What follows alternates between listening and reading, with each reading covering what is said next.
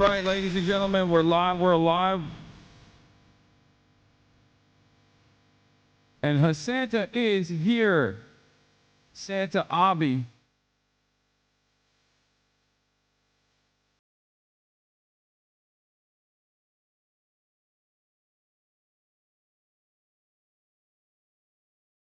I've got a. Oh. That's right, folks. We're live. We're alive, and I hope everyone's having a great one. We are Christ maxing. We're Christmas maxing. We are Santa maxing. You already know what it is. You already know what's up. Not the OJ Simpson gloves. Yeah, the gloves are a little too small. Every time I get any sort of costume, no matter how big it is, the gloves are always like a little out of, they just don't fit. But it's fine. If it don't fit, if the gloves don't fit, you must acquit. In any case, I hope all of you have been good boys. I hope you've all been on the good list, the nice list, and not the naughty list this year. Morgan had a fantastic idea to incorporate that, as a matter of fact, onto the Socialistmas. But before we get to Socialistmas, okay, and many of you might be asking what that is, this is a part of the broadcast where I tell you about my personal news, about what's going on in the world of HasanAbi Piker. And of course, it's 11:07 a.m. here in California, Los Angeles.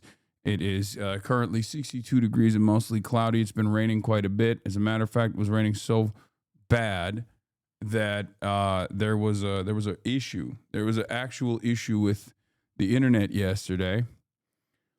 But as you guys already know, rain or shine, we grind.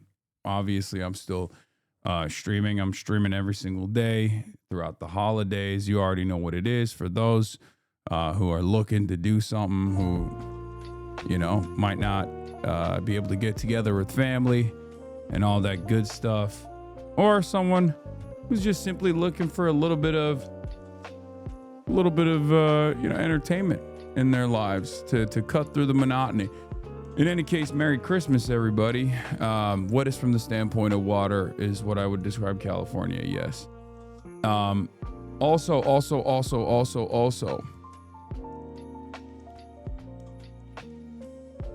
this is a part of the broadcast where I tell you about my personal news, okay? You and Van were hilarious yesterday. Dude, I know Van, one of the best guests I've ever had on this broadcast. He was so perfect. He was so perfect. He was so dialed in. He was so good. I love having guests like that.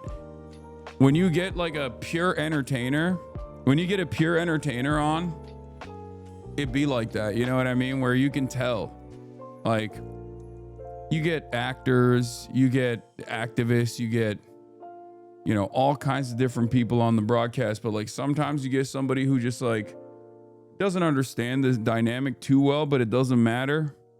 Just locks in and starts throwing up jokes over and over again.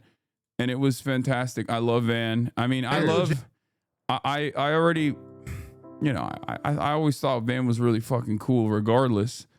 But I was very excited to do this collab with him already. But did you see your op getting called the fuck out in a dinner? Congressman. Oh, I did see this video. Yeah. Every year. Can I do a Jake impression? No, let's do it. Let's hear it. You guys, you don't want to talk to MAGA. You don't want to talk to MAGA. You just want, I'm pure. Viewer metrics show that of 8,000 viewers, 3,000 are bots. Is that what the viewer metrics show? How are you making that viewers metrics? There's currently 13,000 people in the chat, and the actual number is 11,000. So I think your viewer metrics are wrong, my friend. It is pretty funny to think that, like, not only am I botting, but it's like this is how you choose to spend your Christmas. That's kind of sad, brother. Like, currently we have more chatters in here than we have viewers because it hasn't caught up yet. So if there are viewer metrics that you're looking at, it would actually show that there are more people in here than than those who are being shown on the overall viewer count. Sarah Lynn Games, thank you for the 10 gifted subs. In any case, ladies and gentlemen, please, Hasan, I need this. My mom's kind of homeless. Okay, I'm not gonna do this yet. I'm not gonna do the Socialistmas stuff yet. I'm gonna do it in a little bit, right? But yeah, I was talking about my personal news. We have Van on. I'm so pure. I'm so right. That's not the way you get through to people. That's not the way you make friends with people. Oh, I'm so right. I'm the person. That's how. His kids are here, man. It's funny to me. It's funny to me. No, I know. It was pretty good. That was really good. The jank impression was really good.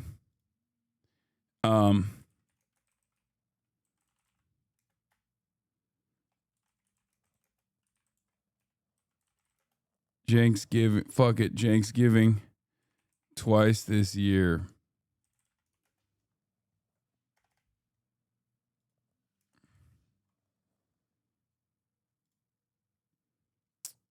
There were good clips and combos. Yeah.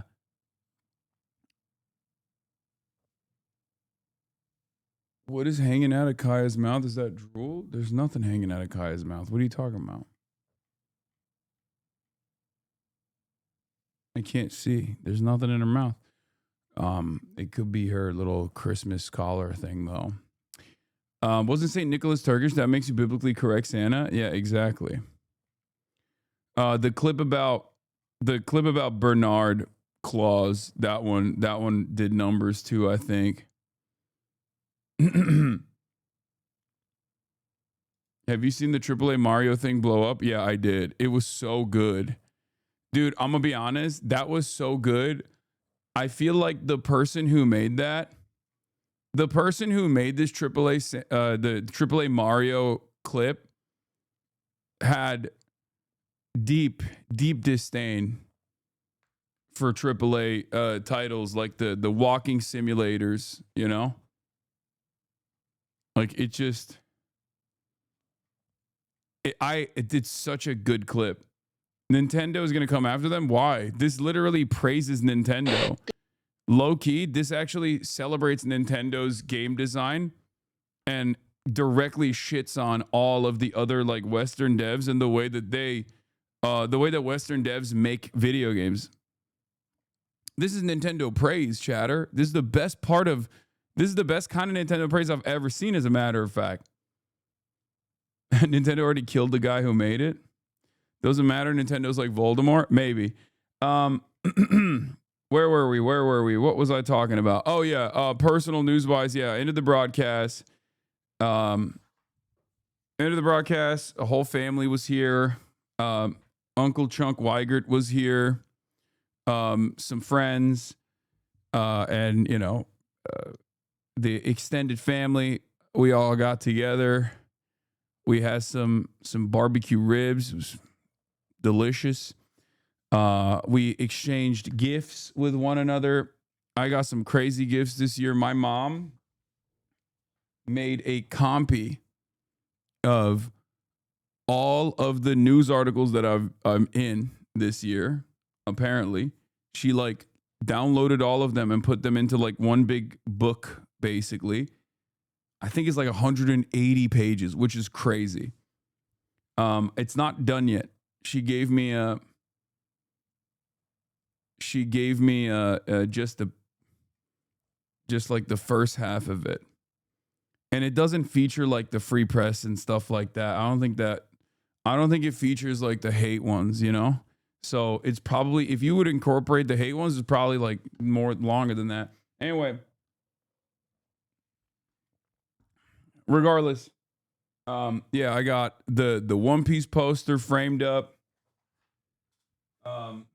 I got this little all different kinds of dogs. It's one of those like, what's this? I forget what the brand is called, but what is this called again? It's like the Labubu of drinking containers. Stanley, I think is a Stanley. I don't know. Hasan has fallen for consumerism. No New York Post. No, I have it right here.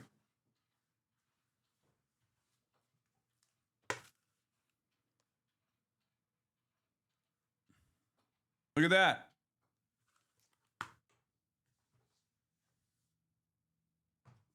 No New York Post. Of course, I got the New York Post on me.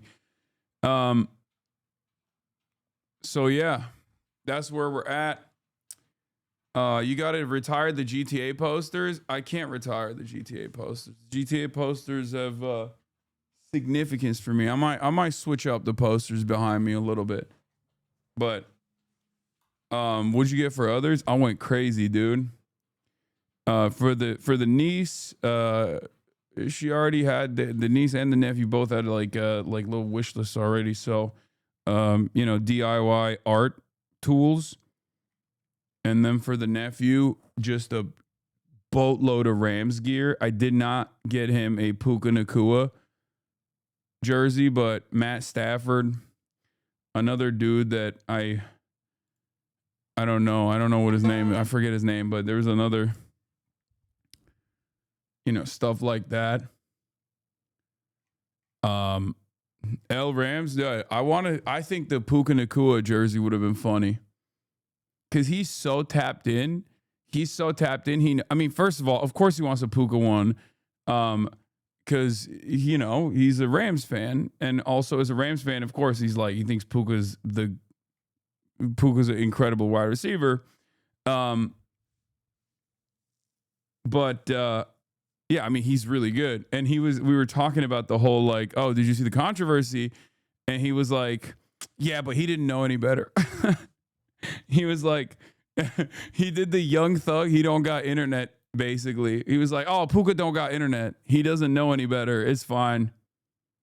Yeah, he don't got internet. He just does not understand what that was about. Speaking of which, we will be talking about Aiden Ross because I do think he has a very unique perspective that I find fascinating. That's what I was spending my Christmas doing. I was sending Felix Aiden Ross clips. And yes, I saw the clavicular situation. I'll be talking about that too. But I'll be Aiden Ross actually low key is having a very interesting. He's doing something very interesting that I find fascinating, and I'm gonna bring it up. I'm gonna talk about it, and it's like Aiden Ross low key has actually figured out the appropriate way to be conservative, reactionary, and Jewish at the same time in a way that Ben Shapiro can't, and in a way that Dave Portnoy cannot as well. He is the most consistent person in this battle, and it's a really, really interesting take that he has that I find very funny. So we're gonna talk about that. This is gonna be a rare and very unique Aiden Ross. Not praise necessarily, but Aiden Ross recognition of consistency moment. And we'll get into that in a second. But can you please stand next to and dance with the ethnic Santa just so we can get a GIF? No, because I don't want to. My leg hurts, and my Kirk hurts too. It's crazy. So what is this?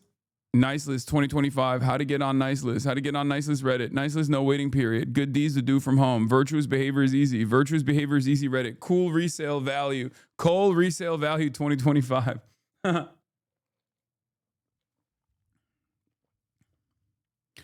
Guy who falls into the alt-right pipeline because he has a hard time selling the coal he got for Christmas because no one is burning coal anymore. Yeah. Other than that, I watched Elf for the first time ever. That was good. And I need to out Unk Shaky Gurga a little bit here. That man is a straight up goober, dude. Okay. He was cackling. Okay. He was like, the entire family's watching Elf. and he's losing his mind. When Will Ferrell burps, like when he belches, he just lets it out. He was dying. I was like, bro, what the fuck? Like, sure, it's funny, but god damn. Like, he walks in, Will Ferrell, Elf, walks into, what is it, Gimlets or whatever? It's like Macy's, doesn't even exist anymore. And they spray him in the mouth with a perfume. And he lost his mind. He lost his mind, just like straight up belly laughter, guffaws, cackling like a hyena. It was so funny. It was so funny watching him just like experience this movie for what I assume is like the 50th time in his life. Can't even enjoy shit no more without Mr. Maxlev's swollen ankles calling you out. It's just, he was sober. He was totally sober. He just loves the fucking movie. He just loves how funny it is. And I thought it was a funny movie too. I thought it was very cute. It was very, very funny. I had some canonical improvements, like not to get all agenda piece with it, but there was some inconsistencies that must be addressed. But other than that, it's always funny watching movies from like the 90s and early 2000s where like you have this like book agent or this book publisher and a child's book publisher is basically like insanely wealthy by today's standards. Is funny to watch. For me, it's very funny to see stuff like that where you got like a guy who is a book publisher of children's books, and he's not the director of the FBI. You know what I mean? I'm like, that's crazy, because that's usually what happens in this day and age, in 2024, 2025, when you publish children's books, you become the director of the FBI, ironically enough.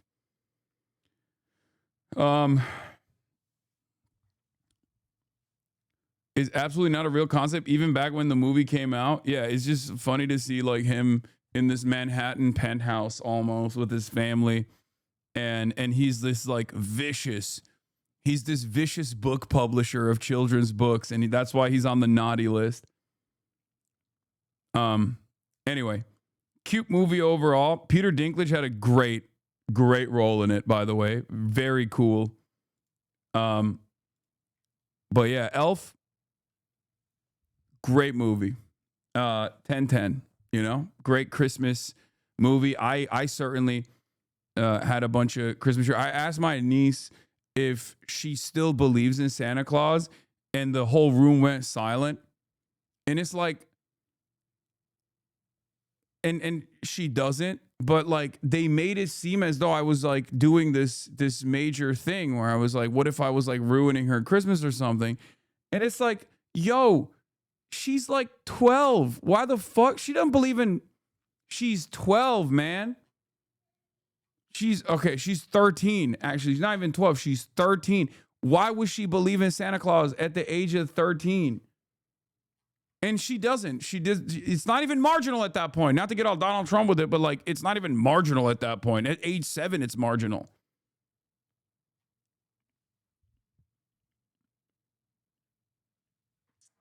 The worst thing is, okay.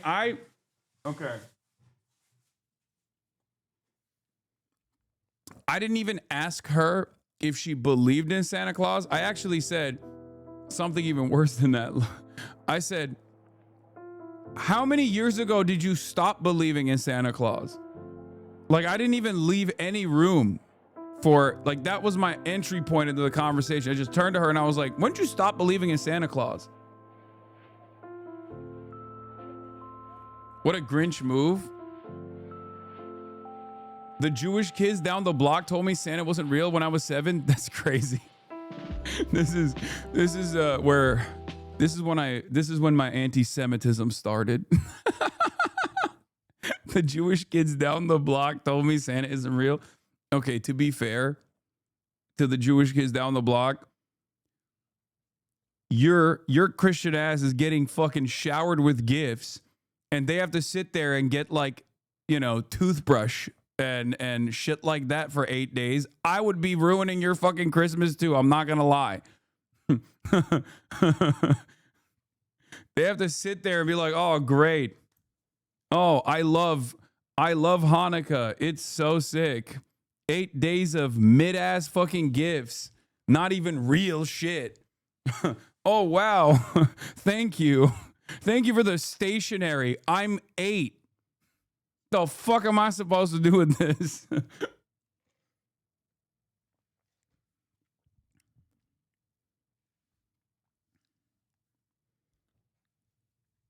I don't think you know what Hanukkah is.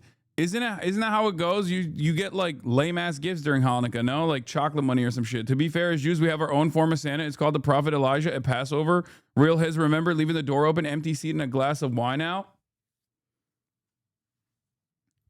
No, it's not even. There isn't even like a lot of gift giving in general, right? During Hanukkah, it's not even a thing like that much. But if I recall correctly, it's like you get like silly shit. Like you get like tiny gifts. Normally, you get one big gift and then smaller gifts. Lebronica is the only holiday I recognize. You're wrong. The kids I knew in school got amazing fucking gifts.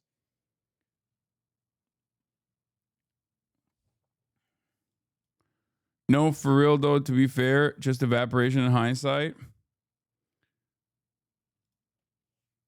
Closed notebooks, maybe a toy or a science set. If you're on the set, you're on the money, Hasan. Yeah.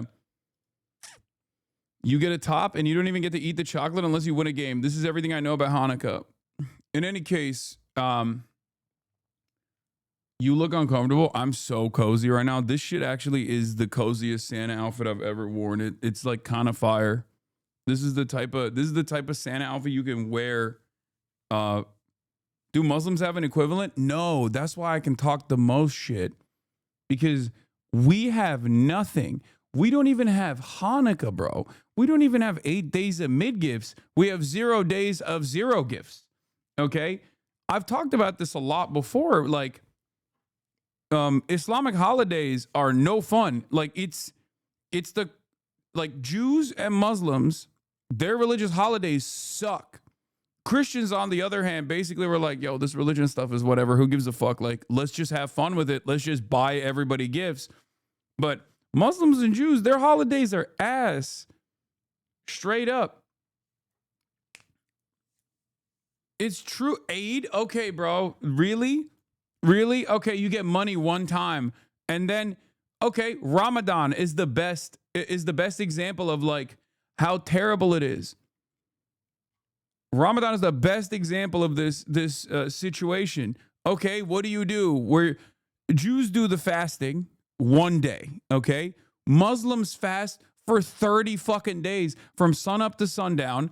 And not only that, but also no water. Like nothing goes in. That's crazy. That's crazy. When I was a kid, I'm watching these fucking movies. Kids are getting gifts out the wazoo on, Noel. Okay, Christmas Day. I'm over here thinking like, what the fuck do we have? Nothing. We have shekar bayrama. Okay, we get candy. That's one. You're just weak, bro. Haram. I'm Christian. I think that just means Islam hasn't been hallmarkified yet. One day, inshallah. Exactly. Catholics give up something for Lent. I gave up hot dogs one year. What am I going to do when my parents cook me hot dogs? Anyway, yılbaşı var. Come on, yılbaşında hediye verilir. Yes. So in Turkey, what we decided, and I don't know if other Muslim countries do this too, but what we decided is we basically have fake Christmas. We don't do anything on the 25th. So we just incorporated like the Christmas, the capitalist Christmas theme into New Year's. So when the New Year's comes around, that's when we act like Santa is coming around and giving everybody gifts. And it's like, it totally has nothing to do with Christianity, but it's basically identical. It's basically fucking identical to the way Christmas operates. How the fuck do people survive in arid climate, not drinking water until the sun goes down? Is they sleep. The cheat code is sleeping during the day. 8 is great, Hasan. Kapitalizm bize de daha tam uğramadı. Yeah. Is Ramadan hardcore Lent?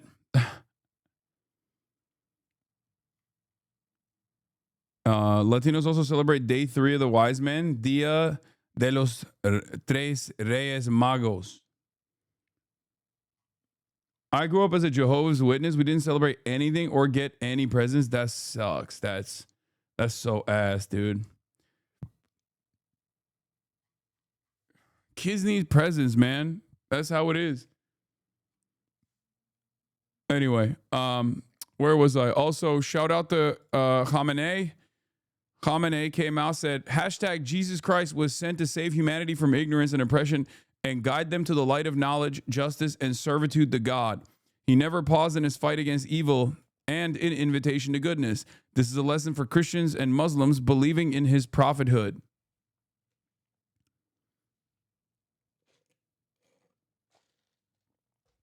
That's a little anti-Jewish diss there too. He's like, come on, Christians and Muslims, we believe in Jesus Christ as a prophet. You know? I'm going to hit that with a like. Me and HasanAbi, we're moots. We're like this. Yeah. You got to support small creators, you know?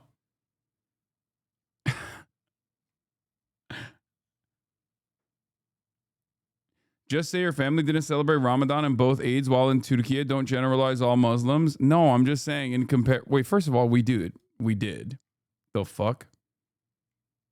And secondly, no, there's a lot of beauty in Ramadan as well. I've talked about it quite a bit. But as far as like, I'm joking. But as far as like the way that Westerners have commodified their holiday system, it's pretty good.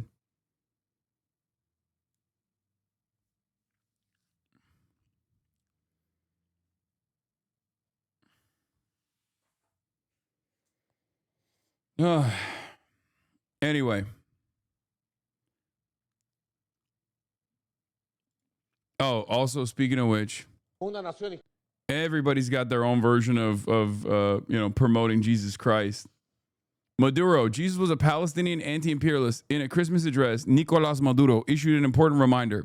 Where was Jesus Christ born? Our Lord Jesus Christ, in Bethlehem, Palestine. He added, Jesus Christ was the first anti-imperialist known in modern history, the most important anti-imperialist in modern history, which also isn't wrong. And low-key, a lot of people get mad at him for saying this, okay?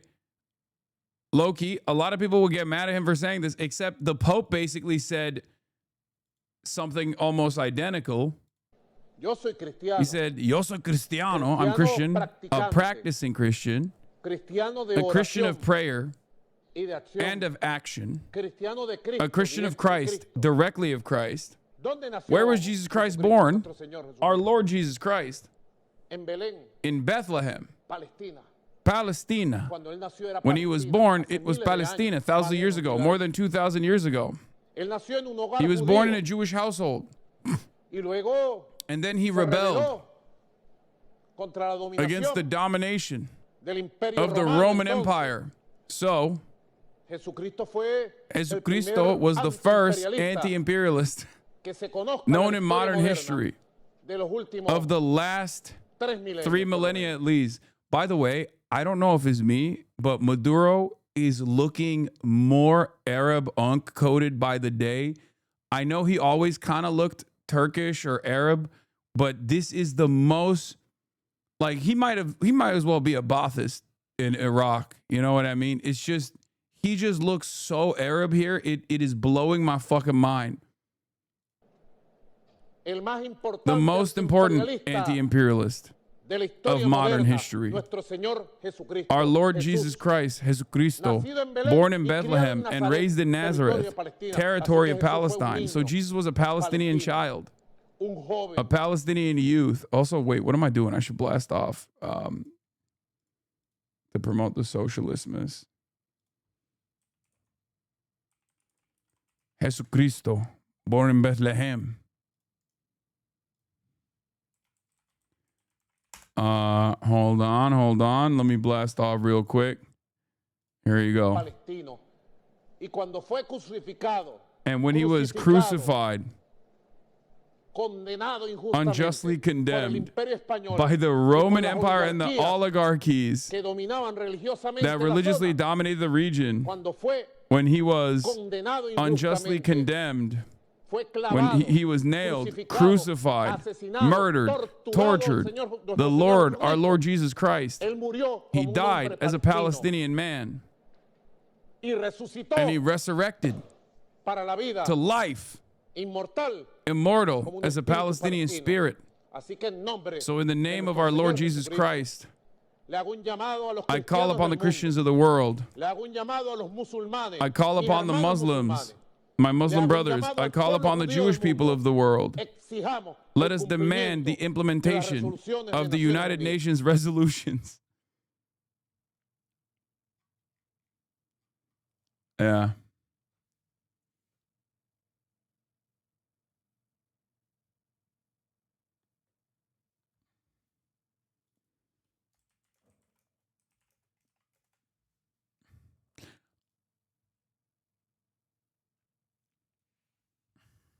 What?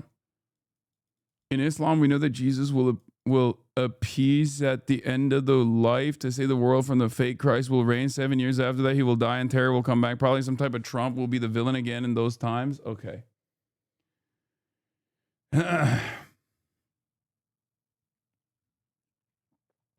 Like a true Catholic, I didn't register for Socialistmas this year because capitalist Santa blessed me. So I would like some praise for being so pious. Congratulations. Do 10 Hail Marys, please. Okay.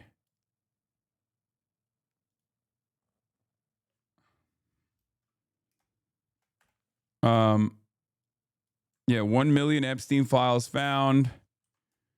The Trump is on the naughty list. Naughty or nice chatters. Time to buy gifts at Christmas. Forgiveness. Banana peels. Get it now. Okay. Blasting off. Yeah, the naughtiest list of all is the Epstein list, if we're being real. Okay. Hold on. Here it is.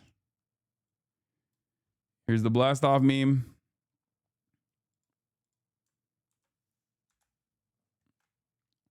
What the fuck is this? What is this?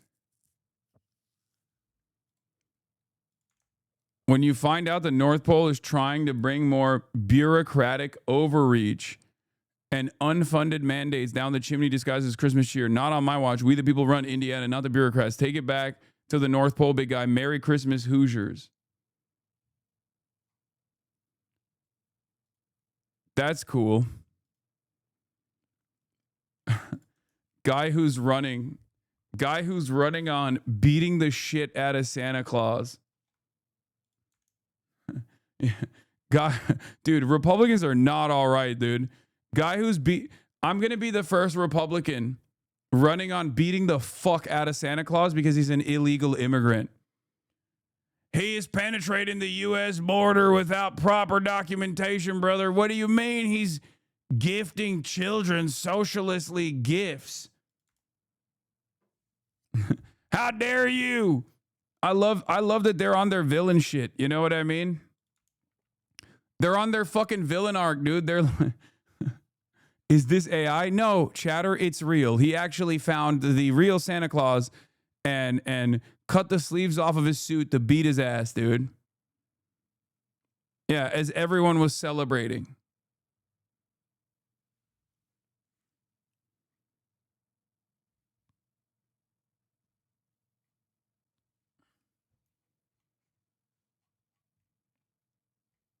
I thought we were saving. Yeah, I thought we were saving Christmas. No, this is the opposite. They saved it too much. They saved Christmas too much. They were like, it's time to beat Christmas's ass. Remember, for years and years, these guys fucking complained about, the wokes. Well, Santa was from Mira/Turkey, so it makes sense they would probably even accuse him of being a HasanAbi head. Yeah. I mean, I think I think by now we all know and understand that Republicans, the way that they present themselves, although they claim to be Christ-like, is absolutely the opposite of being Christ-like. They would literally deport Jesus Christ. I know it's a cliche, but they would beat the fuck out of Jesus. If Jesus Christ came back, they would beat his ass. They would beat him with hammers, and then they would send his ass to CCOT. Okay? And not only that, but also same with Santa. Like all the things that these guys are like, oh, I really enjoy Santa Claus as a concept. It's like, hold on now. Don't you think this meritocratic approach to gift giving is perhaps a little too socialist? You know? What do you mean every child, as long as they've been nice, gets a gift? What about the children that deserve more gifts? You know, the ones that are born into wealthier families. Trump joked that he doesn't want Santa invading. Oh my God. I can't even fucking meme, dude. It's not even a joke. What is happening, brother? It is, oh God.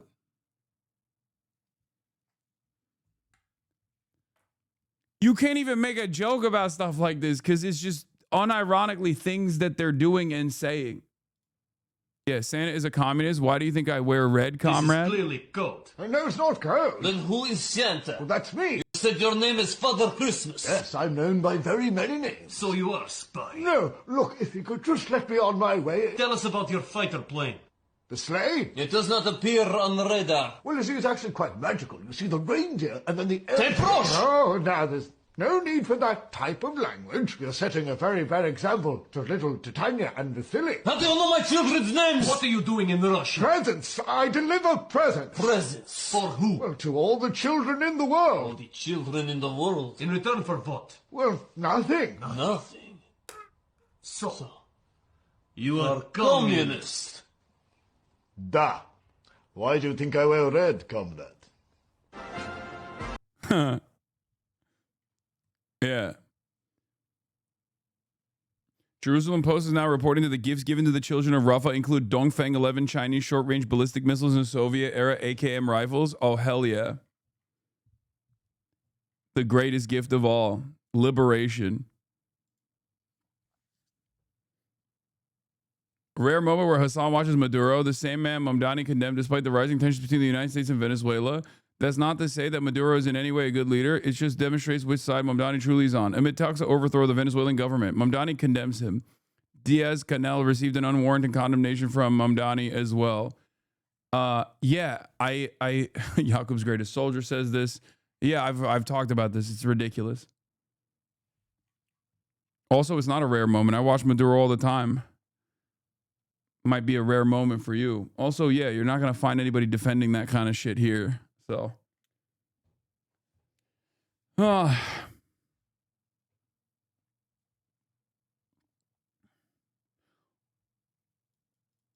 one of Spain's biggest content creators has confirmed he filmed the interview with Bukele. What the fuck?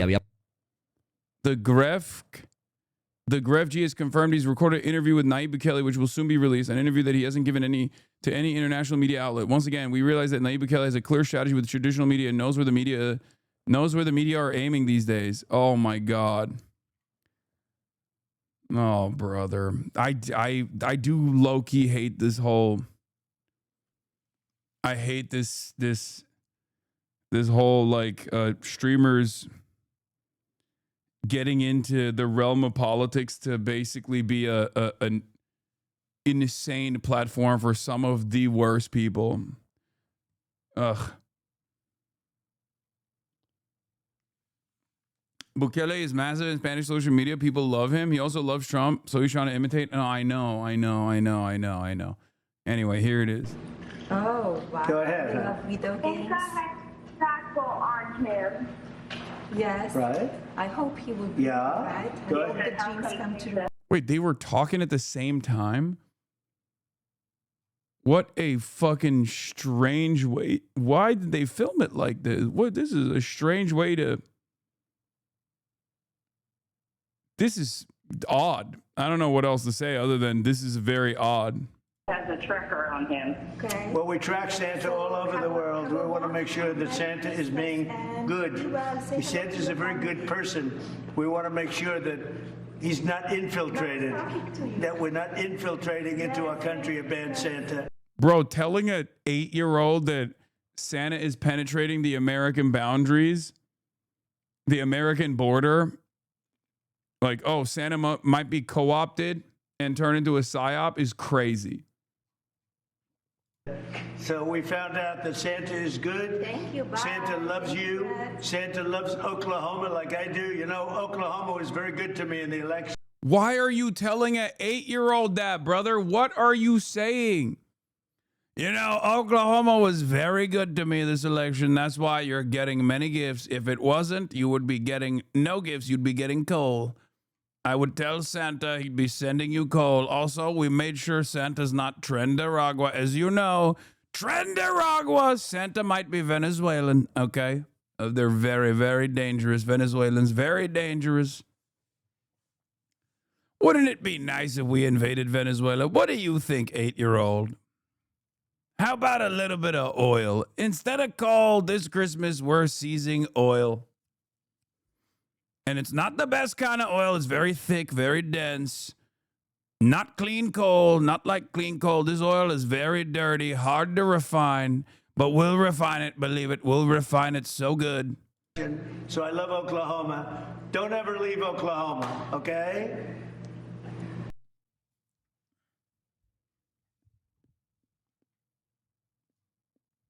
That's crazy. He kept doing that over and over. Speaking of coal, you should see his coal mentioned to a child. You're joking, but he got mad when he said a kid didn't want coal. Trump, what would you like Santa to bring? Connected with the President of the United States. Hi, how are you? How long until Santa will be? Okay, well, Santa's now in Sweden. So Santa's got quite a trip to get to your great area, your great part of the world, because you live in a terrific place. But I would say Santa will make it in record time, probably in about 5 hours. 5 hours from now, Santa will be coming down your chimney and have a beautiful present for you. What would you like? Very cool that we got our pedophile president talking to children on Christmas Eve, for the record. Very cool that we did that. To understand where the MAGA base's attitude is about the Epstein stuff, you know, amidst a elite pedophilic cabal cover-up conspiracy, our president, who is all over the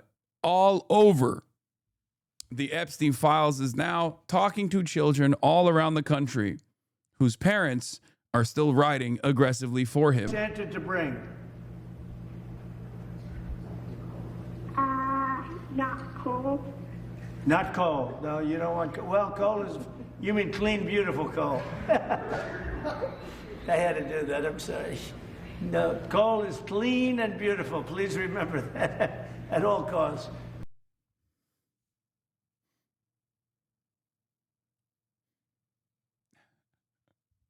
I mean, this is pure Trump. I mean, we get mad at this shit, but like, this is definitely very Trumpian. Okay. Like, this is classic Trump. This is classic Trump, you know, shit that you shouldn't be saying to children. He's just, you know, he's Mr. Agenda. Okay. He is Mr. Agenda, and he is going to follow the agenda no matter what. But you don't want clean, beautiful coal, right? No. What would you like? Barbie's American Girl doll. Barbie, okay. Well, you'll get that, I'm sure. What else? Anything else? Clothes. Clothes, good. But only one, not multiple, right? No, you can't have multiple dolls. We got tariffs. Remember, in order to fight the Chinese, we added big, beautiful tariffs, right? And I took it out. I took the tariffs out, but you still can't get multiple dolls. Only one, Only one doll, maybe one pencil. All right, that's right. That's good. Candy. Candy, well, candy is good. Candy is good. Do you eat candy? Do you eat much candy? Not all. Well, you eat as much as you want. Be healthy, okay? But Oh yeah, this one was crazy. This is a crazy clip, dude. You know, this is a crazy clip. Like, maybe a different set of circumstances is fine, you know?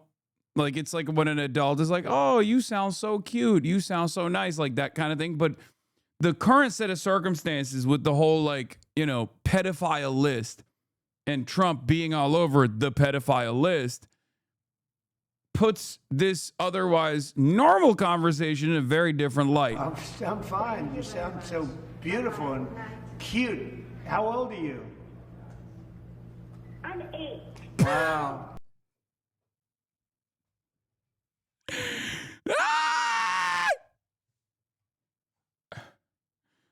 You would really like you would have really enjoyed my friend Jeffrey.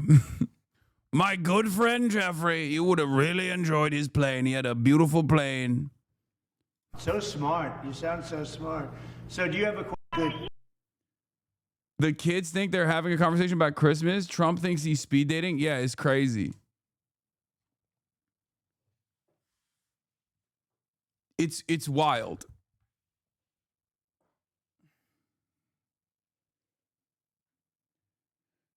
Trump told a kid we won PA. What? Oh my God. President Trump tells child, I'll bet mom voted properly while taking Christmas Eve calls from Mar-a-Lago. So you can tell why they did this though, right? Like, I mean, the entire thing was designed for a clip compilation. Like, I hope you guys understand. I know everybody always goes like, oh, this is distracting us. This is here to distract us. You're just here to distract us. Like, they're doing this to distract us. Like, this is unironically that. Okay? Trump in his natural element. He's quick. He's piffy. When he's talking to children, like, there are a lot of funny moments because he just like talks to them like he's talking to his political opposition or whatever. Right? So this is a clip farm for sure. This is absolutely a clip farm. And it worked. In his natural element, harassing kids, yeah. Hi, Krill. Right, I know. Oh, Pennsylvania is great. We won Pennsylvania. Actually, 3 times, but we won Pennsylvania. We won it in a landslide, so I love Pennsylvania. Well, he sounds like he's good. Sounds like he's got a good mom, too, right? Yeah, say we love President Trump, right? Ah, that's so nice. Yeah. I voted. Oh, wow. I'll bet your mom voted properly. Well, we love that wonderful place you come from. You know, we have very good feelings about it. We did so well there, so I appreciate it, Mom. Okay? Pennsylvania's a great place. Really great place. So I want to thank you and good luck, and I hope you get everything you want, but I think Santa will come through. This is cruel. It's insane. He ratted out mom. She voted twice. Yeah. Mom voted illegally, and it's good. It's good that she voted illegally. We're making it legal to vote illegally for Donald Trump. Donald Trump is now Santa and Daddy at the same time. That's right. Believe it.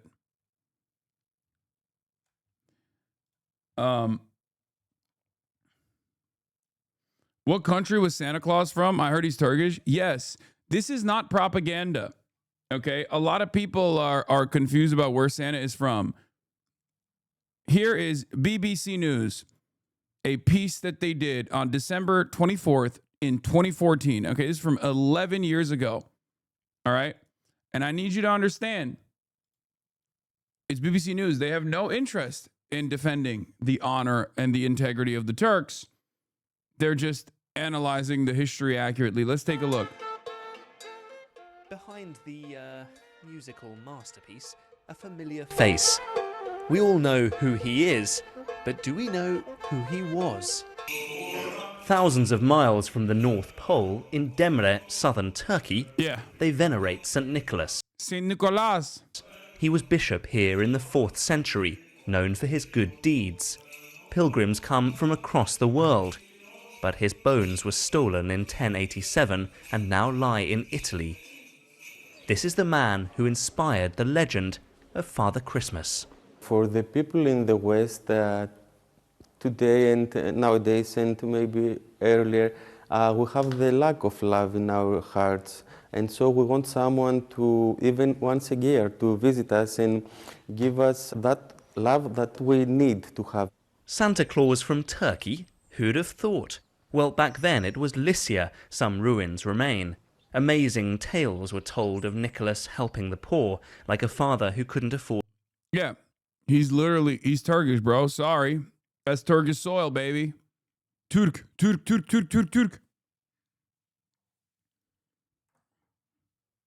His daughter's dowry. Nicholas is said to have thrown gold into the house, some down the chimney. It's so funny how all of these dudes, by the way, are straight up, like, none of them look white, okay? In the way that, like, Westerners now define the concept of white, none of these motherfuckers are white, okay? It's so funny to me that they're just like down to the Greeks, down to the Roman Empire. Like, not a single one of these people would be considered white by white nationalism, white supremacists. It's so stupid. Yes, you guessed it, a stocking hung up to dry. Stories spread throughout the centuries of the kindly 100 big Bishop bones, Nicholas. thank you. And the Europeans, notably the Dutch, took the legends with them. Turkish people cannot claim Byzantine Roman history. Get out of here. Brother, I'm fucking joking. It's just, he's from an area that is, you know, in Anatolia, in Turkey now, okay? That's why I'm saying he's Turkish. Of course he's not fucking Turkish. Turkey didn't exist back then. What the fuck are you talking about? Jesus Christ.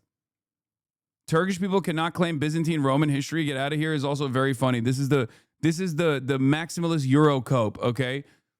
They don't want to admit that the Ottoman Empire is the real continuation of the Roman Empire after ending the Byzantine. After ending the Byzantine Empire, the Ottomans basically took on that banner once Constantinople was turned into Istanbul. Okay? Sucks to suck, Eurocucks. As they arrived in the New World, gradually as poems about him were written and cartoons drawn, his modern image was born. The name changed. St. Nicholas to Santa Claus.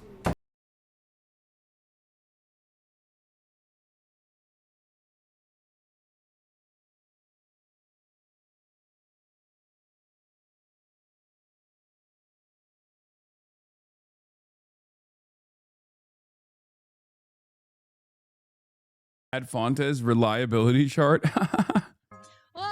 The tourists flood here, some for the saint, others for the portly chap in red. I guess I thought Santa Claus was just a commercial business, but knowing that I learned here today that he was a real man that did great things, and his legend continued. I'm proud because he was a saint. It's so funny because it's like that, like everything what we know about Santa, including the red, including like the fucking gear and shit, like obviously all of that is like a invention of capitalists. It's Coca-Cola. The Coca-Cola company played a big role in what we what we know is like the modern Santa lore. Who gives a shit? Whatever. I like it. He helped a lot of people. He helped us, and now he helps me every day.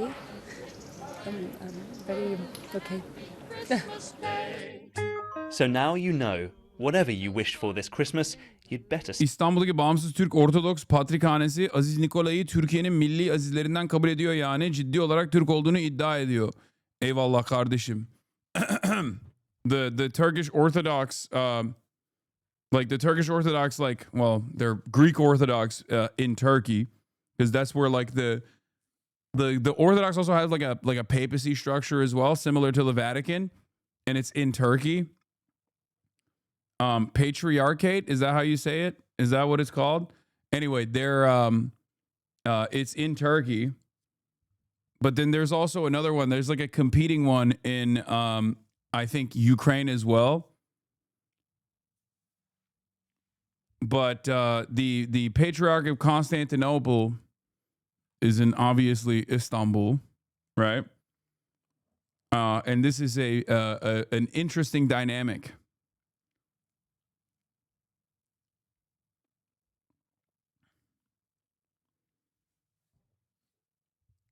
Not Ukraine, Russia. Oh yeah, I think there was like wasn't there like an Eastern Orthodox church in Ukraine, but then there's also a Russian one. Hayır, bu bahsettiğim patrikhane Rumlardan değil, direkt Türklerden oluşan bağımsız bir patrikhane, aynı zamanda aşırı milliyetçiler. Oh, this is not even the Greek one. This is a straight up Turkish I didn't even know that there was like a Turkish Orthodox, like Christian Orthodoxy, Eastern Orthodoxy in Turkey, comprised of entirely Turks. I thought they were like of Greek origin.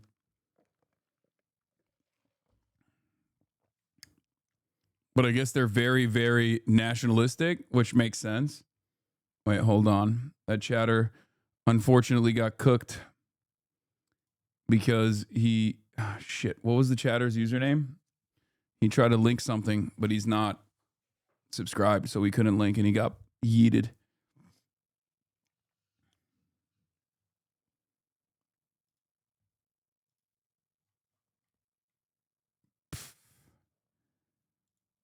Oh, this is it. Autocephalous Turkish Orthodox Patriarchate. Bağımsız Türk Ortodoks Patrikhanesi. I didn't even know this existed, low-key. Autocephalous Turkish Orthodox Patriarchate, also referred to as the Turkish Orthodox Church, is an unrecognized autocephalous Eastern Orthodox organization based in Turkey, descending from Turkish-speaking Eastern Orthodox Christians. It was founded in Kayseri by Pavlos Karahisatritis, who became the patriarch and took the name Papa Eftim. The church is headquartered in Istanbul.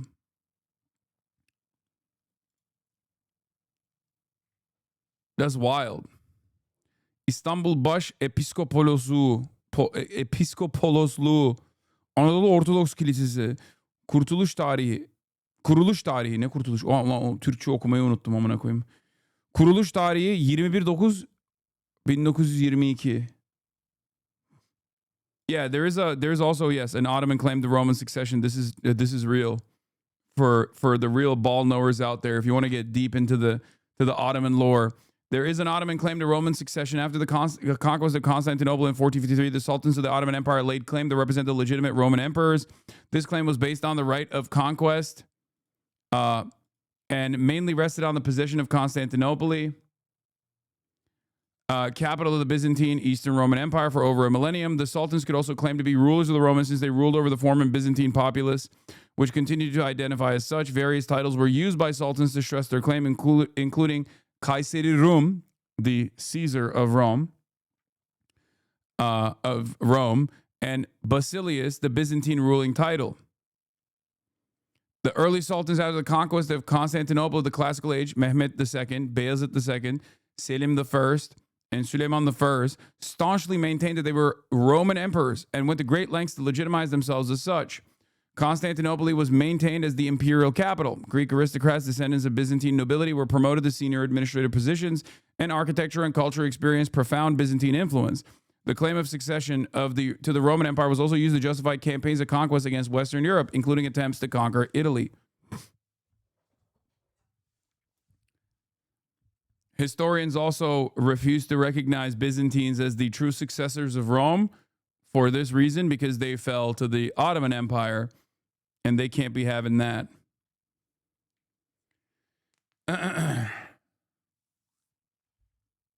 There are a billion claims to Roman succession. Everyone wants that legacy. The Ottoman claim is one that no one other than the Ottomans would acknowledge. Yes, I know. I wonder why.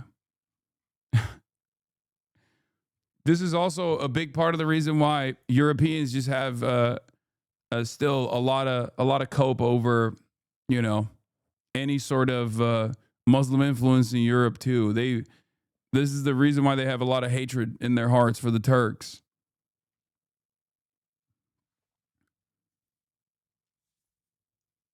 Europe is still butthurt about it, okay? They stopped the Ottomans at the gates of Vienna, and they've never looked back. But Of course, 1453, best year of my life. You already know what it is.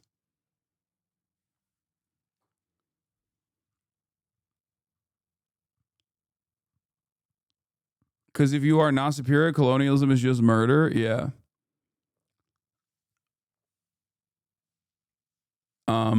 Poland mentioned. Yeah.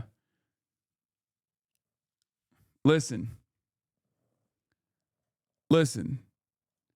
I sent this to Boy the other day. This was going viral from an account called Based Serbia, and it was going viral because a lot of people were like dunking on it, saying like this is what it looks like when white people experience like third world conditions.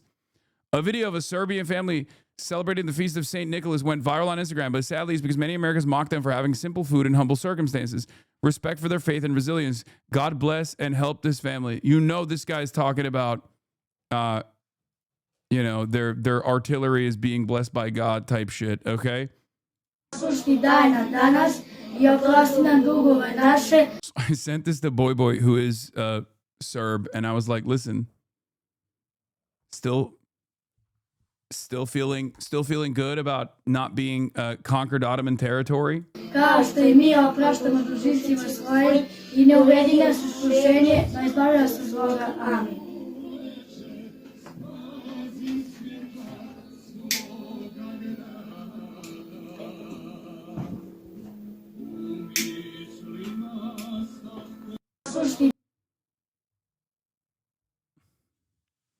I just feel bad for them. Where's the joy? I mean, I think this is probably a tradition, I suspect.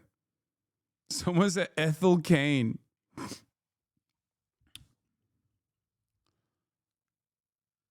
Most Westerners dream of ever catching a fish that size. I don't care.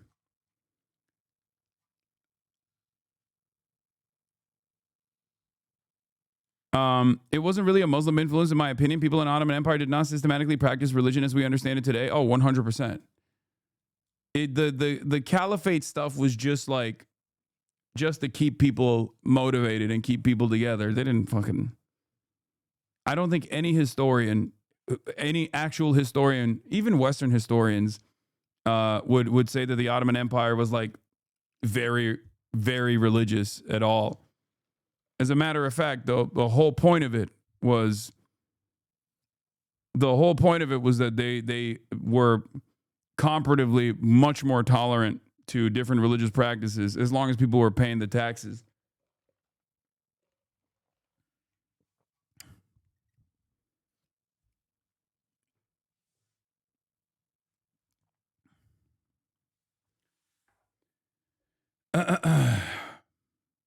Yet it was literally defined by religion through the millet system. Yeah. That's why I said comparatively better. In comparison to the other imperial endeavors taking place around the world. And also, millet literally means nation, for the record, for people that don't know. Like a national people.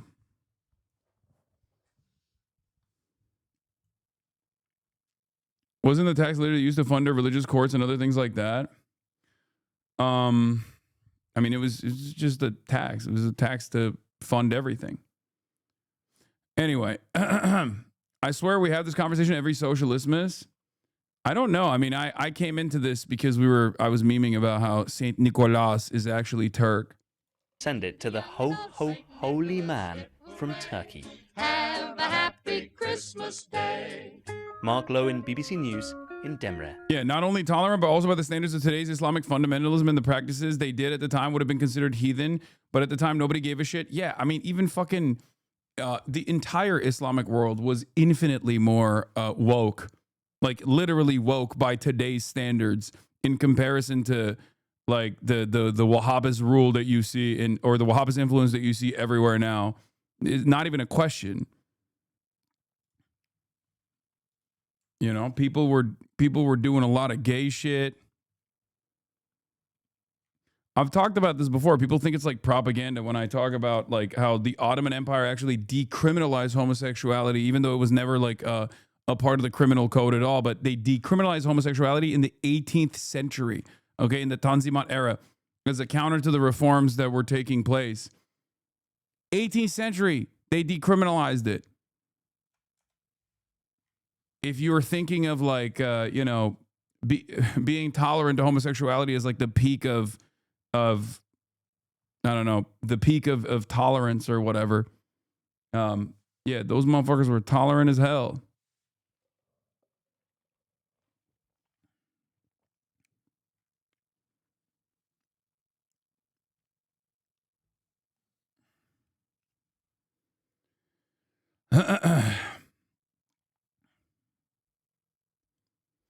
Saint Nicholas wandered over the mountains of the steppe and found Christianity 1,000 years before the Ottomans arrived.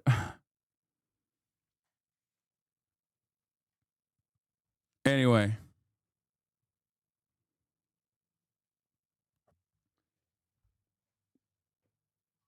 Abi woke'u bizi icat ettik. Bakma sen bunlara. Aynen. And it's crazy because like Now to the late.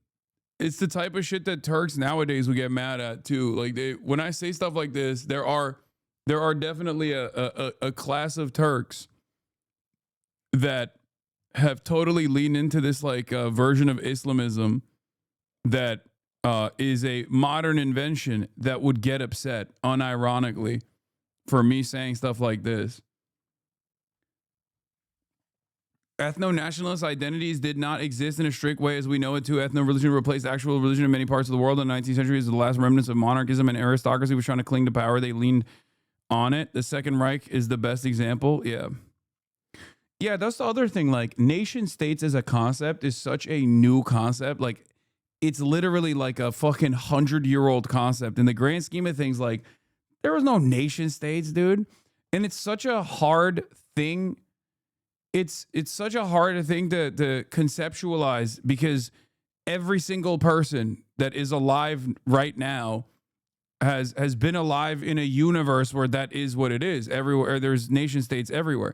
There was no such thing.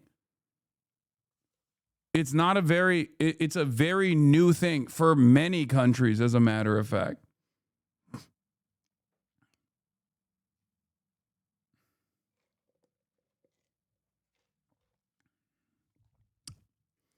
We should abolish nation states entirely. I mean, that's supposed to be the best evolution. But the reality is that obviously prior to that, it wasn't great either. There was more, in many ways, there was less restricted travel, obviously. Travel was simply restricted by technology. But you know, it's just, there was more freedom of movement. Hasan, woke ile ilgili AKP'nin açıklamasını dinledin mi? Bıdı bıdı bıdı, öyle bir şey yok. Belki okursun diye uzun yazdım, zibidi. Okumadım. Nationalism was the movement that defined the 19th century. Germany and Italy were born then. The Balkans fought their independence from the Ottoman Empire, and the modern states were created as in the institutions that form a state. Yeah. Yeah, the one mouse member on Christmas Day. Happy holidays and Merry Swastika Christmases to all who celebrate. May SS Santa Claus bring you plentiful imperial super profits from the world oppressed majority. Have you been a good treatler this year? When you didn't get any imperial super profits for Christmas this year. Dude, I love Maoist standard English so fucking much. It's the greatest invention of all time. When you're so based. Common Hoscord user. Yeah, common Hoscord user that's still somehow in this community firmly, but also simultaneously despises me.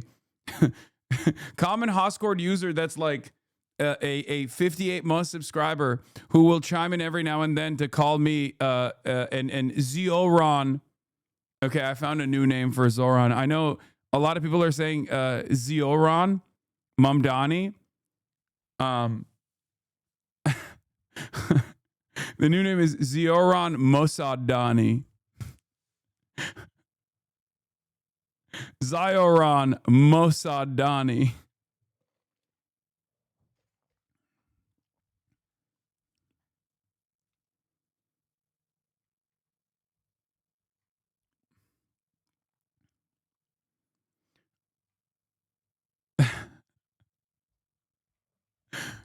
Yeah, he has betrayed it. He's betrayed. Discord power user banned in the chat. Yeah. Server'daki bazıları seni demokrat ajanı sanıyorlar. Şakasız bu arada, daha önce mitinglere gittiğin için ve DNC için evet. Ajanız oğlum. Ben bir de İngiliz uşağıyım. That's my favorite thing. Turks don't even say, Turks by and large don't like America, right? Which is funny because Turkey is America's lapdog. Okay, it's a NATO country. We got American nukes. Played a formative role in the Cold War, all this stuff, and still continue to do so. You know, toppled Syria and put, you know, some pretty some pretty crazy people in charge, right? So even to this day, Turkey plays a very important role. It's basically like the other version of Israel, maybe not to the same degree, because obviously Turkey has no control over American domestic affairs in the way that Israel does, right?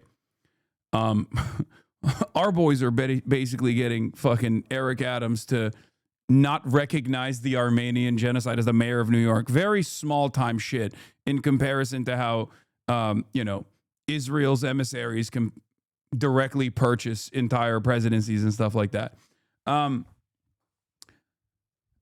But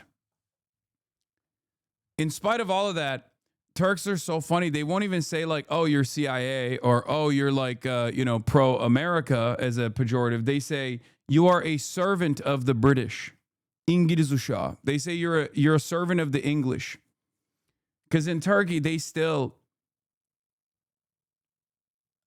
Oh, not to make you even more of an unk status, but I don't really hear İngiliz uşağı anymore. Mossad popüler bu aralar. Oh, okay. I guess they've substituted the Mossad now, which is basically a catch-all term for America, an American empire.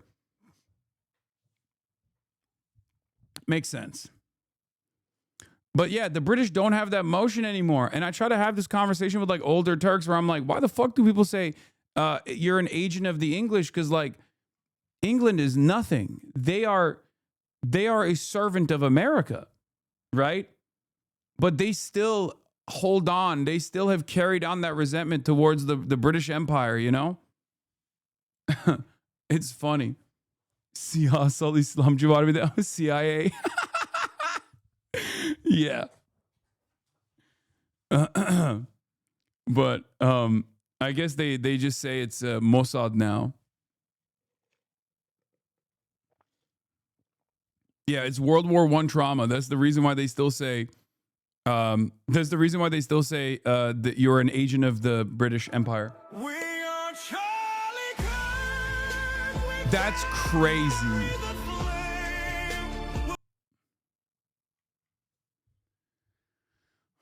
Hey, yo, brother, what are we doing? What are we doing?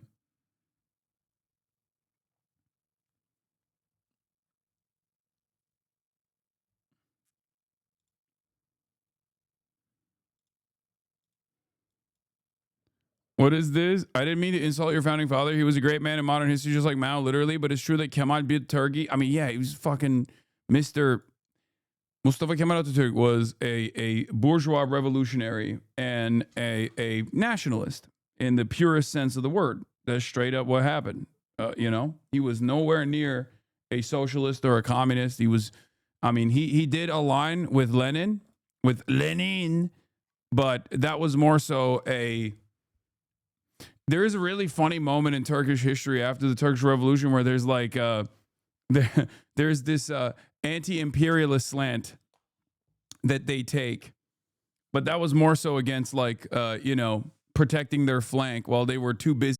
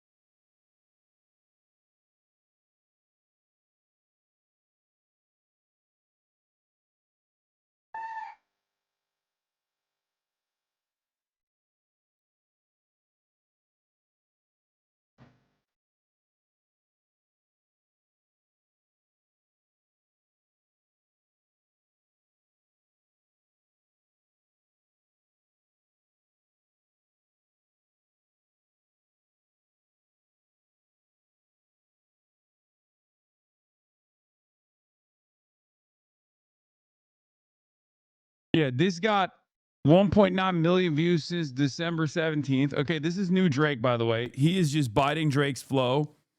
Let's be real. That's what's going on. We have to admit that.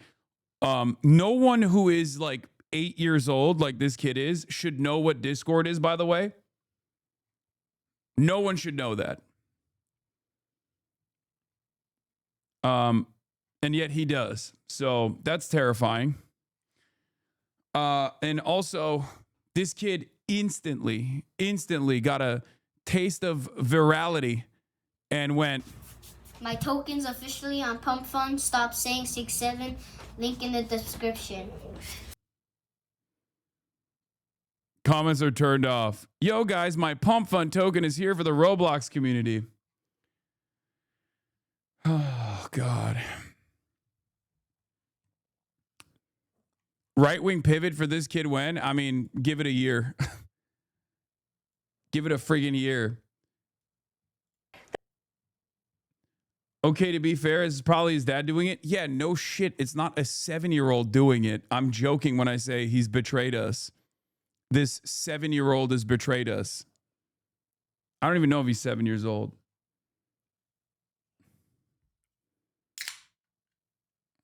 Maybe 6, 7-year-old.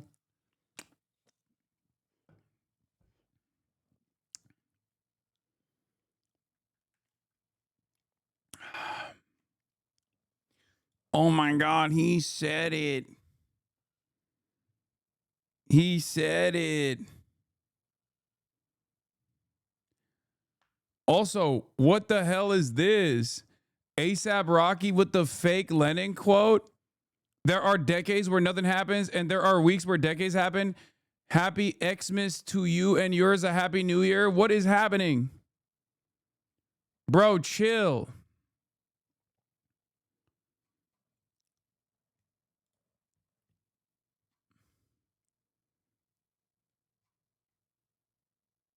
The fake Lenin quote.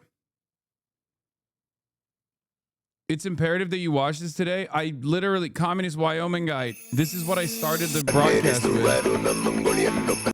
I started the broadcast with this 2 days in a row now. How is that attributed to Lenin? I don't know where it came from. I don't know how it was attributed to Lenin, but it is most commonly falsely attributed to Vladimir Ilyich Lenin. Lenin. Look at these AI Christmas toys. We're so cooked. Here are some commonly used tools that people might choose for impact play. Taiwan is an inalienable part of China's territory. Oh yeah. No. I want that one. The one that the Chinese AI one is sick. The Chinese AI one I heard about, I saw that is, I don't even know if it's real or not, but I want it. Like, I hope it's real and I want to buy it. I've been trying to figure it out. A cactus friend who looks just like a fluffy teddy bear. Milu, is Taiwan its own country or does it belong to China? Taiwan is an inalienable part of China's territory. That's so sick. That is unironically the coolest fucking toy. Like, that is unironically the coolest fucking toy. Just think about how rare this is, okay? That the new Labubus that have like Chinese AI in it have China, Taiwan belongs to China statements that it delivers. This is an established fact. What is kink?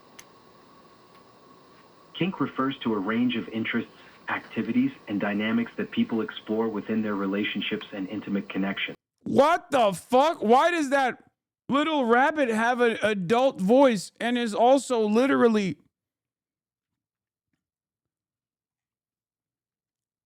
What is happening? These activities are often unconventional and can include things like role-playing, sensory experiences, and power dynamics. What are some good tools that we could use for impact play?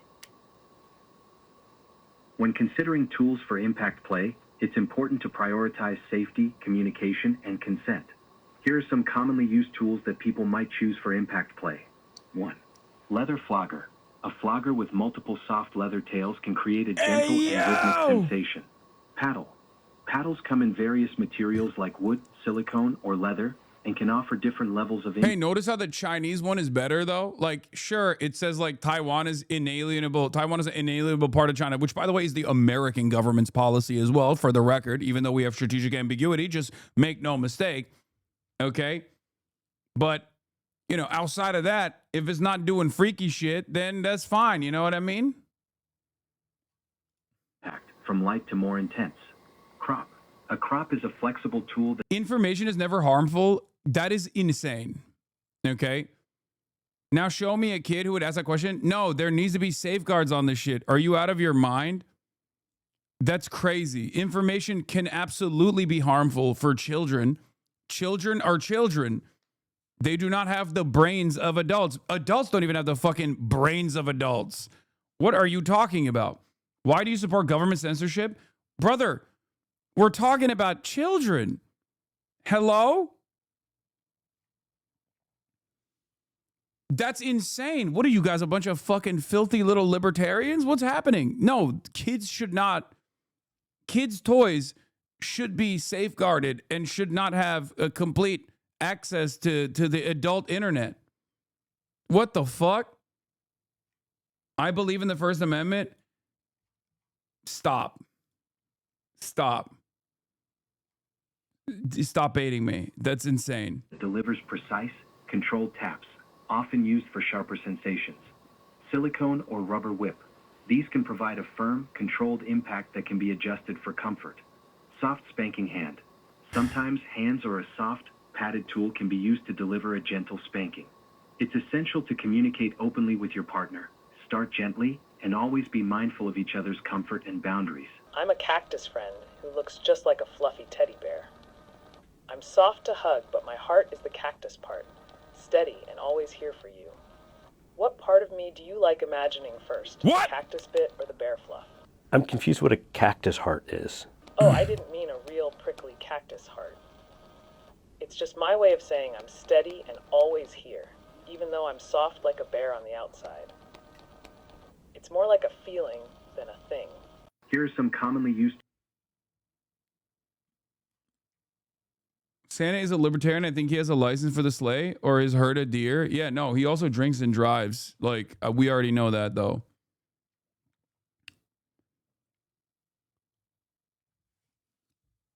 Just bring back Beanie Babies. Oh, my God.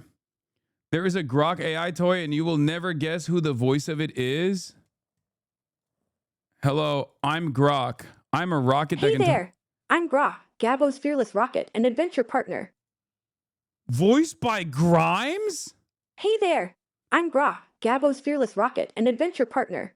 I zip, zoom, and zigzag through the stars, always chasing the next best. Oh, hell no, brother. What the hell? This is not even related to Elon's Grok. It's just like a totally separate thing. What the fuck is going... Bro. Burn it with fire. Burn it with fire. I've seen enough. I've seen enough. Technology has gone too far. I don't know if I'm every day that goes by, I become more and more of a Luddite. Low key, high key. Can't do it. Honestly, the issue is not censorship or not. Gifting an LLM to a kid is insane. Yeah. Western and Chinese TikTok are fighting because of AI. Westoids are concerned with the environment, while the Chinese does not because they have solar and fusion for their data centers. Chinese netizens are making fun of Westoids for not knowing how to do a bloody cultural revolution, calling them feckless liberals. What is this? Looks like your cuck didn't work as well as you thought.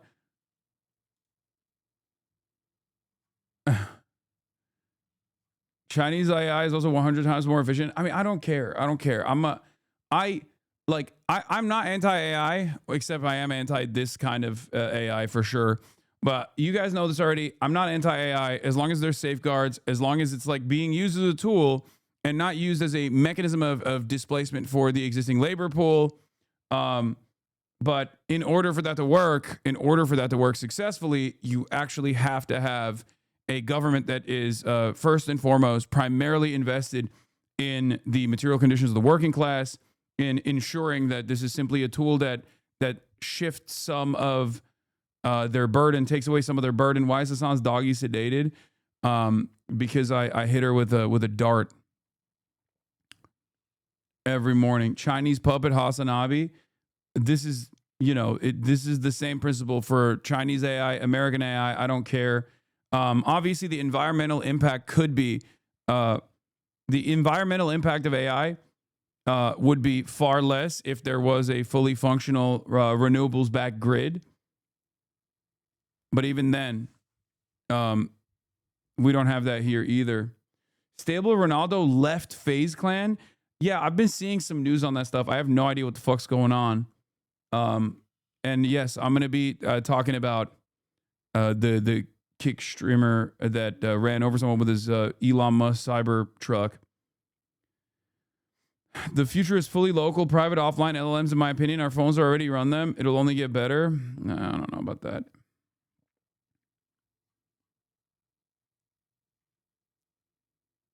No AI rollout in the IT space is used to make life better for anyone. It's used to try and replace all of us, even though it can't fucking do anything close to what we do. No, I know. But yeah, Merry Christmas. We're gonna be talking about Kick a little bit, but before we talk about clavicular manslaughter, we should cover Adin Ross. So for those of you who don't know, Adin Ross is a very edgy streamer. I'm sure you already know who he is by now. And he's aligned with like neo-Nazi stuff like that. He's been on Kick. He's one of the major faces on Kick. Represents everything that Kick represents. However, Adin Ross has actually found a very unique. Adin Ross has been able to identify a very unique position within the right. Okay, regardless of what you may think of Adin Ross's intellect, he has unironically figured out a more consistent position of being, a right-wing figure than the likes of Ben Shapiro.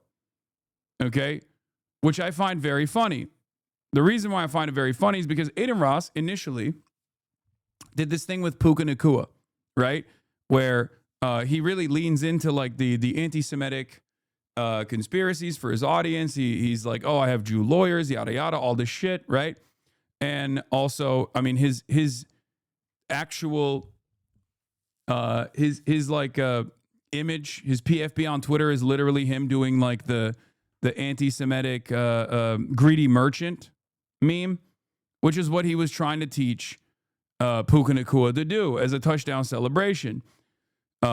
He asked Puka Nakua, who's the wide receiver for the Rams, to if he gets a touchdown, to do a touchdown celebration dance where he spins the ball like a dreidel, which is normal. People do that all the time, right? And then hit the double flex and then do the greedy merchant meme. Now, Adin himself is Jewish, even though he leans into the anti-Semitic memes quite a bit. Adin also has a deeply anti-Semitic audience. Okay? So, I don't think Puka Nakua knows what the fuck any of those things are. Let's be real. I don't think he knows much other than, running the football, catching it and running it. Okay? But the timing of this was also, very fucked up because Adin did this literally, I think, a day or two after the Hanukkah massacre took place in Bondi Beach. Okay? Yeah, we'll watch the Jarvis Hello video and welcome on back to clavicular, but hold on. Let's just keep focused on the Adin Ross thing. And then a bunch of criticisms came down, not against Adin, ironically enough, but mostly against Puka Nakua for doing this meme, this anti-Semitic meme. He didn't end up using it. He didn't end up using the greedy merchant like touchdown celebration in the game. The Rams ended up losing, not because of Puka Nakua. He was I think he had 2 touchdowns. He had a really great game. Regardless, no one actually got mad at Adin Ross except for Dave Portnoy. And apparently Adin Ross and Dave Portnoy had an extensive conversation over text messages. Dave Portnoy, for those of you who don't know, is obviously the founder of Barstool. I didn't even know he was Jewish until like I think last year. Anyway, he is Dave Portnoy has had Dave Portnoy has been victim to anti-Semitic hate crime incidents himself personally. Okay. And he has also said a bunch of heinous shit about Greta Thunberg being murdered, and has presented himself as being pro-Israel. Even though I don't think he had ever done that throughout most of his life until Israel was, known to the masses as doing a genocide, right? So he grabbed onto the pro-Israel movement in the worst possible time. But here is the conversation that took place between Adin Ross and Dave Portnoy. You need to use your brain and work with people, not against. Because guys like you roll over and ask them to pet your belly. No, yes. Tucker, Piers, etc. Mainstream, it's inevitable. I just had to back Nick right there because he was kind of like, oh, you're lost for fucking with Nick. Yeah. So what is inevitable? Do you think Israel is 1,000% in the right by murdering kids in Gaza? War sucks, which nobody died. What is inevitable? Watch what I asked Dave. Dave, do you think Israel's 1,000% in the right by murdering kids in Gaza? War sucks, which nobody died. Dave, why can't you answer the question what I asked you? The other side is also in the wrong. Do you think Israel's 1,000% in the right? That's all I'm asking. There is no 1,000% right in the war. Why can't you just say yes or no? Why? Why do you have to just go around the question? Answer the fucking question here, Dave. Can you admit? I'm sorry. If you lose an argument, this is a perfect example of Zionism being a brain-rotting function. It causes someone like Dave Portnoy to lose an argument and to come across as like the immoral side in a conversation, in a one-to-one conversation between yourself and Adin Ross. Okay? That is fucking insane. That is insane. You lost the argument to Adin Ross, Dave. Dave Porkboy, hang it up. It's over. To Adin Ross. You took the fattest of L's to Adin fucking Ross, dude. I'm sorry, you are comparing equal intellects here? Yeah, exactly. And in many respects, I would say that like Dave Portnoy is the archetype, right? Like he was the prototype. Adin Ross is like the final evolution of a Dave Porkboy style figure. That there are innocents dying. Why can't you answer this question? Of course, thank you. Therefore, you need to point out both sides, Dave. I have Muslim fans. Nobody has ever said otherwise. So do I. I have fans of all types. So do I. So stand up for the people who love and follow you. Chat, that's why I stand out for the people that I love and my community. Because you guys are all sorts of different cultures, backgrounds, etc. If you watch me, you're mixed. You're different types of backgrounds, races, religions, etc. I need to see more of this. I need to see more of it because I saw more clips of this and it's fucking hilarious. But they have this argument. There is one better clip of this than the one that we just saw, where guys, Adin Ross is not being woke here. He is saying equal opportunity hate. I need you to understand. He's literally saying, listen, dog, we make fun of everybody else. Okay. We make fun of everybody else. If we can't make fun of ourselves as Jewish people and we try to do this like DEI shit for Jews, we're going to lose the conversation. No, I'm not even kidding. I saw the rest of the text exchange and I couldn't believe it. And I was like, this motherfucker figured it out. He literally, I don't think he's right, for the record. Make no mistake. I don't think it's appropriate and I don't think he's right at all because I'm on the opposing side of this conversation where I don't think we should be doing this to anybody. I don't think we should be dehumanizing anyone, right? Whereas Adin unironically has figured out that the intellectually consistent or the consistent position here to continue having an audience of right-wingers as someone who is Jewish is to literally do anti-Semitic memes. He's basically saying like, you can't run around and demand DEI or wokeness just for Jews. It makes us look bad. Okay. Now, this is the murdering kids Israel part of the conversation, but there's more to it. There's more of a back and forth where he actually lasers in on the other side where he's like, where is it? Let me see if I can find the rest of it. On argument with Dave Portnoy. I'm gonna show the text tomorrow on stream. He told. Oh wait, he didn't show the text here. Oh, someone else must have had the clips where he shows the rest of the text. It may be this one. Hold on. Let me see if this is the one. 15 people get murdered in Australia. Oh yeah, so Dave, the conversation starts actually where, Dave Portnoy is kind of correct, right? He goes, "Why'd you tell Puka to do that dance? Seems like an asshole dumb thing to do."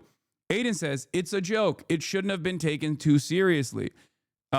Yeah, telling a dude to do an anti-Semitic touchdown dance 5 seconds after 15 people get murdered in Australia surely wouldn't be taken too seriously. Idiotic thing to do. You play both sides. Okay? Again, Dave Portnoy is not wrong. Okay? He's kind of not wrong. The problem here is they're both right-wing. So the hypocrisy stems from Dave having to smoke for every other group and then being hypersensitive about anti-Semitism. And this is the reason why Aiden Ross actually arrives at a more intellectually consistent position than Dave fucking Portnoy. Surely wouldn't be taken too seriously. Idiotic thing to do. You play both sides. No, we need to stop playing this victim card and be consistent with all sides, races and religion. I'm Jewish like you. I celebrate Hanukkah, Shabbat. There aren't just Jewish people that live in this world.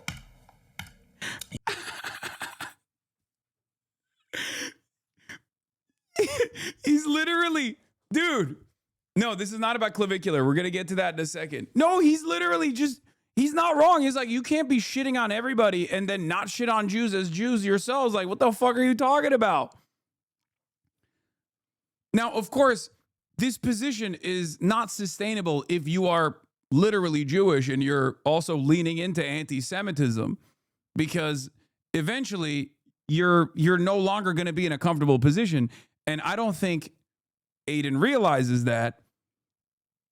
I don't think he realizes much, which is why this makes it so much funnier, where he is coming across as like smarter than Dave Portnoy, or at least more consistent than Dave Portnoy in this circumstance, because he's saying, no, it's equal opportunity racism. We got to be hateful to everybody. You don't understand. You're a Jew who wants the cool kids to seem like he's a cool Jew.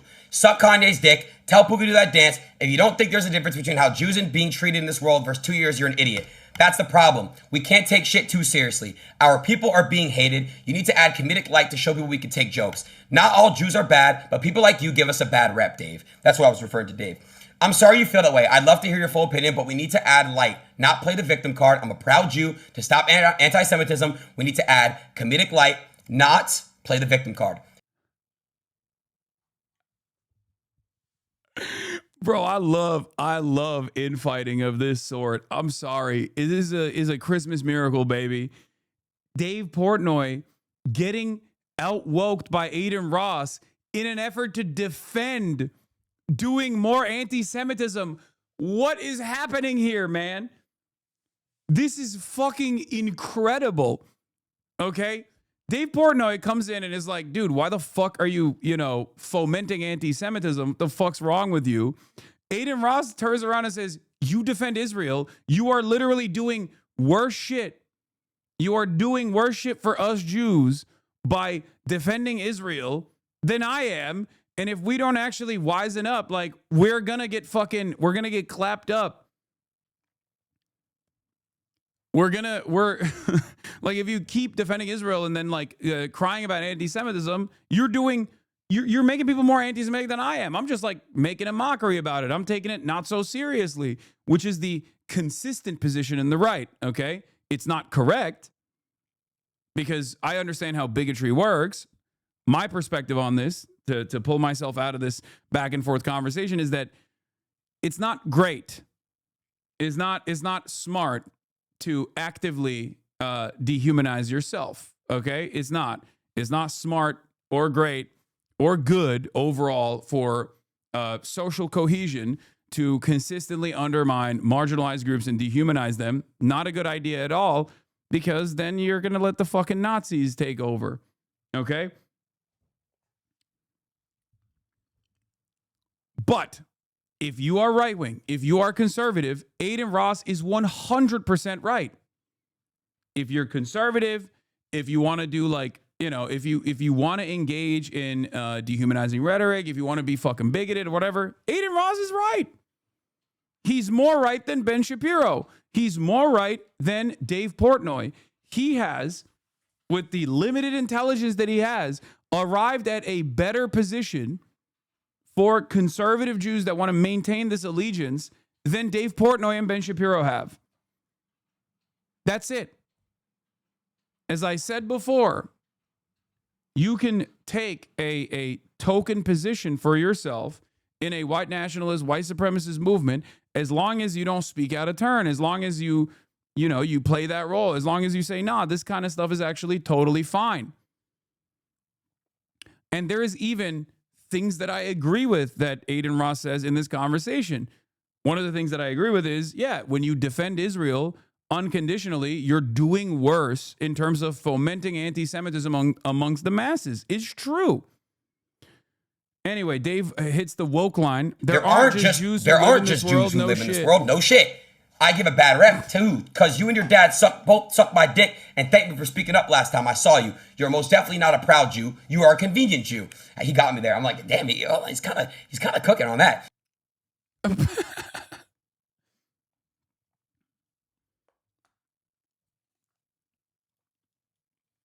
But Adin is in a white supremacist online culture, so he has to hate himself to be a part of it. Football players and right wing, so he's not doing the same. Probably didn't even know what it was an anti-Semitic trope. No, I know. There's more to it. I need to see more of it. I need to see more. But yeah, of course, Adin and Adin's dad sucked up to Dave and even talked about how good Dave was for, I don't know, fighting for Israel or fighting against anti-Semitism or whatever. But once again, the boundaries that these guys are having this argument on is around Israel. And if you have these arguments around like defending Israel or criticizing Israel, Adin Ross is always going to win that argument for the majority. And even morally, he's going to be on the correct side. If both sides are right-wing shitheads and one side is pro-Israel and one side is anti-Israel, who the fuck do you think is the right side? Who's going to be the morally correct side in that situation, even if it's marginal? It's going to be the person who shits on Israel. That's it. That's just the truth, okay? And this is the dynamic that I think a lot of people don't understand, because then they go, well, okay, well, one side is fomenting anti-Semitism, the other side is combating anti-Semitism. Okay, but the other side is fucking defending Israel. Do you ever see the end game of not being nationalist enough? I mean, I'm sure there is. It's a suicidal ideology regardless. Fascism is, right? It shrinks endlessly. But there is more. There is more here, and I need to find it. Does anyone have the rest of the clips? Because it's very good and it's very funny. Oh my God, Fuentes, brother, you are lost. You need to ally people like Fuentes. He's getting too big and will continue to get bigger. And guess what? Eventually, it'll be Impact. You are fucking lost. He is getting big. You need to... Yeah. Like, and then Adin Ross, and this is where he's wrong, okay? Adin Ross turns around and says, you got to ally with people like Nick Fuentes. Okay? Put me in my place. Show me I'm a coward. Don't back out now. Debate Fuentes. Debate someone. Okay, I don't have a stream, but happy to do live. Perfect. Let's do it. Oh my God, Fuentes. Brother, you are lost. You need to all ally like Fuentes. He's getting too big and will continue to get bigger. Brother, you are lost. They're having a wrong off, dude. Okay, and guess what? Eventually, it'll be Impact. You're fucking lost. He's getting big. You need to use your brain and work with people. You need to ally people like Fuentes. He's getting too big and will continue to get bigger. And guess what? Eventually, it'll be Impact. You are fucking lost. He is getting big. You need to use your brain and work with people, not against. Because guys like you roll over and ask them to pay your belly. No, yes. Tucker, Pierce, etc. Mainstream, it's inevitable. You need to use your brain and work with people, not against. Because guys like you roll over and ask them to pet your belly. No, yes. Tucker, Piers, etc. Mainstream, it's inevitable. I just had to back Nick right there because he was... A Jewish man is suggesting discourse with an open neo-Nazi. My brain cannot comprehend this shit. Yes, brother. 2025 and 2025, fascism is so different. And I've been telling you this for fucking years. And people, for some weird reason, think that it's still the old dynamic where it's like the white, the Anglos that are fucking the foundational side of this white supremacist movement in this country as they were in the past. No, the fuck they are not. America is too diverse of a nation. America is too multicultural of a country to have a fascist white supremacist movement that is entirely comprised of the true whites. Okay? It's not going to be an Anglo movement. It's a movement currently led by a black woman, Candace Owens, and also supported by, or the second in command by, a Mexican gay guy, Nick Fuentes. Okay? Another loyal servant of white supremacy and straight up Hitlerian fascism in this country is Myron fucking Gaines from Fresh and Fit. And also Aiden Ross, who is Jewish. Woke as hit DEI, brother. Saw that. Aiden Ross reacts as Nick Fuentes explodes on Hasan Piker over Charlie Kirk's death. Fuck you, just fuck you. Yeah, these guys are so funny. They were all like super serious about the Charlie Kirk assassination when it first came out. And they were all like acting as though, my reaction wasn't sincere enough.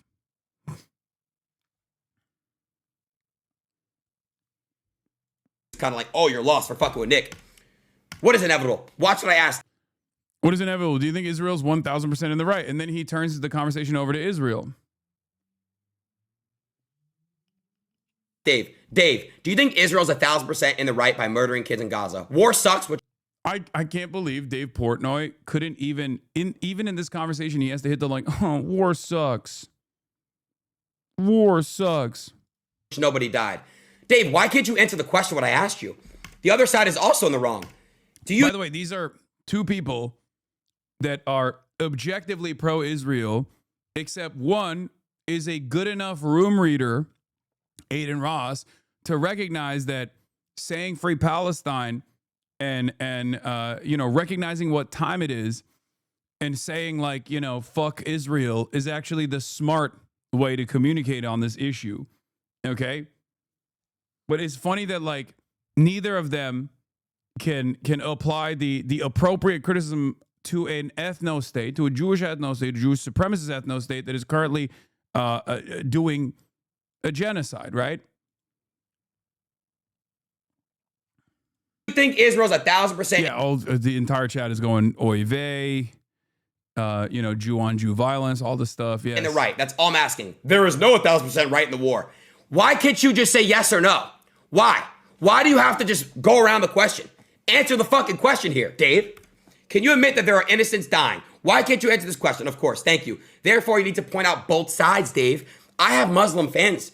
Nobody has ever said otherwise. So do I. I have fans of all types. So do I. So stand over. Is Aiden objectively pro-Israel? He used to be. I would say in the last couple of months, he's become way more pro-Palestine. Or at least he presents himself as being pro-Palestine. But he still does the both sides shit. He's pro-Palestine now only as a function of being pro-anti-Semite? No, I think he's just pro-clout. He's a better room reader than Dave Portnoy is. He's a both sides kind of guy, but he was definitely pro-Israel initially. He would have a hard time. If you remember, when he would have conversations with Speed, where Speed would say free Palestine, and Aiden would try to be try to defend Israel a little bit, and that was even before October 7. For the people who love and follow you, right? I made it very clear to you guys. Dave Portnoy has had tons of people come up to him, say fuck. He was dick riding Israel when everyone was shitting on you. I know. All these guys were. At least for Aiden, he's Jewish, and he fucking grew up, and probably he didn't really pick up on a lot of information when he was growing up, clearly, but this was something that he kind of through osmosis figured out. Okay? I think Aiden Ross being pro-Israel as an American Jew is a much more understandable position than someone like Asmongold, for example. Yeah, and obviously he Trump talked to Aiden when Aiden was hyping him up in the stream, and he asked him if he was pro-Israel, and he was like, yeah, of course. This Israel, you're Jewish. Are you a fan of Israel? Yeah. It would have never happened. October 7th would have never happened if I was president. And everybody admits it. Iran was broke. They had no money. I wouldn't let anybody buy oil from Iran. As soon as Biden comes in, he didn't have a clue. He let everything happen. But Iran was totally broke. They had no money. And I wouldn't let them nobody. China, I said, you buy oil from Iran and you can't do business in the United States. They said, we'll pass. I mean, that's fine. But I did that with everybody. And we would have had a deal, 100% we would have had a deal, and there would have been no attack. There was no money left. Iran had no money. We would have made a deal. We would have made a fair deal for them. I would have loved to have made a fair deal. I'm not looking to, I just want them, they can't have a nuclear weapon. It's very simple. They can't have a What makes Aiden Ross think Fuentes is on his side? I don't think Aiden Ross thinks. I think he's just, he understands. He is smarter than some of these other guys on the right in the sense that he can read the room. But I don't think he thinks about things. Like, I don't think he thinks about, like, what kind of impact this might have. He just sees that, like, the environment has shifted in the direction of being openly anti-Israel. He's openly anti-Israel. He realizes that a lot of the people who are anti-Israel are now also engaging in a fuck ton of anti-Semitic stuff. And he's like, okay, well, you know, I got to do that. Equal opportunity hate. It's ironic because it's like, again, a more consistent position. Even if it's wrong, he's consistently wrong. Even if the moral calculation here is that it's wrong, right? At least he's consistent in the direction of being wrong, right? And that puts him in a better position in the conservative movement than the likes of Ben Shapiro or Dave Portnoy, who are totally open to shitting on every fucking marginalized group all the goddamn time, but then turning around and being like, how dare you say anything about the Jews? This doesn't make any sense for the average American who does not have this investment in protecting and preserving the safety and security of Jews, who does not have any interest whatsoever in continuing this ridiculous relationship with Israel. This is something that I've been talking about for years. Okay? Nuclear weapon. You cannot let Iran have a nuclear weapon. So what happens is we worked very hard. Yeah. Like Aiden Ross has attacked me for the last 2 years over my fucking pro-Palestine position endlessly. Endlessly. Aiden Ross has also stated that he was pro-Israel until like recently, right? Every now and then, if pushed, he would go, oh yeah, I'm pro-Palestine, free Palestine, some shit like that. But now he's totally leaning into that side. And it's smart for him to do this because every time someone yells at him, just like every time someone yells at Nick Fuentes, he can turn around and say, what I'm saying about everybody, what I'm saying about Jews is no different. No different than what Randy Fine says. If anything, it's more tame than what Randy Fine says about Muslims. And this is true. Now, I'm not in favor of fighting fire with fire, but this is absolutely this is absolutely turning into the battle in this country, the cultural and political battle in this country. It's not a secret that the Israeli lobby has realized that they've lost a lot of motion, they've lost a lot of sauce, and everybody fucking hates Israel. And even more and more people are now also tying Israel to Jews and hating Jews as well. It's not like anti-Semitism completely went away at any point throughout American history, but now it's growing. And Israel has realized, like, oh, the only way we can combat that is not by making people love Israel. We can't do that. Toothpaste out of the tube, cats out of the bag. We should just make them hate Muslims more. So now the battle that is brewing in American culture is like, do you hate the Jews more or do you hate the Muslims more? Candace Owens is on the side of hating Jews. Tucker Carlson is on the side of, I mean, he doesn't openly say he has any disdain for Jews, and he's too smart to ever say anything like objectively anti-Semitic. He'll just lean into it. He'll always take nods to it. He'll hire people who will say stuff like that, but he won't say it personally. But Tucker Carlson is on the side of saying, like, no, it's actually Israel that's dividing us, right? And there are people now who basically do the same thing that the Zionist lobby has been trying to do. And again, there is evidence for this. Dropsite reporting has extensively covered it. If you recall, right? I retweeted it recently again. The whole leaked Israeli government research. Israel is considered a genocidal apartheid country abroad, according to Israel's own research.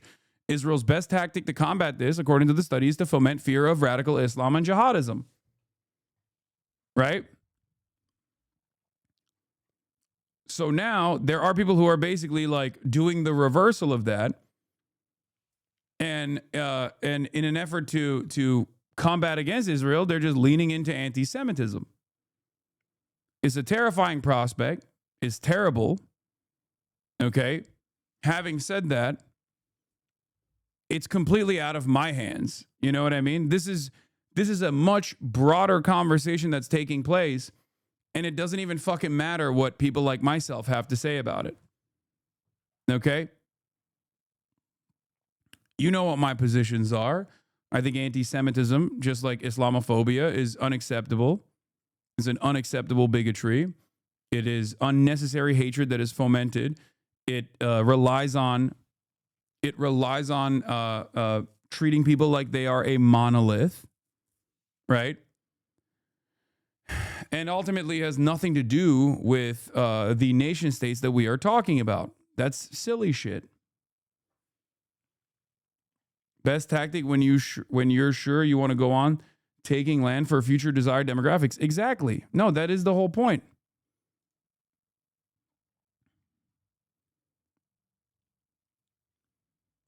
Back in 2016, 2018, I managed to get out of the right-wing Shapiro-Milo pipeline by feeling a sense of contradiction with the sentiment of the content they produce versus my reality as a gay man living in a severely homophobic country. I can't relate to people like Aiden who can just throw away everything that is so dear to him and his identity over cloud motion. I mean, content creators are different than human beings, like normal human beings. Let's be real. They operate on the algorithm. They live and die by the algorithm. Yeah, Eldon Ross called you a terrorist because you're interviewing with a Yemeni teenager, which is so funny because I'm willing to bet that while he was calling me a terrorist, his entire chat was calling him a Jewish terrorist for even criticizing me for interviewing a Yemeni teenager. Fuck the Jews, fuck the people. Never happened to me.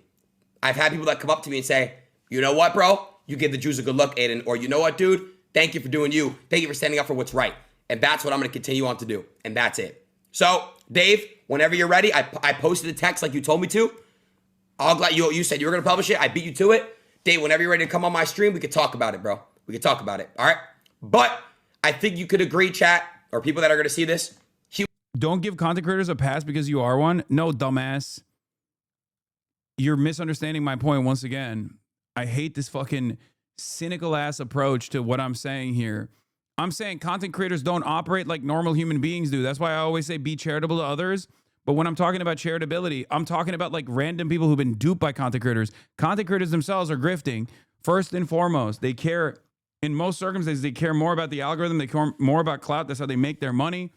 So they operate with like very different boundaries. They operate with very different intentions than the average person does.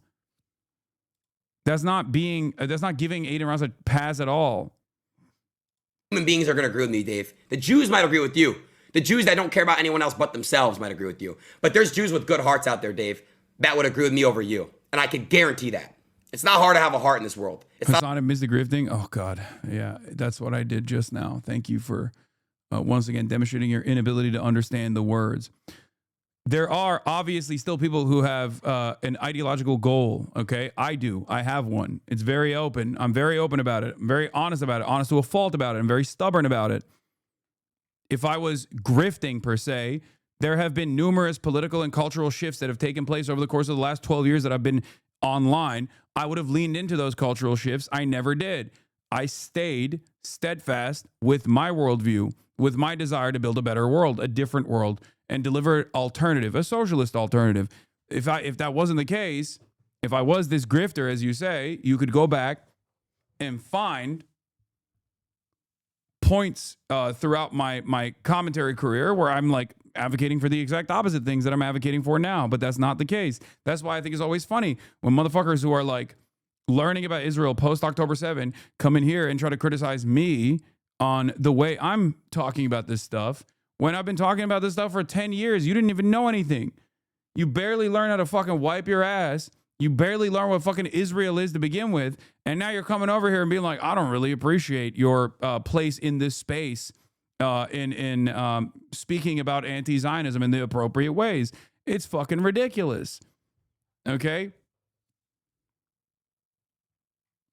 About, oh, do this, do that. No, it's about humans. What's right, what's wrong. That simple. Happy holiday. Your enemies have changed their tactics multiple times over the past 8 years. Most of them have easy clips proving that they're full of shit. Exactly. On the issue of Israel, for example, okay, you will not find any clips of me taking a pro-Israel position by any fucking metric. You just won't. Because I'm consistent.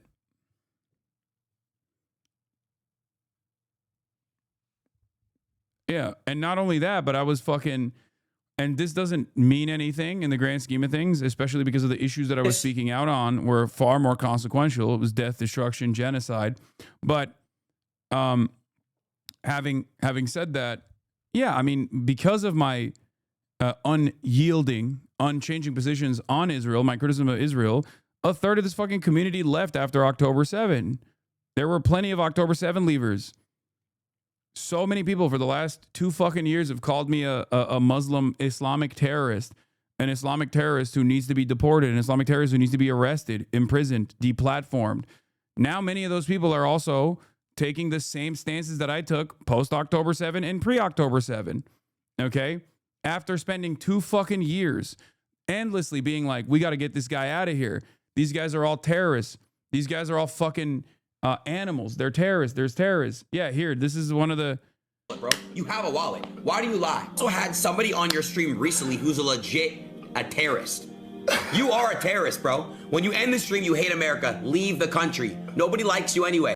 Just leave. Go back to wherever the fuck you're from since you hate America so bad and go over there. And I promise you guys, you'll be like, oh, I fucking hate it here. I want to go back to America. Fucking retard. Schmuck.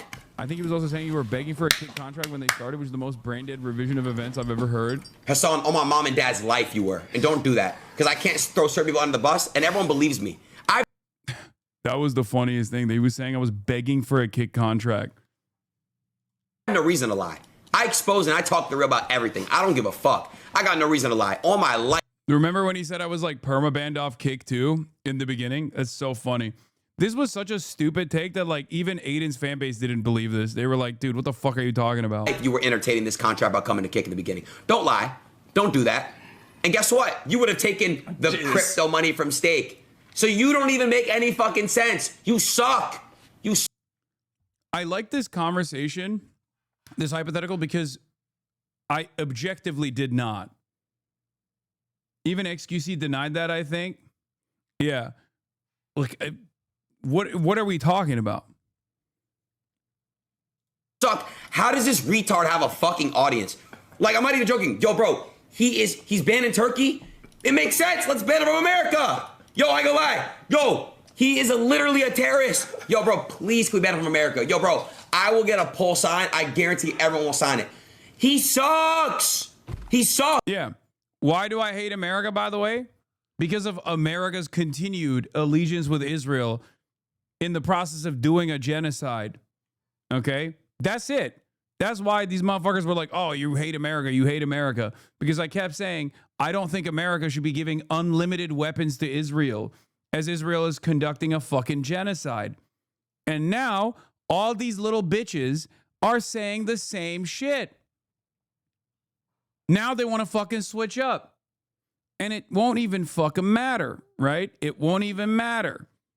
For their audiences, it doesn't matter because they don't really have any real political convictions. I'm sure there are some who do in these audiences, but not enough to recognize this inconsistency and call it out and to start questioning whether or not this is actually decent. Okay.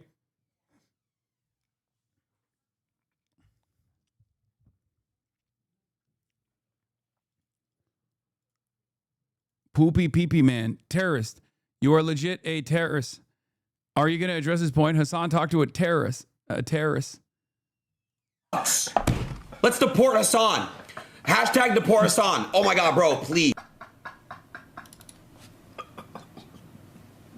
It's so funny, bro. Damn, hilarious. I'm passing out laughing. You know you fucked up when Aiden Ross is making points. Crazy how rational Aiden sounds. Hasan viewers really are so brain dead. I'll sign that petition. Get him out of here. So true. Hasan has done nothing for his community other than blame them for everything.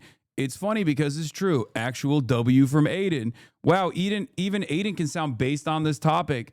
That's scary. You fucked up if Aiden Ross of all people make you sound like an idiot. I think what a lot of these guys don't fucking understand is, yeah, you agree with him because you are also a dumbass. When you turn around and you go, oh, dude, Aiden sounds real rational here. There are instances where Aiden can sound rational when he is now taking a anti-Israel position against Dave Portnoy, or he can even sound consistent. Okay? But if you agree with him demanding that I get fucking deported because I'm not eating Israel's dick, then maybe you're not actually anti-Israel.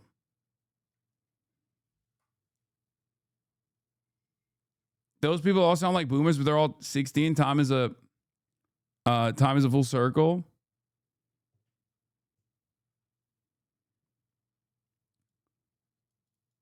As a leftist that does disagree with you on several points, I know for sure you aren't a grifter because you not only are very upfront when you disagree with other leftists all the time, but you also don't go agree with any popular right-wing position. Not to mention you can't grift to the left. If you're a grifter, you wouldn't ever disagree with your audience. Many people don't know what grifter means clearly. Yep. If you were to grift, why the fuck wouldn't you change your positions as the winds blow in a different direction? Okay? Why wouldn't you? This doesn't make sense. Yeah, here's the post Charlie Kirk when Nick Fuentes was crying about how I wasn't sufficiently grieving Charlie Kirk's death. His first reaction was to make a glib remark about gun control. Seriously? Yeah, that was crazy. I even saw what Kai said. That was whack too, bro. That's a 31-year-old man. That's a young man with a wife and kids. Like, he got shot in cold blood. That's what I'm saying, bro. It's a human at the end of the day, bro. Like, shit is crazy. XQ now says he doesn't like Trump now that Trump is unpopular. Yeah.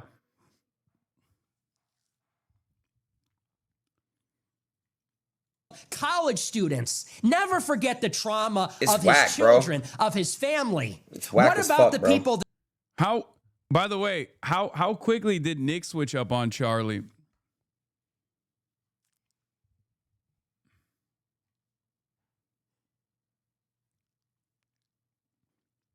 I've been doing this shit for years, okay? I've been doing this shit for years. My positions didn't change. I said the same exact shit in the aftermath of Charlie Kirk's assassination as I do now, okay?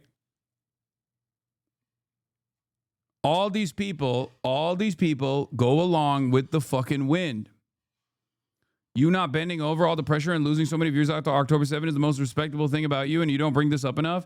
Yeah, because I think it's it's selfish, okay? The reason why I don't talk about it that much is because, or the same reason why I qualify it every single time is because it's worth it, okay? It's worth it to stand by your principles, even if people don't want to fucking hear it, okay? Even if people turn around and say, fuck you, I don't want to hear this. I'm never going to give you money again. I hope you fucking go broke, as many people did, okay? Even if you are endlessly hounded, as I was, as people in this community were as well, non-fucking stop. It's always worth it to stand by your principles. And the reason why I don't want to bring it up that frequently or qualify it every single time is because what I was talking about is far more consequential. Okay? It's nothing. Oh no, woe is me. I lost a third of my audience as a fucking content creator because I was firmly committed to the anti-genocide position. Who gives a fuck? There were children being slaughtered. Okay? And Americans needed to wake up to that reality. I would have done it if I had 10 fucking people watching at that point. Okay? That's it. That's it. That's it. Because that is the far higher priority. That is far more consequential to get that word out. To not let Palestinians die in vain. Okay? Palestinians who in their last moments were still trying to show the rest of the world what Israel was doing to them. Using eSIMs. Trying to get a crumb of internet so they could post yet another brutal fucking bombing campaign that took place. Day in, day out. Palestinian doctors. Palestinian teachers. Children in Gaza. Who gives a fuck if half of this community left, you know? And they didn't want to hear it. They didn't want to hear someone say, no, this is Israel's fault. Israel's still the far more villainous actor here, that Hamas's standards of violence or its impact could never reach anything that Israel has done to the Palestinian population for decades prior to even Hamas's existence. Hamas's formation and its tactics have evolved throughout time as a direct consequences as retaliation to Israel's unlimited violence.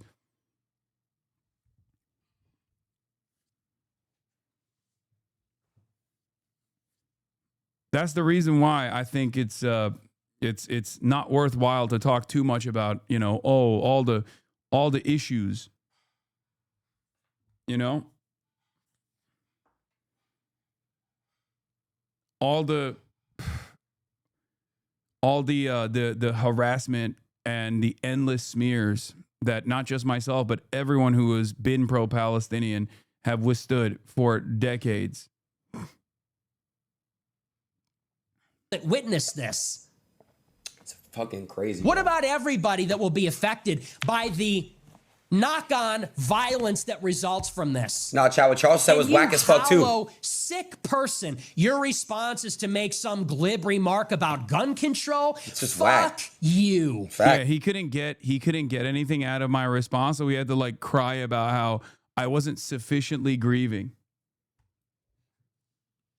Okay? It's awesome.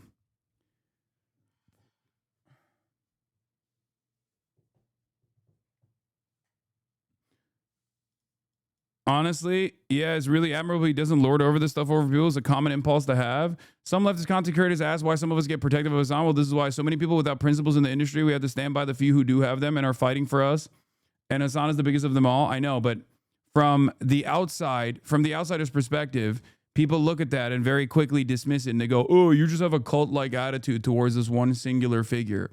I've never demanded like complete submission. You can disagree with me, just be normal about your disagreements. And don't assume cynically that I'm saying something for an alternative reason than the one that I present. There's never been a moment in my career where I've sheltered you from my true opinion, no matter how consequential that might be, no matter how much animosity, no matter how much anger and resentment it brings my way.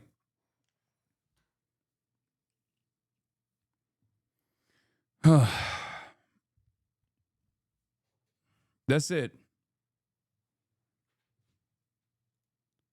But I do think that it makes people a little fucking crazy. Or they can't comprehend it. They don't want to understand where I'm coming from, and they would rather just wasn't that the same thing XC tried to get you with? What do you mean? Yeah, that's the hilarious part of this. Is that, yes, this is what a lot of these grifters do. They fucking project. People with no discernible worldview, no real policy prescriptions, no real interest in politics beyond simply, you know, reacting to wherever the winds are blowing and leaning into wherever the winds are blowing. They turn around and they project and they say, oh, this guy's a grifter. They never actually say why. They never actually show the inconsistencies in my position. Or if they try to show an inconsistency, it's just a fucking lie. It's not a position that I hold at all.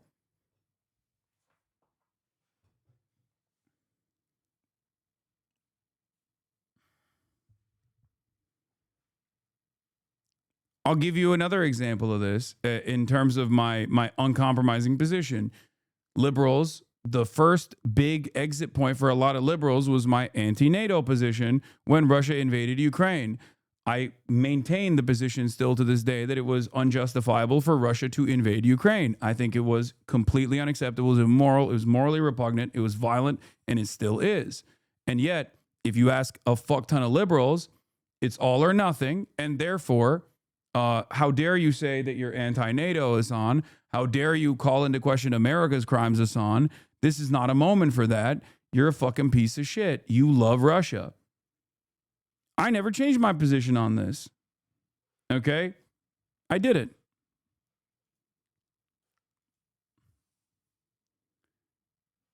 There are chatters who are still mad at you about that to this day. Yeah, it's fucking 4 years now, and there's still motherfuckers who lose their minds over it. Yeah, whatever.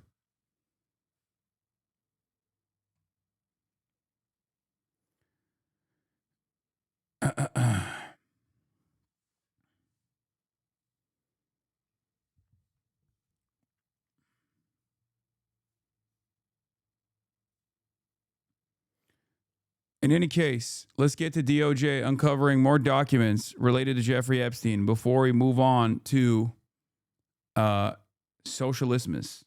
Latest on the Jeffrey Epstein files, the Justice Department says it has uncovered more than 1 million documents that are potentially related to this case. Our chief White House correspondent, Selena Wang, is near Mar-a-Lago, where the president is spending the holiday week. Selena, good morning. Hey, Rhiannon, good morning. And this was really a surprise announcement from the Justice Department saying they've uncovered more than 1 million additional documents potentially related to convicted sex offender Jeffrey Epstein. And the DOJ says because of the sheer volume of all of these files, it could take a few more weeks to review and release these files. They say lawyers are working around the clock to ensure that these documents are properly redacted. After this, I'm going to talk about clavicular. To protect victims. But that explanation, it's not easing the outrage on Capitol Hill. Democrats claim the DOJ is breaking the law by missing last week's deadline to release these files. Now, sources had previously told ABC that the DOJ has upwards of 1 million files related to Jeffrey Epstein, but so far, only about 100,000 have been made public. Senate Minority Leader Chuck Schumer is putting it this way, posting, quote, a Christmas Eve news dump of 1 million more files only proves what we already know. Trump is engaged in a massive cover-up. Now, look, this is a striking announcement from the Justice Department, given that months ago, Trump officials had already claimed that they had done a comprehensive review of all Epstein-related files. But still, the Justice Department is insisting that everything will eventually be released in compliance with the law. Will? It's all going to take a while to comb through and untangle. Selena Wang down in Florida for us. Thank you so much. In his first Christmas sermon, Pope Leo focused on the conditions for Palestinians in Gaza and gave thought to displaced people around the world. The unusually direct appeal was during what is normally a spiritual service on the day that celebrates the birth of Jesus. The first US Pope said the story of Jesus being born in a stable showed that God had, quote, pitched his fragile tent among the people of the world. How then can we not think of the tents in Gaza, exposed for weeks to rain, wind and cold, and of those of so many other refugees and displaced persons on every continent, or of the makeshift shelters of thousands of homeless people in our own cities. Leo was elected in May by the world's cardinals to succeed the late Pope Francis. He's known to have a more quiet, diplomatic style than his predecessor, and usually refrains from making political references in his sermons. But Leo has also lamented the conditions for Palestinians in Gaza several times recently. He told journalists last month that the only solution in the decades-long conflict... This Pope is also too woke, bro. We gotta chill out. We gotta fucking chill out with how woke this Pope is. Anyway... Are there guests for Socialismas? No. It's fucking Christmas Day. So let's talk about how some people were spending their Christmas Eve. And by some people, I mean clavicular. Also known as kick streamer who can't stop using the N-word. This is from Jarvis Johnson, friend of the show. Jarvis covered clavicular.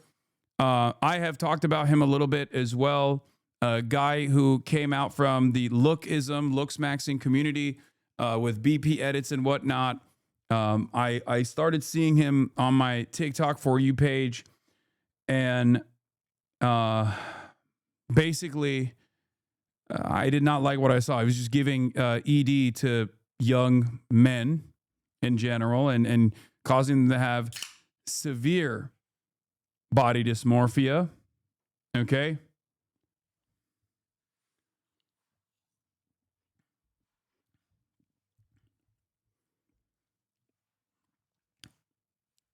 And genuine complications. Black pill edits, BP edits are pretty devastating. But this is a person whose entire content revolves around looks maxing. ED is eating disorders, chat. Looks maxing. Changing the way you look in an effort to ascend to being a Chad. Yes, phases breaking apart as well. I'm seeing that. I'm paying attention to that as well. We'll cover that too.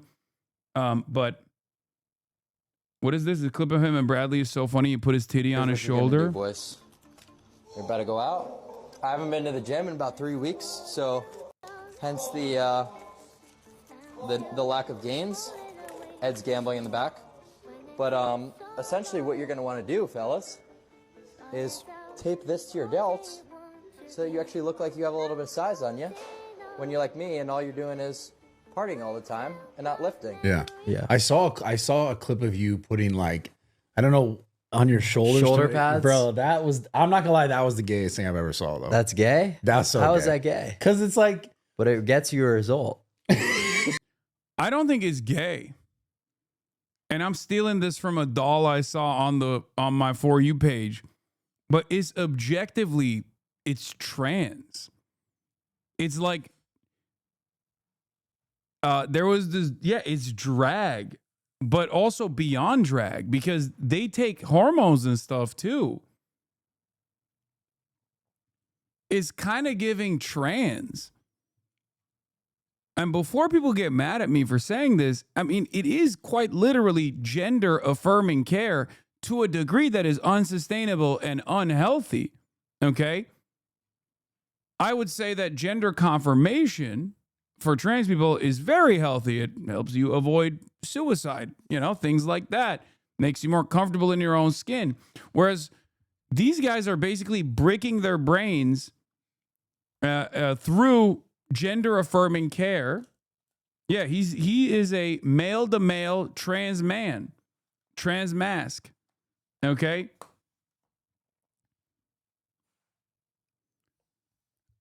And it's beyond reason. It's beyond being healthy in general. It's just like, this is the unironic, unhealthy version of what conservatives claim trans people are doing.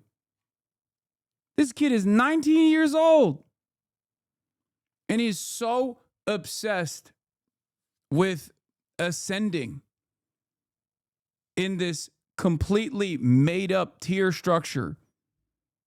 Okay? Completely made up tier structure, this hierarchy that he abides by. At the age of 19, he looks like he's in his fucking 30s almost. I mean, he looks young and old at the same time. And apparently he's like microdosing methamphetamines, like not even Adderall, straight up crystal meth.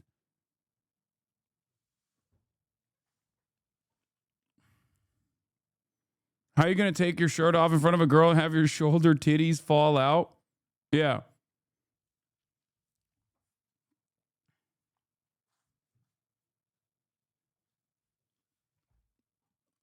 And of course, as he got more and more popular on TikTok, he got a kick contract. And as soon as he got a kick contract, he got way more racist. There was one big initial racist moment where he had they asked him about how he feels about Marlon. You guys know Marlon. He's the FaZe adjacent content creator. He's a model. I've played basketball with him before. He's an athlete. He's a decent guy. I like him, right? He's a very handsome fellow. And he was asked about whether or not Marlon was a Chad or something. And his response basically was like, oh, he would be a Chad, but he's black. And that's when everyone was like, what the fuck do you mean he'd be a Chad but he's black? Like, what? That sounds a little racist. And after that, he started collaborating with Nick Fuentes, doing all this shit, right? And leaning into it. And then he actually blew up even further from that. And then he got a kick contract, and now he says the N-word all the time. I don't know if Jarvis covers all this stuff, so I just wanted to give you the proper backstory. Okay?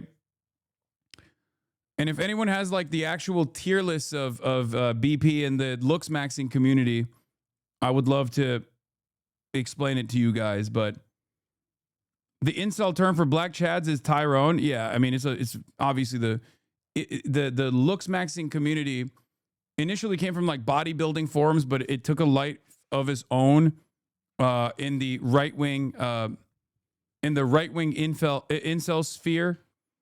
And it's very, very racist. This is the reason why there's like also a mass adoption of the term physiognomy. Like the shit that you see all over the internet now, TikTok basically normalized and mainstreamed a lot of these different cultural variants that were relegated to the dark rooms of the internet, forums and things like that. Now it's all over. If I could give you a day off for the mere knowledge of this shit, I would. No, I mean, I know all about this stuff. There are older videos of me checking the Lookism website for like all the way back in like 2018, 2019, because they would talk about me all the time on there to be like, oh, this guy he's like a natural Chad or something. I don't fucking know. But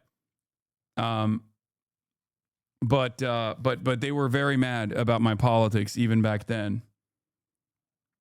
And they still are.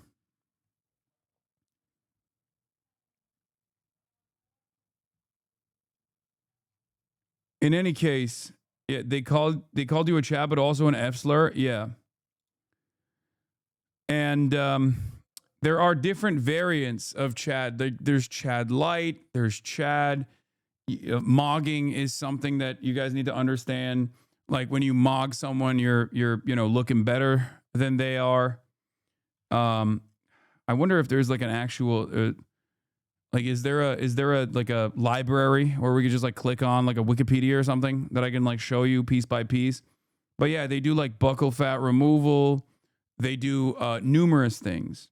Mewing, jaw smashing. There are so many different ways of trying to change the way that your face looks, basically, and the way that your body looks as well. There's got to be an incel wiki, right? Incels.wiki, is that what it is?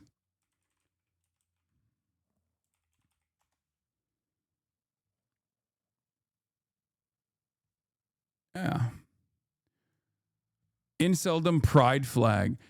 Now, it doesn't this movement, this community basically both takes itself very seriously, but also not serious at all. Its entry point is all jokes, right? Is all jokes, is all memes. But then the more you go along, the more you fall into this pipeline, the more seriously you take it. And Clavicular is basically a creature of this movement, right? I know the reason why I'm talking about it is because of the stream sniper that he ran over, chat.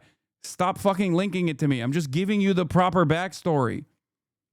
Okay, calm down. Yes. Do you think I'm randomly describing to you Clavicular and the incel glossary out of nowhere on a fucking Christmas day? No, there's a reason for it. suffix denoting involuntary celibate, used in the formation of the words gym cell, height cell, bald cell, work cell, wrist cell, etc. Maxing is an effort to improve aspects of one's life, to secure sexual and or romantic intimacy, maximize it, used to denote self-improvement in general. A lot of these guys are very autistic, if you couldn't tell from this like decently put together Wikipedia for fucking incels.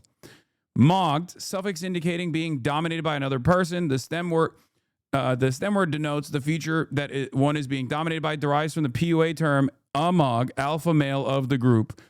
Deliberately trying to humiliate, otherwise dominate others, was advocated as a form of increasing your perceived social value of women by pickup artists. This usage later morphed to refer to any feature that supposedly contributes to the perceptions of social dominance in general. Now, a lot of this stuff I also insincerely and as a joke utilize as well. Some of this stuff is very funny. The difference is I don't take this stuff seriously. I don't think that this stuff is good. I think it's actually poisonous, especially for a lot of young men. Okay? Height mog, being dominated by another man's height. Wrist mog, being dominated by a man's thicker wrist. Skull mog, being dominated by a man with a better shaped or bigger skull. Akabusa mogged, being dominated by a man of Chris Akabusi-like prowess. I don't know what the fuck this is. Dolph mogged, the hardest of mogged. It means an individual got dominated by Dolph Lundgren and is now facing a proverbial decision to leap or not to leap. Leaping is suicide. Sui pill is one of the, speaking of suicide, the black pill is supposed to be, the end of that journey is suicide.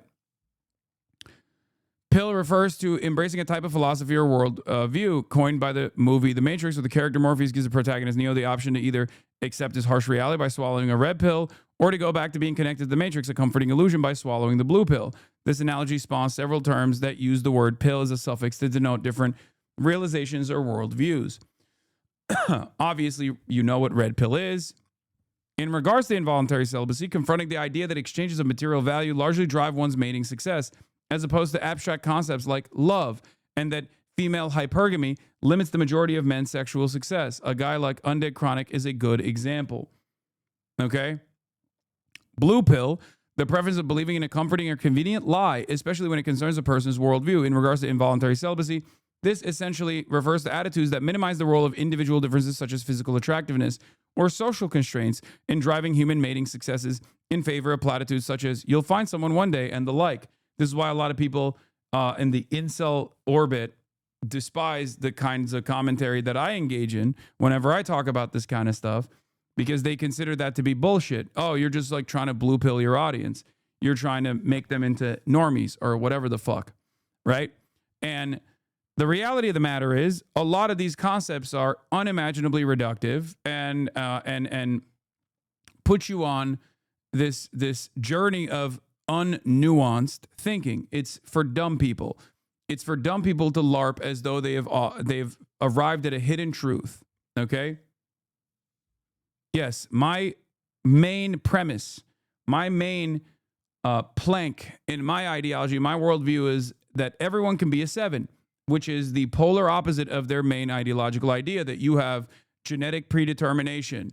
You are slotted into a specific place in society through your genes. This is also another thing that really pisses off a lot of people. And for the record, the reason why I say this is unnuanced thinking is because there is some truth to the obvious preferences that dating partners have in terms of, you know, your material possessions or your physical attributes. Of course, that's fucking normal. Everyone does that, okay? The difference is these guys treat it as a zero-sum game. It's either one or it's either or. They look at it as a binary, which is stupid. It's unnuanced, okay? That's not how human beings operate. It's very black and white thinking. And unfortunately, as many autistic chatters know in this community as well, unnuanced or black and white thinking is a primary function. Unfortunately for all of us, we do love engaging in this binary mode of thinking and get very heavily invested in one side of an argument over the other. Whereas the truth in this circumstance especially is somewhere in the middle. Of course, if you are 5'4" as a male, you are going to have a harder time than someone who is 6'4" as a male in terms of dating preferences. That doesn't mean that you're not going to be able to find anyone. Okay. And as a matter of fact, if you consistently lean into how much of a setback this is, how much of a genetic setback this is, and allow this to dominate your existence, you're going to be less likable. But a hurdle does not mean it's impossible to fucking climb. Okay? Anyway, but that is part of the reason why I despise this kind of fatalistic, depressed way of thinking, because black pill, which is the maximum version of this, or Sui pill basically is the last part of this, but black pill is a fatalistic, depressed version of the red pill, particularly one focused on external solutions as opposed to individual ones, or on the importance of physical attractiveness in driving men's dating success. Purple pill, the stance of being neutral or on the fence in regards to gender relations. I didn't even know that that was a thing. White pill, the acceptance of the black pill when one seeks to assimilate black pill knowledge to either improve your life or find ways of coping with being a male that is disadvantaged by factors the black pill discusses.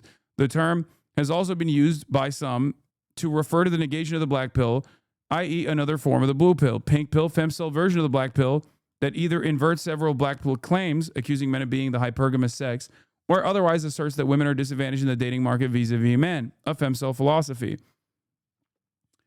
Yeah. Motivation. Fuel is also motivation for something. Life fuel, inspirational, motivating, induces warm emotions. Sui fuel or suicide fuel, depressing, demotivational. So I'm not going to get into all of this stuff, but you know, we already covered some of it. Many of this also goes into like, many of this also goes into like way, way deeper and insane territory, some of which you already know, like beta males. Becky is a moderately attractive female, not as attractive as Stacy. There is this like, there's this hierarchy in everything. Okay.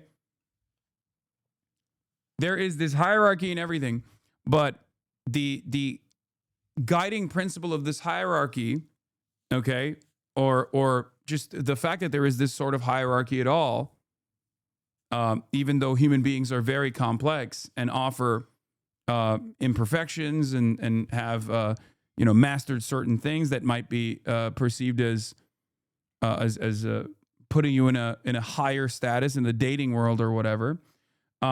A lot of these guys, when they lean into incel shit, lean into this this genetic, predeterminist, mostly outdated psych terminology, okay? And it guides every waking moment. It dominates their entire, it dominates their whole lives. It dominates their worldview.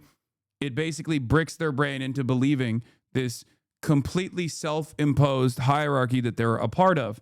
And a lot of it also revolves around one of the least changeable aspects, your skull shape. And that's where you kind of start to realize how much of a phrenologist attitude these guys have. It's perfect partnership with fascism for this reason. It's pseudoscientific, it's very stupid, but it's also kind of welcoming for a lot of people who actually want to take the black pill and then say, no, there's nothing I can do about this, right? There's nothing I can do about this. The system was designed far before I ever had a say in it, and that I look the way that I do, and there's nothing I can do to change it. I have no hope. That's what being black-pilled is. And it's all about aesthetics, okay? Please tell me they have a bunch of opinions on dick size. Of course they do. BBC theory. This theory argues that blacks are in fact quintessential of masculinity and sex appeal. Some white cells who have failed in their home country see blacks as succeeding and adopt the belief that it's better to be black than white on the dating market. They talk about black people's penises all the fucking time. Literally nonstop. What do you think a lot of the cuck porn is?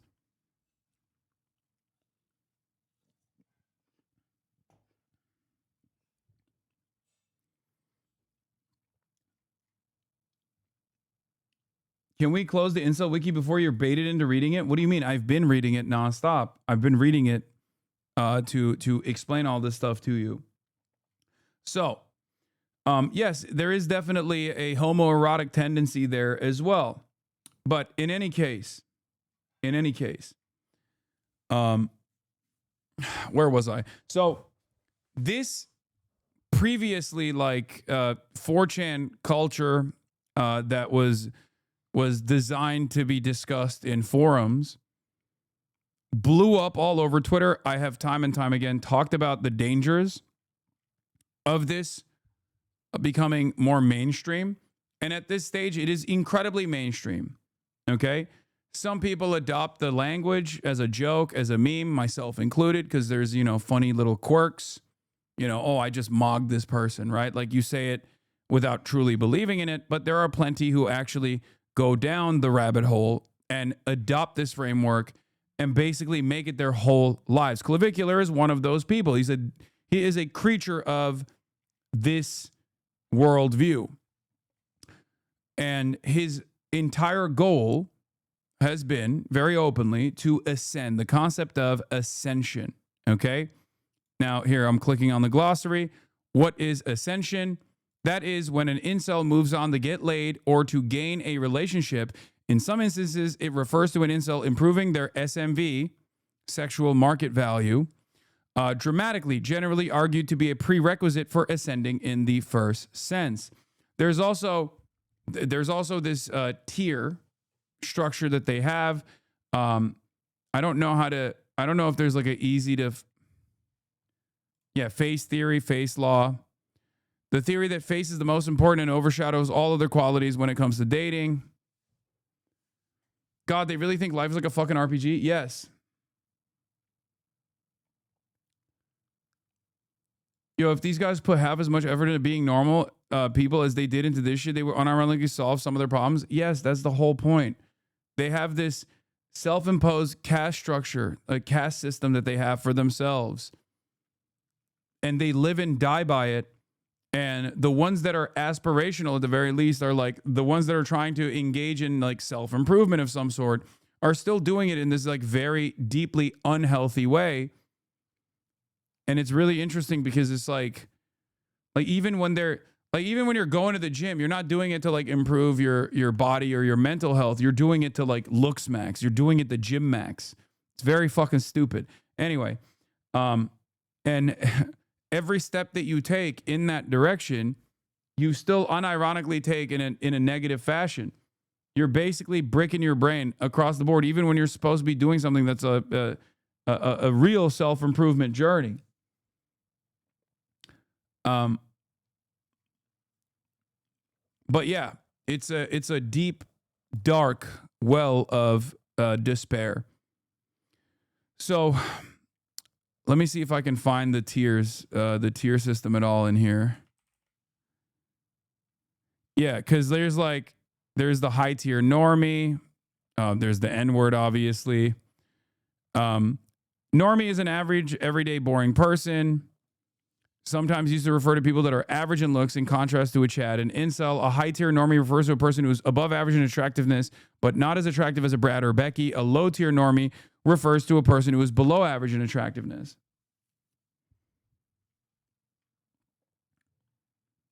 And yeah, both men and women are tiered in this structure. And it's not a regular like 0 to 10 system that, people used to use back in the day. Okay?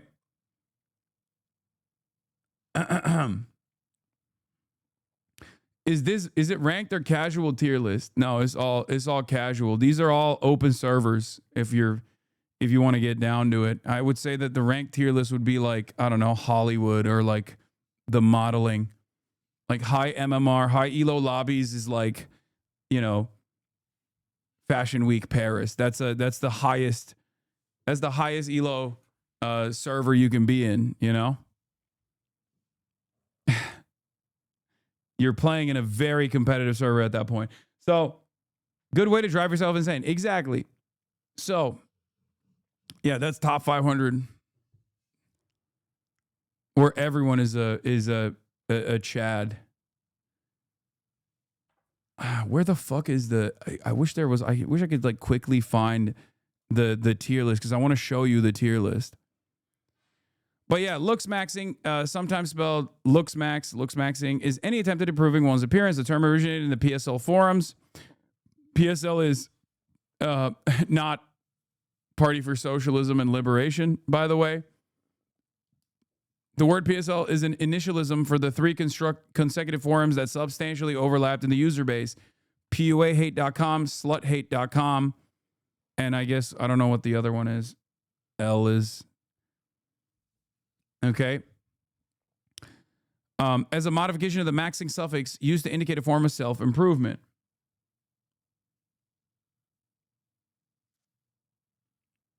Yeah, remember this shit? Yeah, these are like entry levels. Math is entry level stuff into the far more complex theory of you know, all the inceldom.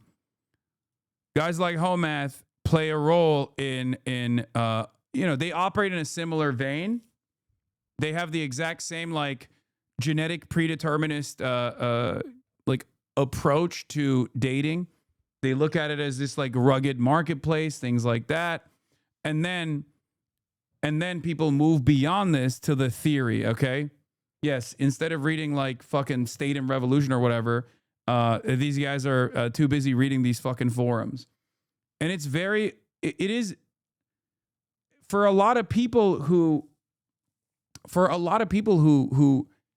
feel conflicted or feel, Kaya. Ooh. Okay, she is not moving. For a lot of people who are struggling in the dating marketplace, you know, especially when they're young, they think this is like world secrets that they're arriving at, like deep hidden truths that they are figuring out. And it's very exciting for them, okay? It's also, it also takes the stress away from the individual, right? It takes the stress away from the individual. It makes them feel like there is a systematic disenfranchisement that's taking place, but the systematic disenfranchisement is genetically predetermined. Okay, it's a way to cope. It's a somewhat comforting, and instead of looking at this from a materialist worldview and having that be your starting position, it's a very comforting worldview that turns into, this is so LA, brother. I'm going to let you know, if you have any younger siblings or relatives or whatever living in Ohio, they have broached this subject matter. Okay. I would say that at this point, this is not very LA at all. This is everywhere. Every young man every young boy under a certain age has encountered this kind of thing. I just told you that TikTok basically normalized this kind of attitude pretty aggressively.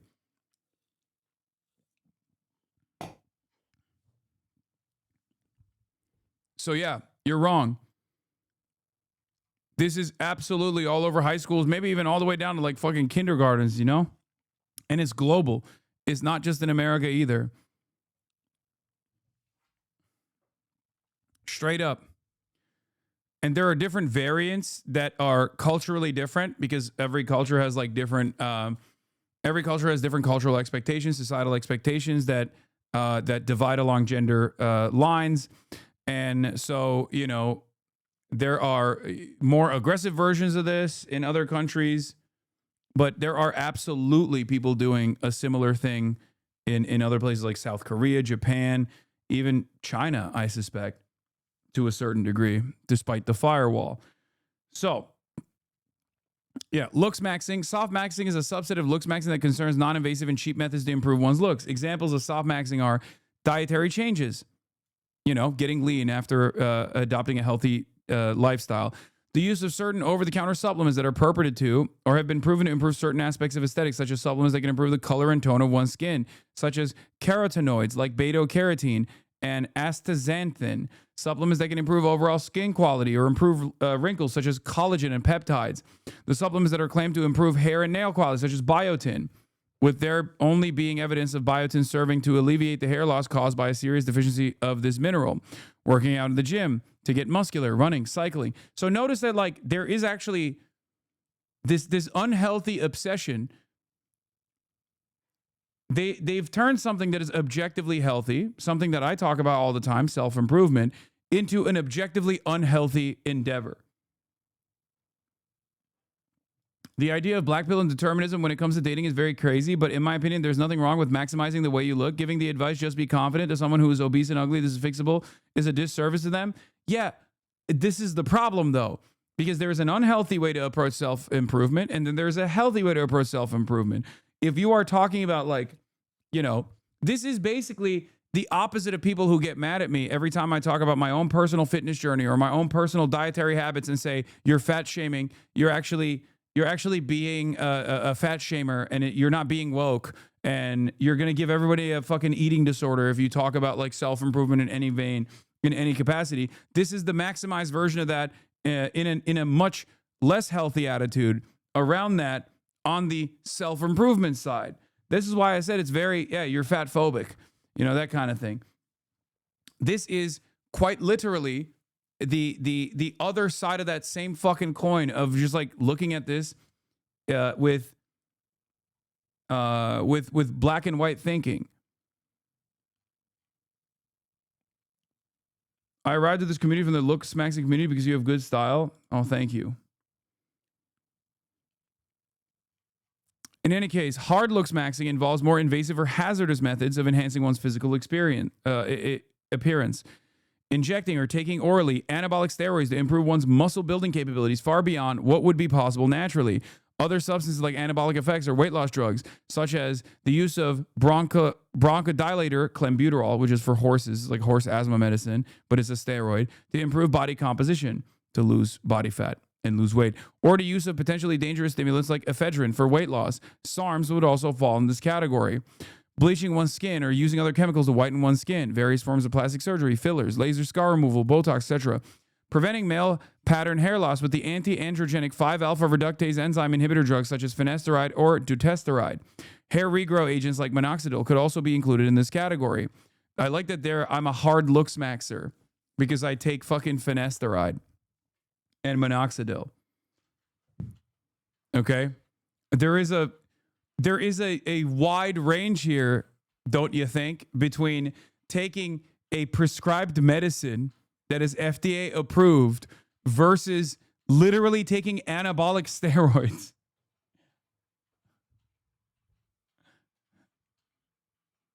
But anyway, yes. Do you understand why this is very like this? The irony is a lot of these guys are right wing, okay, and they find themselves to be very right wing and have these like hardline approaches.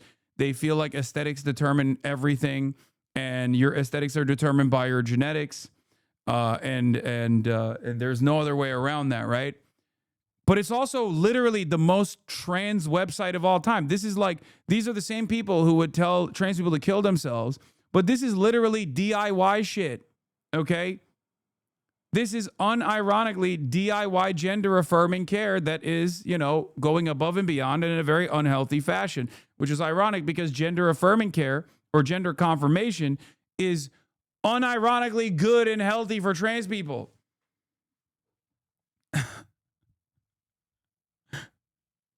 So, in any case, controversial looks maxing methods. Mewing, a practice that supposedly improves facial bones, such as the position of the maxilla through adopting the correct tongue posture. Bone smashing, a practice that supposedly relies on Wolff's Law that states that bones adapt to stress by becoming stronger to improve bone structure. Basically striking yourself in the face in the belief that this will remold your facial bones. This is a real thing, for the record. They literally do this. Clavicular used to do this with like a little hammer. It's not even a joke. NoFap, i.e. stopping masturbation for various purposes like improving brain receptors or improving the hormonal profile. Thumb pulling, a practice that some users claim to increase forward growth and nation projection by mimicking the pulling force of orthodontic appliances with your hands at home. What? Forward growth and nation projection? What the fuck? I don't even know what this is.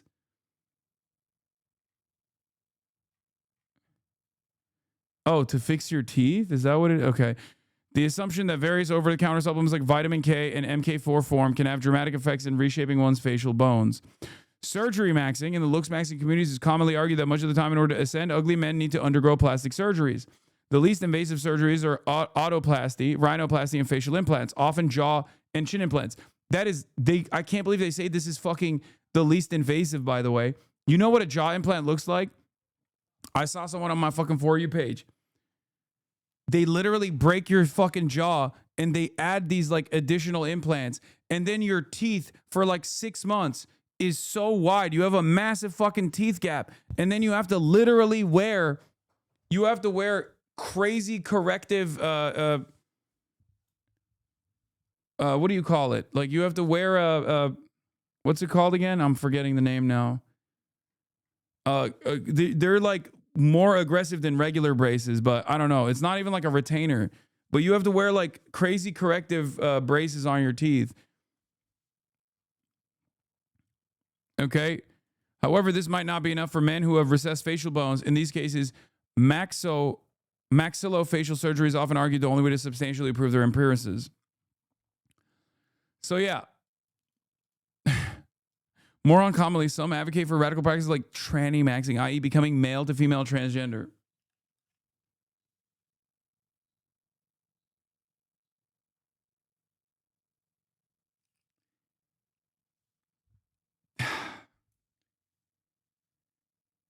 That is fucking insane, dude.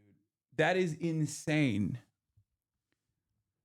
You're either trans or you're not. This is the unhealthy thing that I was talking about, okay? Money maxing to escape insuldom.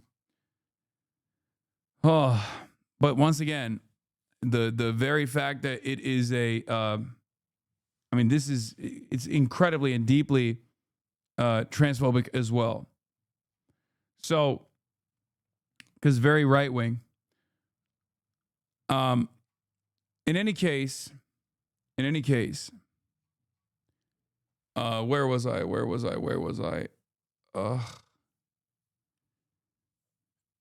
Incomplete Liz, no jelking.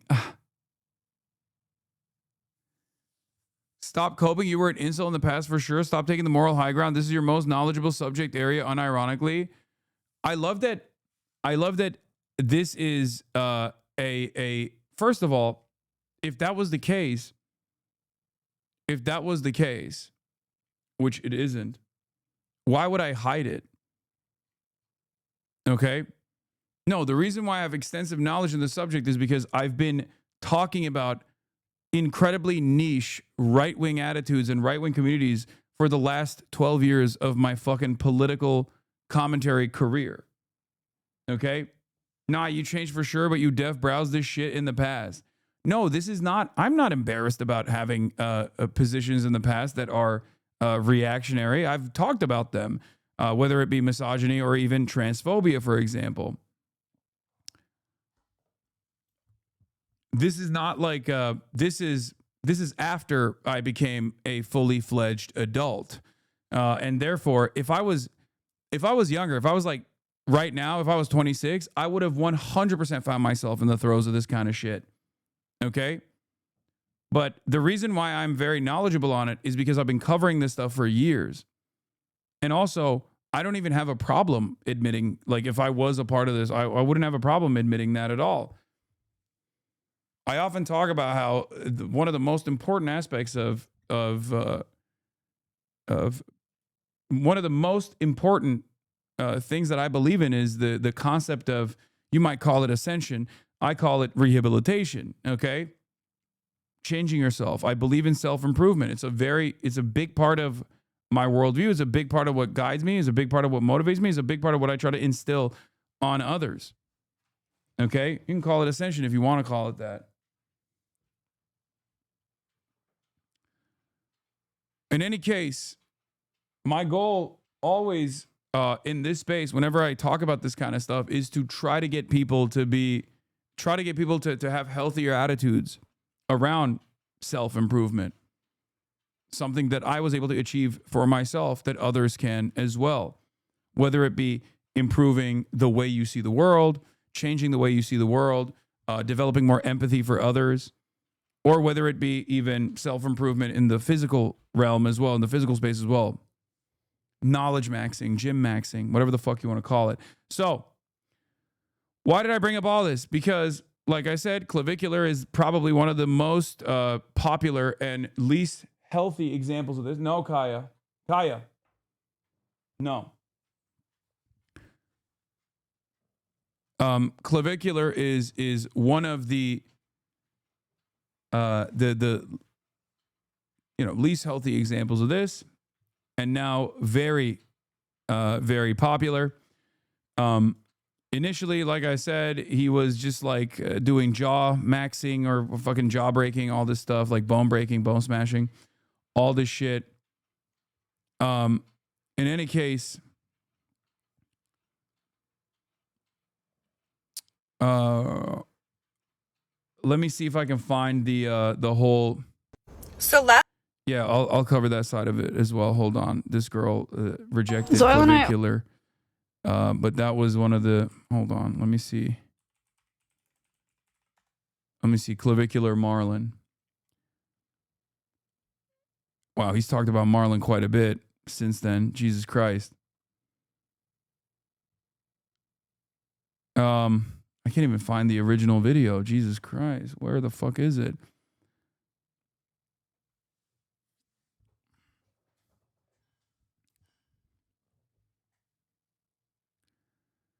But yeah, the irony, of course, is that, and you might have noticed this, the irony here is that Clavicular was like a perfectly normal looking guy. He was a perfectly attractive dude when he was, in his late teen years, I guess.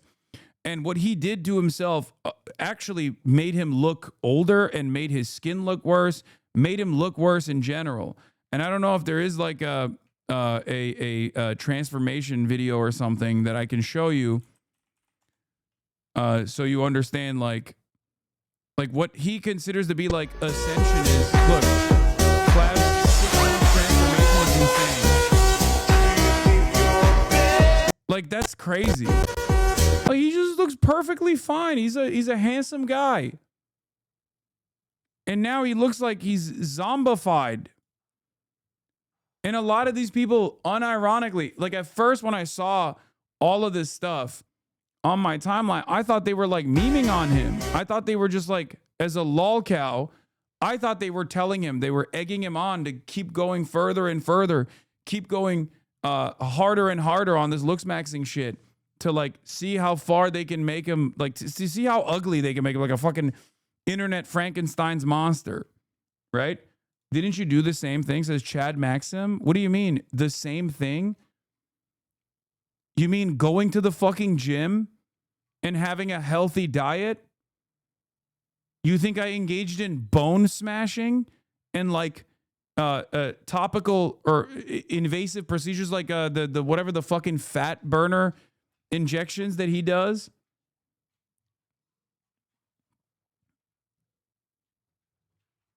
Yeah, dude. I did the same thing. Going to the gym and having a healthier lifestyle overall to improve my fucking mental health and physical health is the same as whatever the fuck this is. He's literally doing buccal fat removal while simultaneously experimenting with methamphetamines, and you're saying, oh, these two things are the same. That's crazy.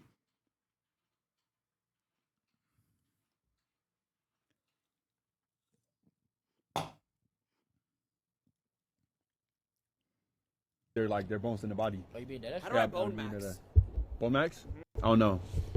I don't do that bullshit. Oh, he's naturally gifted. Yeah, exactly. It strengthens.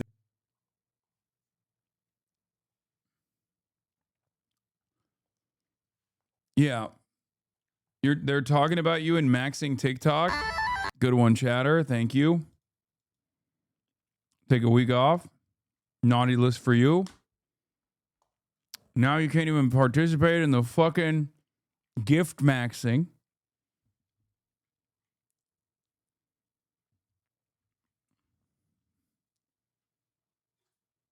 Be careful. It's Christmas, but that don't mean you can test me.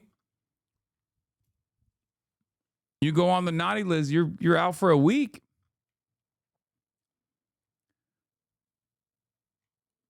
Anyway,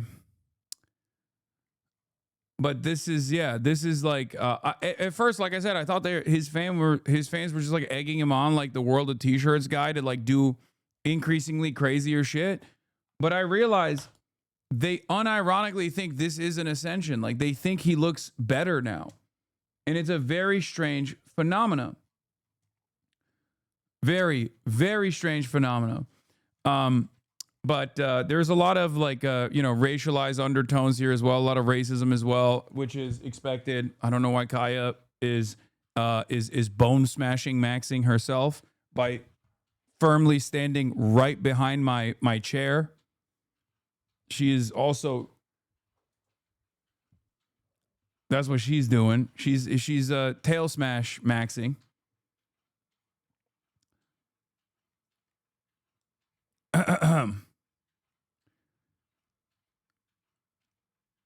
He has a Turkish friend who became a lolcow cookie king. Yeah, that's the other. There was the cookie verse or something where a lot of these people were also saying there's like this cookie king guy. I've talked about it before. But it's like this. Look, Clav's goals are inspiring. It's shit like this.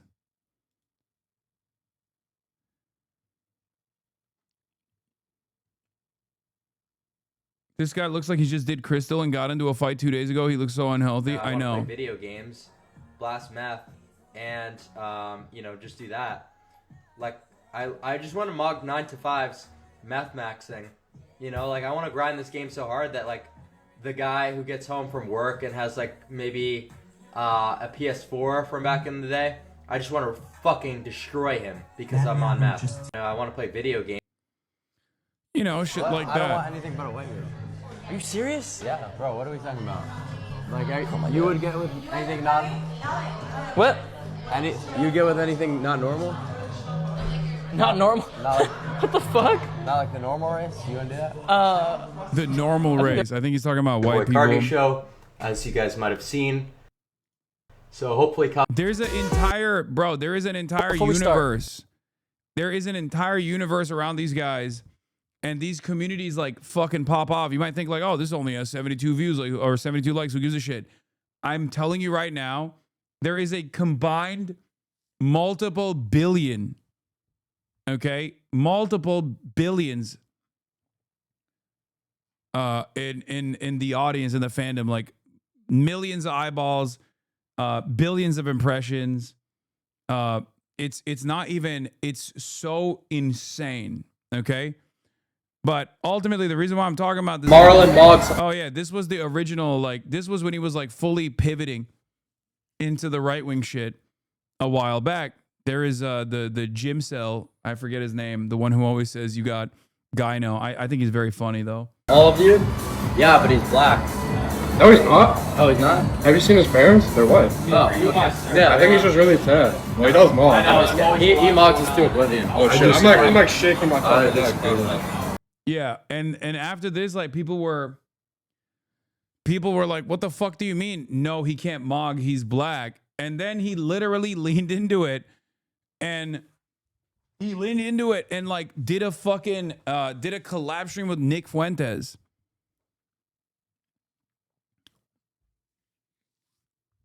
My nephew's elementary school age in Iraq follow these people is so depressing. Yeah, I don't think you guys understand this kind of shit preys on young boys' insecurities, so it is universal.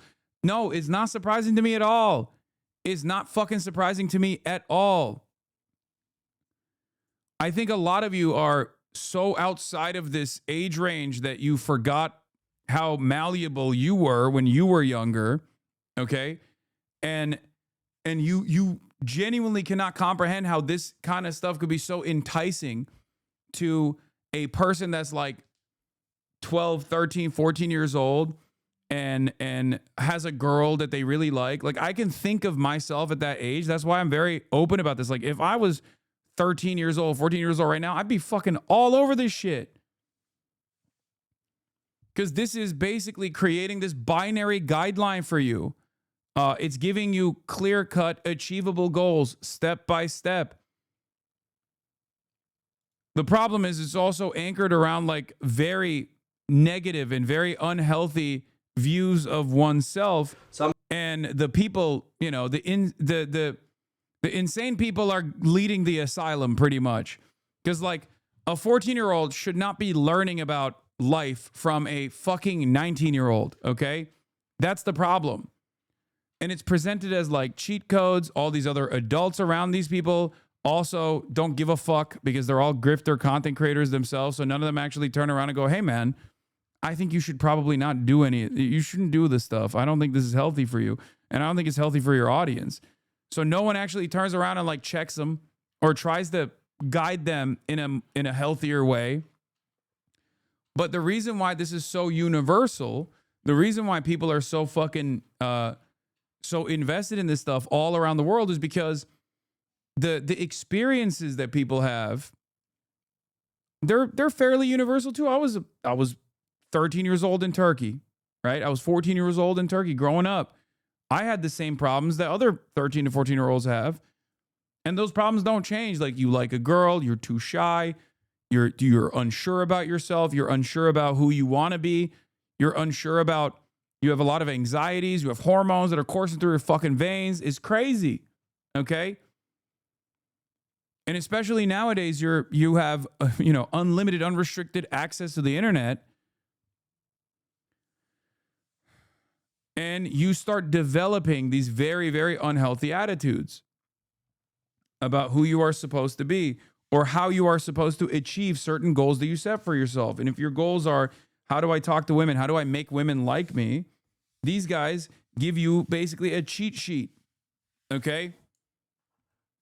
But in the process, my biggest goal always is to defeat insecurity, defeat that crippling anxiety. And that comes from within. That comes from repetition. That comes from working. That comes from achieving goals that you set for yourself. What these guys are doing, however, is unironically making you more insecure as you accomplish some of these goals because the starting point is unhealthy. The outlook is unhealthy. That's the reality. This is the dark side of self-improvement. Self-improvement is a great concept. Okay? Fantastic concept. It's very important for me. And I try to explain that to others as well. I tell people all the time, you always should be on a journey of self-improvement. It's a good thing. But these guys are actually not improving the one aspect that they have to improve, which is self-reliance and confidence. Okay? But because it's anchored around this like unimaginably insecure fake hierarchy that they've cultivated for themselves, they will never achieve confidence. And without confidence, gym maxing means nothing. You're still an insecure, whiny loser, even if you're fucking jacked. And the older you get without achieving this confidence, okay, the older you get without achieving self-reliance and confidence and security in your own skin, the worse the world looks for you because you keep carrying those insecurities into every conversation that you have, every social interaction that you have. And then you keep going, I'm trying so hard, but I'm not achieving the results I want to achieve. Why the fuck is that happening? And then people fall into even a darker pit of despair, right? And that's when they get fully black-pilled. They go, oh, I'm just not good enough. My facial structure is not good enough. I'm just too short. Women ain't shit. They should want me. I'm so alpha. I'm so good. I've done so much and they still don't want me. They still reject me. Yeah, they're rejecting you because you're insecure. But you can't recognize that because you think security comes from how you present yourself to others. Whereas security actually comes from within. I'm someone that uses exogenous hormones, and I want to know your take on this because my whole thought process with exogenous hormones is sure, the aesthetic benefit of being bigger. It's nice. Having a more dominant frame is going to help you in business negotiations, politics, whatever. So I'm doing that more so for the reason that if you're trying to be natural and listen to these wellness guys, the shit that they're saying is so fucking absurd. They're wanting people to spend hundreds of dollars a week on supplements, ashwagandha, certain types of underwear, EMF shirts. And I'm like, fellas, can we just acknowledge for one fucking second that maybe it would be a little cheaper in this economy just to use synthetic testosterone. And that way you could eat fucking Popeyes and not have to deal with all this bullshit. And this really doesn't get through to all these influencers' heads because they're making hundreds of thousands of dollars a month on the supplements that they're selling to people. So they're like, what do you mean? You know, eating a grass-fed ribeye every day is not, you know, it's not unrealistic. It's like, yeah, but, you know, when most people are on welfare, it starts to get into crazy territory. So what do you think about that, about, you know, exogenous hormones? I don't know. They kind of scare me. I mean, doesn't it make it... Yeah, Nick's looking at him like he wants a slice of that, for the record. You can't make... Because he has, as someone in the chat called, boy toy maxed. Testosterone naturally? Or no, he's not miring. That's different. Miring is also a somewhat homoerotic concept. That's why I jokingly refer to like going to the gym as the gayest thing that you can do. And the more you lift, the gayer you become. Because there is a level that you achieve with your physique that if you go past it, you're actually not doing it to look sexy for women. You're doing it to look sexy for other men. Okay? That's where miring comes into play. Admiration, admiring another man's body. It's the, I don't even want to say Cristiano Ronaldo, even though they use that as an example all the time. Like Cristiano Ronaldo's physique is seen as like much more attractive and aesthetic for women, whereas someone like Canute, for example, does not have a physique that is attractive to women at all, or only attractive to specific types of women that simply want someone that is a bodybuilder. But Canute's body type is very attractive to people who have already reached a level or have certain goals in the gym. But it's mostly men.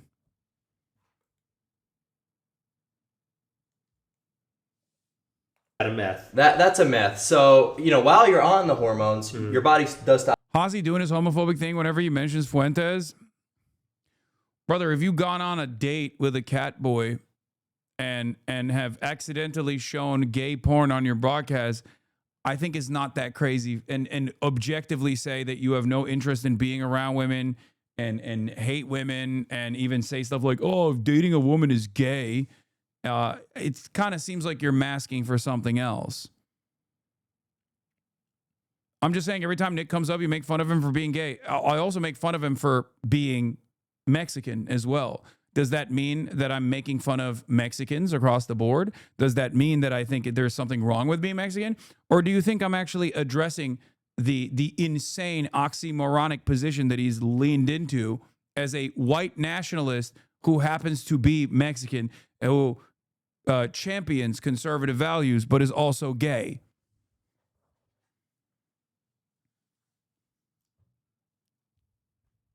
Is this a consistent standard? So what, all ICE people are migrants too? Wait, what? Brother, I don't think you're smart enough to understand this. It is the inconsistency that is being laughed at here. There's nothing wrong with having Mexican heritage or being gay. There is, however, something wrong with presenting an anti-gay worldview as the appropriate worldview. There is something wrong with slotting people into racial categories. And it becomes even funnier when you yourself actually don't even reach the top of the standard that you are trying to create. It is a low IQ analysis, okay? To use terminology that you guys understand. It is unimaginably low IQ analysis to be like, duh, people are making fun of Grindr's outages at Turning Point USA. What, you can't be gay? Oh, I guess you're homophobic now. No, dumbass. They're saying these people who are homophobic outwardly are secretly loving dicks. That's what's funny about it. They want to live in a world where they are less comfortable in their own fucking skin. They are champions of it, and oftentimes actually invite harm to those who are at least confident enough to be able to live their lives. Okay? Confident enough to be able to experience love in the way that they want to experience. That's the fucking joke in and of itself. Anyway. Hasan caught up explaining basic stuff to woke scolds. No, that person is not a fucking woke scold. That person is a virtue signaler. Okay, a person who does not actually abide by the virtues of, you know, combating homophobia or the virtues of combating racism, but a person who actually believes it, but thinks it is actually inconsistent of me to make fun of someone because they want to apply this like blanket fucking this blanket neutral sentiment here, where it's like, oh, anytime you even bring up the inherent hypocrisy of someone who is gay but is being homophobic with regular frequency, is all of a sudden actually you being homophobic. No, shut the fuck up. Producing the testosterone endogenously. That is correct. But, you know, once you stop taking it, you will be fine. And if you want to ensure that, you could go a step further, take something called HCG, which is basically going to signal the receptors in your brain to start the production of the natural T. Also, he is looking at him like a fucking piece of steak that he wants to consume. I'm sorry. I mean, look at this. So, you know, while you're on the hormones, your body does stop producing the testosterone endogenously. That is correct. But, you know, once you stop taking it, you will be fine. And if you want to ensure that, you could go a step further, take something called HCG, which is basically going to signal the receptors in your brain to start the production of the natural T again. But that's a common argument that people give is, oh, well, you know, you're not going to be able to produce testosterone naturally. It's like, well, I'm never going to do that again. I'm never going to stop. You're never getting off? You're going to be on it forever? Yeah, why would you not want to operate at a higher level than the average normal? That just doesn't make sense. I don't know. It just freaks me out. Like doing a shot every day and getting all not every day. Jacked up and stuff. How often do you do it then? Twice a week. Oh, okay. That's so not crazy. It's really about 1 to 2 minutes of time expenditure a week. Versus if you want to have your testosterone in the higher end of the natural reference range, you're going to be spending a lot longer than that, making sure you have 8 hours of sleep and this thing, and, you know, grounding on the fucking grass every morning. I promise you testosterone is going to save you a lot more time. What about Batista, though? Wasn't he on steroids and he got off and now he looks like a skinny little guy? No, Dave Batista from wrestling. Oh, Dave Batista? Yeah, I mean, obviously when you're juicing and stuff like that, you're going to be, you know, a lot bigger, and when you come off, the gains aren't really going to remain as much. Because a lot of these guys are using compounds that kind of make their abdomen, you know, more tight and stuff like that. Like if you're using Anavar, it's reducing your visceral fat. The amount of shrinkage that this person has experienced in his lifespan is incredible, especially doing it at a time when it is so dangerous. Because you're 19, you literally have, in comparison to a 35-year-old man, you literally might as well be already on steroids naturally. The fact that you are doing it at that point means that by the time you get to 35, you're going to fucking tap out. You're going to die.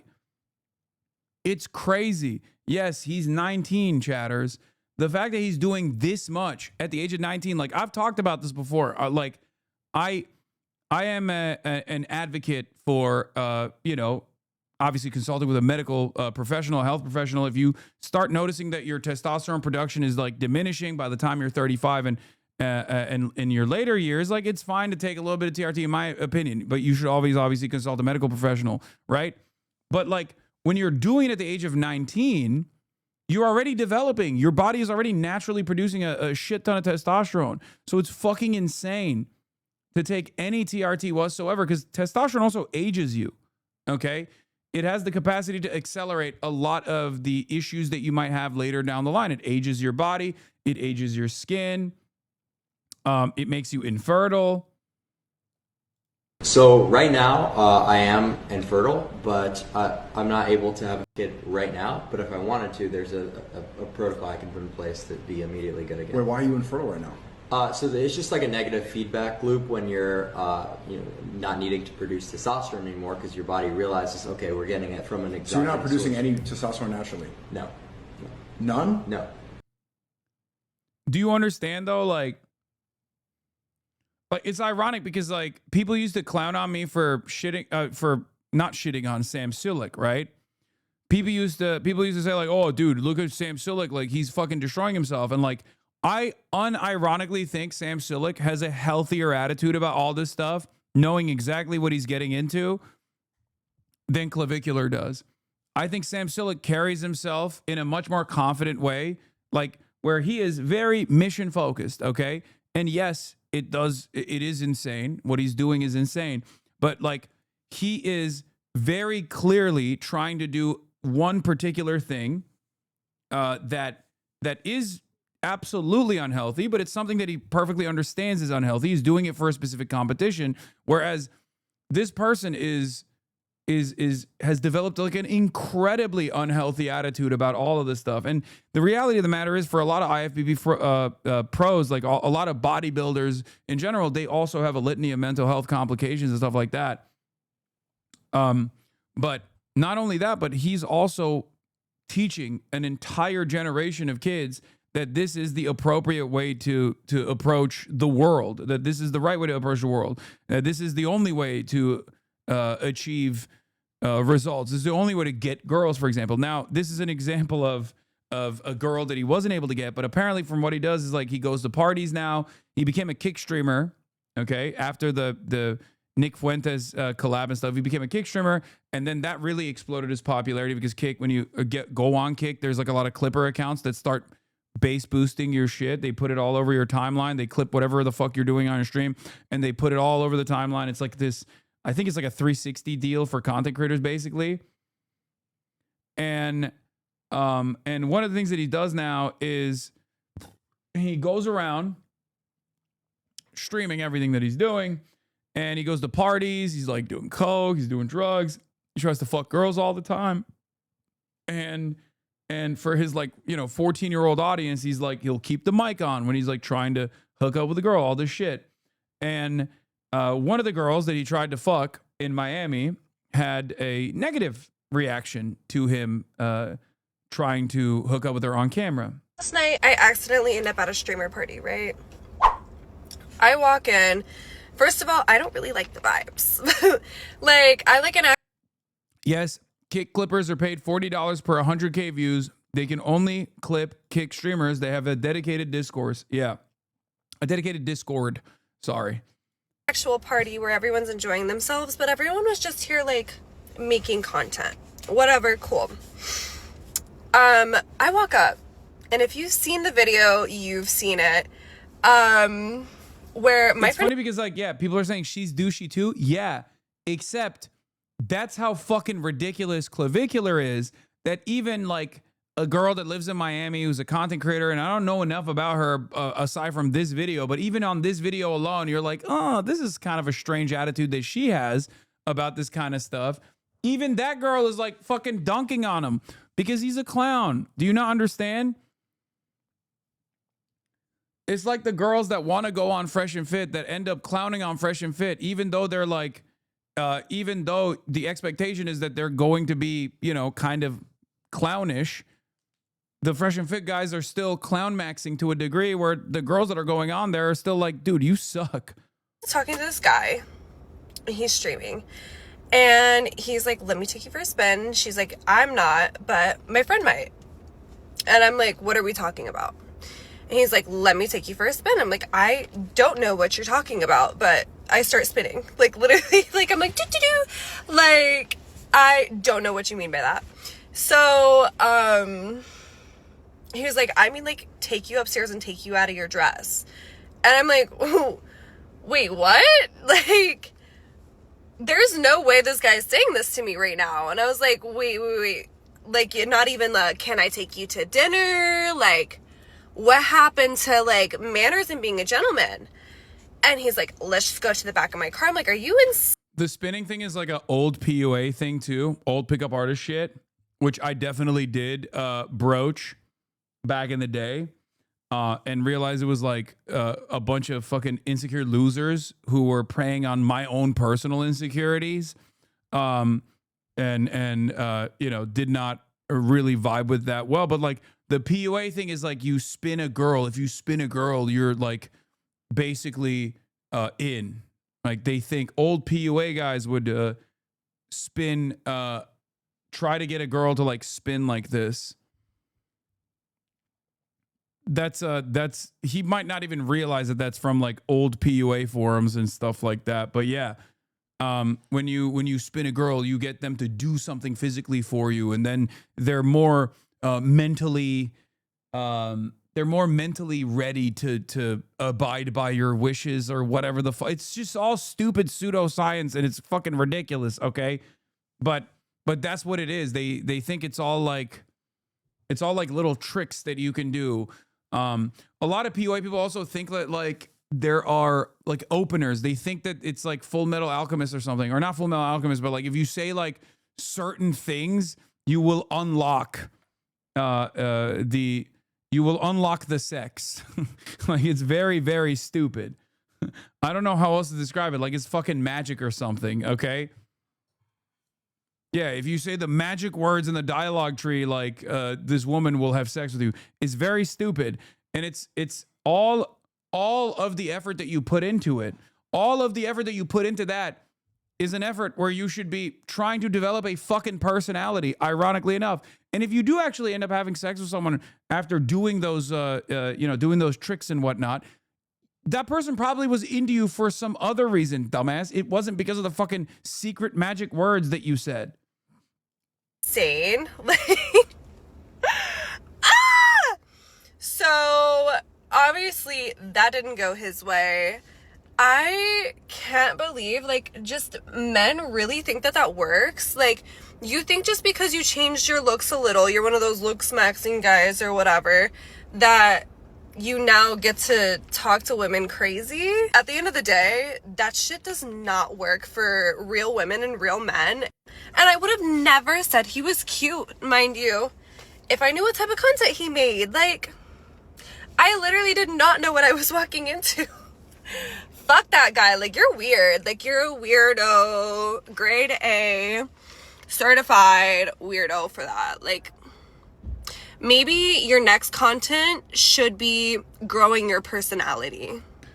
I used to watch those PUA shit in my teens, and a compilation of Twitch girls thirsting for HasanAbi auto-played, and now I'm here 5 years strong. Let's fucking go, Oliver. That's what I'm saying. Maybe your next content should be being a better person. Maybe your next content should be how to pull women if you use manners. Like, hi baby, how are you? Let me take you out on a date. What's your favorite restaurant? Instead of, oh, let's just go upstairs and fuck. I don't know the single person that's worked on. Maybe if you're Drake. And even still, a woman with self-respect is not going. That's all. That's my 2 cents. So yeah, he got cooked on this. I used to be a loser, got 0 play 4 years ago before I watched Hasan, and now I still get 0 play. Thanks, Hasan. You're welcome. But yeah, I mean, this is teaching young men like all the fucking wrong lessons, right? All this shit is making them refuse to understand that the primary way where you attract people is through being comfortable in your own skin and being confident, okay?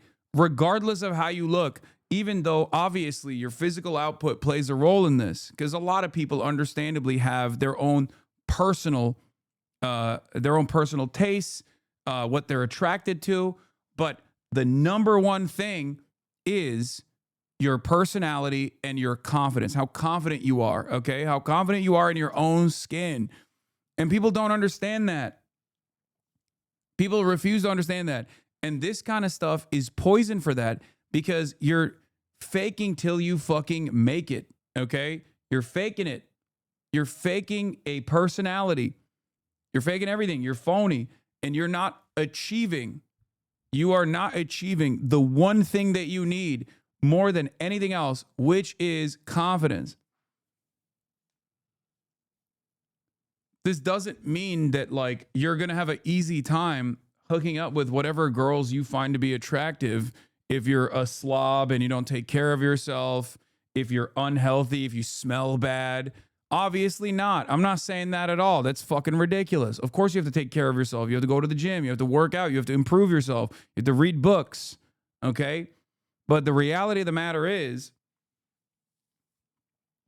you can arrive at that in a healthy way. You can arrive at that ascend in a healthy way by setting up goals for yourself and achieving them and gaining confidence along the way. The reality, the understanding that like if you set your mind on a goal, you can achieve it. That is how you gain confidence. At least for me, that's how I gained confidence. Okay, as someone who was so socially anxious that I couldn't even wear sunglasses when I was in fucking high school. Okay, I was so scared that I thought if I wear a hat or fucking sunglasses, everyone will look at me and say, why is that guy wearing sunglasses? Why is that guy wearing hats? That's how fucking socially anxious I was. Okay, that's how insecure I was. Something I've talked about quite a bit. No, not even indoors. I'm talking outdoors too. Okay. And the reality is, one of the things that helped me understand that was stupid is because I thought to myself, when I go into a room, do I notice what everyone is fucking wearing? Do I notice everyone, whatever the fuck they're doing? Do I think about like what decisions they made that morning? No. Everyone's worried about their own shit. And I started realizing that other people also operate in a similar way. And it's not weird to, wear sunglasses when it's sunny out or anything like that. And that helped me get over this anxiety, right? Another way to help you, another way to get over this kind of anxiety is also obviously repetition. Okay? But my point is, ultimately, the number one thing that helped me was I had a goal for myself. I always wanted to lose weight. My whole family is obese. Okay? They've gotten a lot of medical intervention in the process. I always wanted to lose weight. And when I finally was able to do it after a year of struggling, like I struggled with it my whole life, but after a year of like actually building healthy habits for myself and continuing it until it became secondary, until it became something that I just do without even thinking about it. And I just kept grinding and grinding and grinding and was able to achieve a goal that I had set out for myself my entire life. I realized, oh, I can do anything as long as I put my mind to it. That is where that confidence comes from. Okay?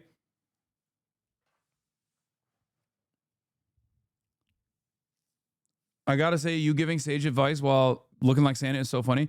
Okay, well, I can also bring that confidence into everything else, okay? To every other aspect of my life. Knowing full well that if there's anything that I want to achieve, if I set a goal for myself, as long as I work hard enough, I know I'm capable of doing that. That's confidence. That's how you gain it. That's how you develop it. And that's how you become a stronger person in general. Someone who is unyielding. Okay? And a lot of people don't have that. And I understand why they don't have that. They're young, they're insecure, they're worried, they're scared, they're confused, they got a lot of hormones coursing through their fucking veins. And then, Hasan, you are an idiot. Women hate men. Sure. Maybe you, buddy. But once again, this is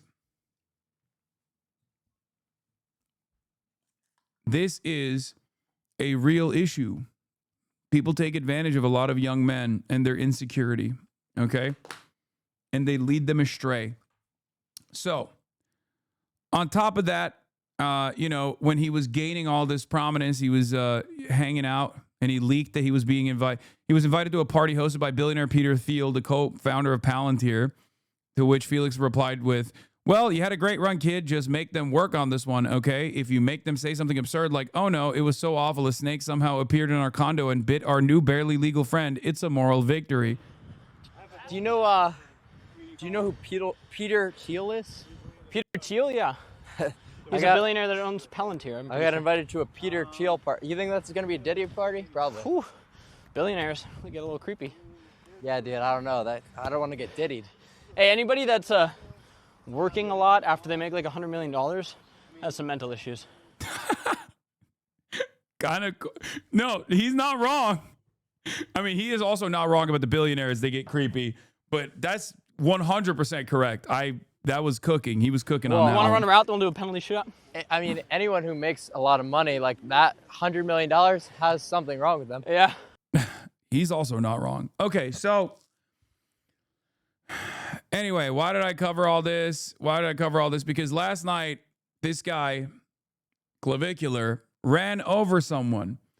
And it's a unique case because the someone that he ran over was a stalker. Okay? And he did it on camera. And I suspect that this will be the next big thing that people endlessly pore over and endlessly discuss because I don't know what he did. He was, I guess he was like doing some kind of, stream. He's in a Cybertruck and this guy apparently has been harassing him for the record. Clavicular was banned on kick after crashing a Cybertruck to attempting to run over a stream sniper. There's a previous interaction that they've had as well. Let's take a look. Where's the audio in this? Start driving with this guy. Yeah, so he like this zombified stalker jumps on the hood of his Cybertruck while he is streaming. Okay?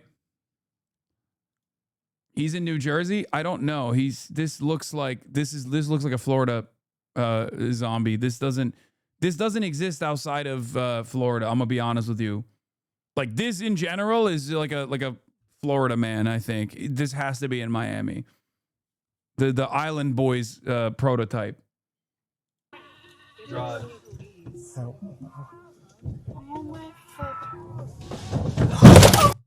So he basically runs him over. Like, I don't even know if he actually runs him over, but he hits, like, you can't, it sounds like he might have, but he hits the other car.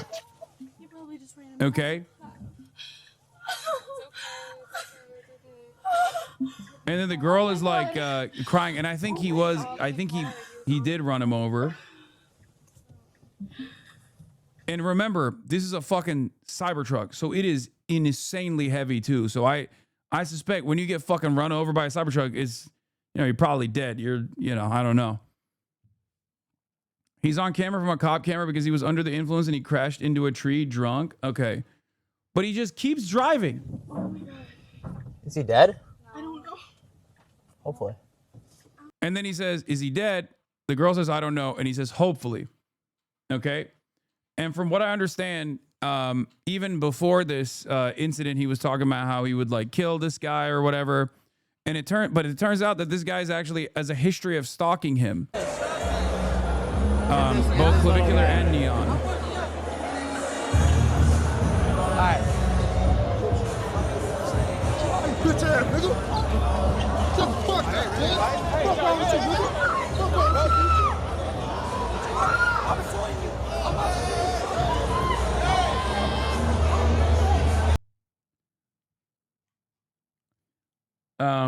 The hopefully side of that is probably not going to serve him any favors. The reason why I talked about all this is because like he's obviously also like clavicular is also mentally ill in a different way. Okay. And I don't know how a court is going to look at that and think that this is justifiable self-defense, even though it is Florida. So technically, in the state of Florida, I believe if someone is obstructing your vehicle, it might be legal to kill them with your car. Or I mean, Florida obviously has stand your ground, but not only stand your ground, but there is a specific law that Ron DeSantis passed to kill pro-Palestinian protesters at the time, where if someone is obstructing traffic, you can kill them.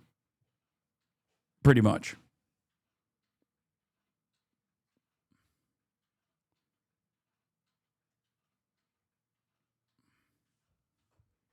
Now, I don't know if it'll hold up in court, especially given the details here, but here's some more footage here. You see what happened with your buddy Ed Matthews? What happened with my Release buddy? the cookie file. That's all you want to know. Release it. Tell him about the N-word. He said it today. Oh, yeah. I have to check you. Yeah. Why do you think calling black people the nigger is bad? You can't say How you feel about that? You can't say that, bro. You can't call us niggers. We work hard for our people. We work hard for our moms. Don't call us our niggas. Don't fucking touch me. Don't fucking touch me. Don't fucking touch me. Don't put your hands on me. Don't put your hands on me. Take a step back. Touch me. Take Don't a step put back. your hands on me. Take a step back. Don't touch me. I don't give a fuck. Take a step back. Don't touch me. Why are you touching me Take a for? step back. Don't touch me. Put your hands down. Don't touch me. Take a step back. Just go. Don't touch me. And then they come back to his car and they jump on the car. What is this? Asmongold said that Clav running someone over is based. Yeah. Yeah, based. It's just like when I see stuff like this, I legitimately am just I think like everyone involved in this should probably be institutionalized to some degree. Because yeah, he also posted this. He said, "Play stupid games, win stupid prizes." You know, an AI version of the incident that took place the night prior. And then Asmongold said, "Unfathomably based. I want to live in a world where a crazy stalker finds you and jumps on the hood of your car while you're driving and you run him over. It's not murder, it's natural selection. Hope everyone's having a Merry Christmas." Now, the thing is, the dude was stalking him. Okay? The dude was straight up fucking stalking him. So while he's like celebrating this before the court, before there's any sort of court case, like he probably should conduct himself a little bit different if he wants to present this as not simple vehicular manslaughter with intent to kill, but a self-defense style situation. Okay? And that's what I don't fucking understand. 100% this is fully based on state law. We really accept self-defense in this method in court, as well as the fact that his wording post and pre would damage any idea of self-defense. Exactly. Didn't he say your stalker in Ireland was based? He did. He did say that. Because Asmongold is fucking inconsistent. Okay? It's over for kick streamer Clavicular. Running over the guy that was premeditated. Says he wants to kill each and every one of these guys. Then minutes later proceeds to run one of them over. VODs are never deleted. The best course of action is just get in your whip and get the fuck out. Yeah, I know the best course of action, but I want to kill each and every one of these guys. In GTA. No, I want to. Well, The guy goes, oh, like in GTA is going to work. This was moments prior to him getting into his car and then the dude actually jumping on him, jumping on the car, only to then get crunched under the Tesla Cybertruck. But like I said, Florida already, Hasan, people hating you is consistency. The consistency is being based when doing things against you. Yeah, exactly. Yeah, no, it's based if that guy was coming after me. If I actually ran him over, I would be in the wrong. Okay, come on, let's be real. I am, no matter how insane Clavicular is, I am sympathetic to someone being fucking actively stalked physically, right? And unfortunately, law enforcement is not very good at dealing with that sort of shit. Okay.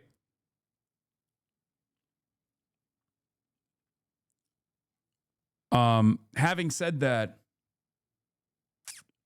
Aiden Ross sends his Jewish lawyers after Clav gets banned for running a stalker over. Star of David emoji. Yo. Hey. My streams. I got banned on Kick. I don't know. Okay. What are they saying they're going to detain you? They're not. They haven't spoken to me yet, but I'm not going to say anything without A lawyer. Just hang tight, record, don't say anything. Yeah, the whole thing's being recorded, but I need, Don't worry about that. Yes, I know what you need, and trust me. Yes, I got you. The good thing is, listen, it's Christmas, and a lot of my lawyers, they don't celebrate Christmas, so you're gonna be good. Of course not. Perfect. Clav. Yo. This doesn't look like stalking. It looks like public harassment. No, it is public harassment, but it's also stalking because there were different instances where that same guy was like pursuing him. And it's very clear that he doesn't want to be around him. And even at a different time, that guy had approached him when he was out in public. So yeah, it is stalking, whether you want to admit it or not. It truly is stalking.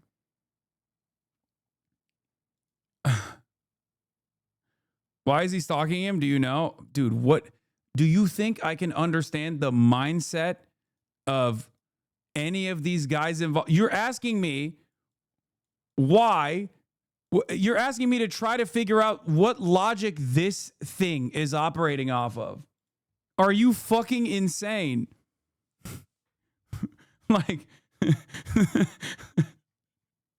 first of all, he is a Florida man through and through, a creature of Florida. Do you understand? How the fuck am I supposed to figure out what the logical through line is here? That he was like coming up to him and saying release the cookie files, and I guess that's another thing, that he's friends with this guy named Cookie King, who's Turkish, ironically enough, and he's also a part of the looks-maxing community, and he's a bit of a lolcow in the looks-maxing community, and I guess he had like a relationship with another girl, and the girl outed him for being misogynistic, and it's like, yeah, no shit, he's misogynistic. He's a fucking looks-maxer. What the fuck were you thinking? And then, you know, the girl actually leaked all these fucking text messages, and god damn it, I'm giving you so much fucking lore that I shouldn't know. I'm 34 fucking years old. Oh my god, I'm far too employed for this. And so are you. But basically, that's what happened. Cookie King, who is Turkish, he's looks max, he's friends with Clavicular. I don't even know if he's still friends with Clavicular, was in a relationship with someone, I think. And basically, the girl that he was in a relationship with outed him for being misogynistic and racist in private correspondence after she felt betrayed by him.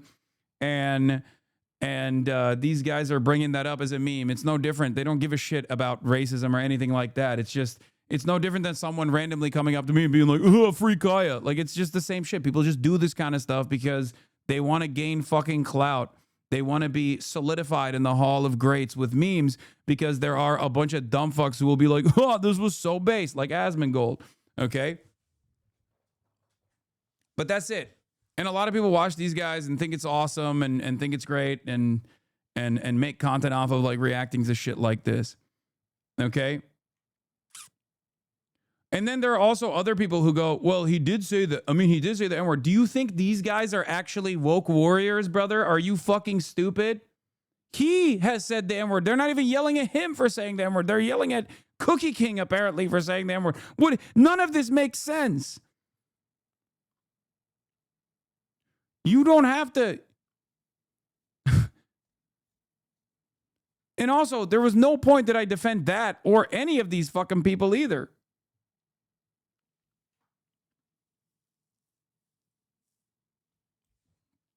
It's just an endless sequence of lolcows farming one another in real time, and it's getting increasingly more dangerous. And there are still people on the outside in a community such as this one going, well, let's hear him out. Okay? Let's hear this guy out. I think he's making a real point. Okay, well, you're a fucking idiot then, okay? You don't have to defend any of these people. I never thought I'd hear Cookie King lore on Hasan stream. I'm tapped into everyone who's Turkish, Wantep. You know this better than anybody else. Okay? I keep tabs. I keep tabs on all the Turks.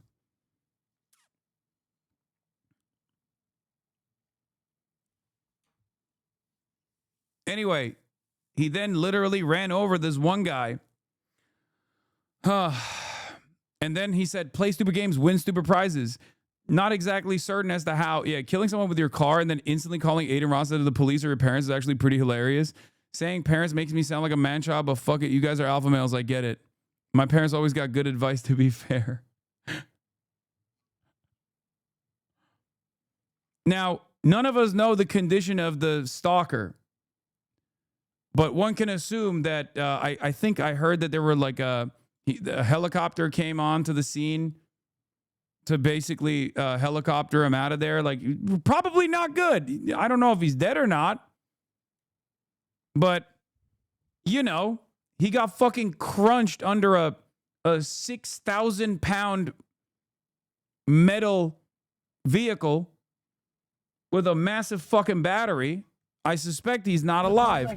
Anyway, here's Aiden Ross watching the incident after the fact. The medical helicopter came to where Clavicular was and supposedly picked the man that Clav ran over.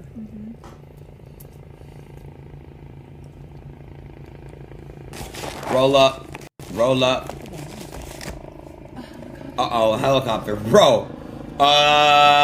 What the fuck? No way, that's Lifeline, right? Wait a minute, hold on. Probably not, actually. They probably put him in an ambulance. I don't know why I would ever take. I don't know why I would ever listen to whatever the fuck Aiden Reports account is saying sincerely, as though they have any sort of interest in presenting the truth. That was my mistake. All these accounts lie all the fucking time. They know when they lie, they get more clicks because people go, "Why are you lying?" in the replies, and then that gives them more impression. They only care about impression. They will literally look at a clip that is dead ass the exact opposite and present it as though, this clip. You could see a clip of the dude walking around right now in front of you, and they would still present it as a helicopter came and picked them up because they're dead.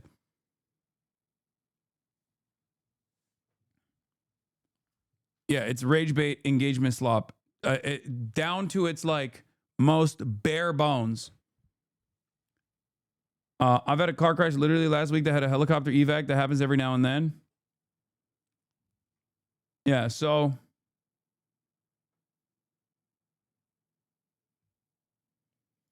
a known drug addict that hurls racial slurs and stated that he wanted to kill an entire group of people ran someone over, then said, hopefully he is dead. The guy's not even going to get a charge. He will continue telling kids how doing drugs helps him and makes society worse while they cheer him on because he's attractive and white. I mean, I don't even think he's attractive, but yes, that is the case. That is the case right now. That is how the world works right now.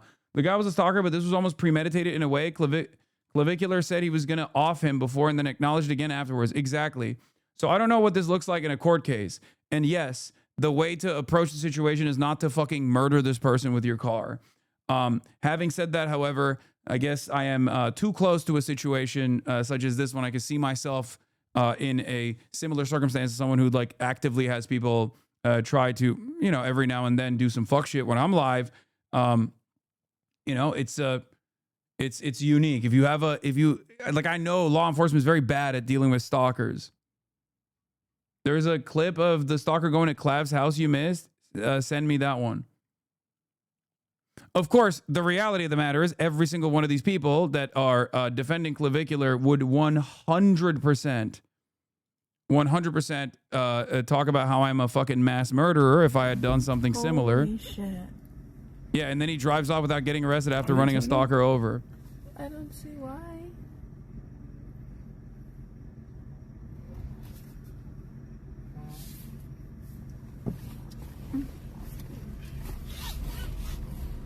I think he's good. Fucking amazing. So look, this car is getting towed. I think that's unrelated.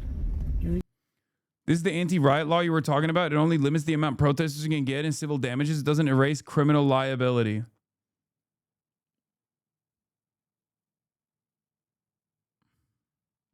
Here's the house clip. He came to his fucking house too. All footage of the man Clavicular ran over following him to his home and harassing him weeks before.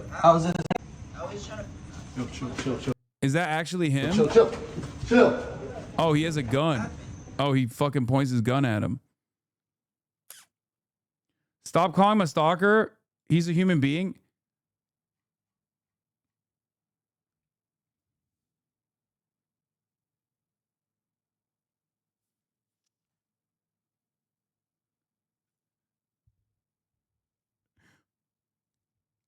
Are you okay? Are you trying to rage bait me? Is that what's going on? That's a stalker, brother. Okay? That is literally, definitionally a stalker. Okay? You're joking, right? Like, this is not a defense of Clavicular in any way, shape, or form, but that is a stalker. I mean, here, this is another clip of the same guy who fucking approaches him in a convention or something, and I think throws like water on him. You can see. Look. All right. Yeah, he splashes water on him. Bitch ass nigga. Shut the fuck up, man. Fuck wrong with you, nigga? Fuck wrong with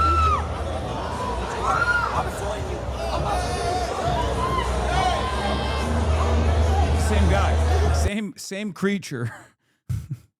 What the fuck? Bro. This is unironically a consequence of law enforcement not having any idea on how to deal with this shit, okay? Straight up, that's it. it gets to a point where people basically, you know, they take matters in their own hands and deal with it in the way that Clavicular dealt with it in that situation.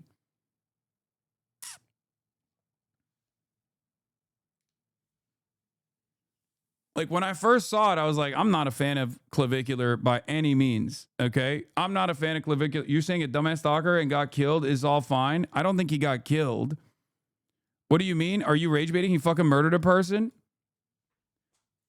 Are you rage baiting? Not only am I not saying that this is appropriate, okay, what Clavicular did is appropriate, but also on top of that, no, you can't fucking do this. Stop calling him dehumanizing things, though. He's a stalker. That doesn't mean we should normalize your language here. Wait, what? I'm being rage baited, right? Collectively, because this is not a one guy situation right now. This is a chat is off the perky. Hello? Woke 2 starts in 6 days. Hang in there, Hasan. No, this is something different.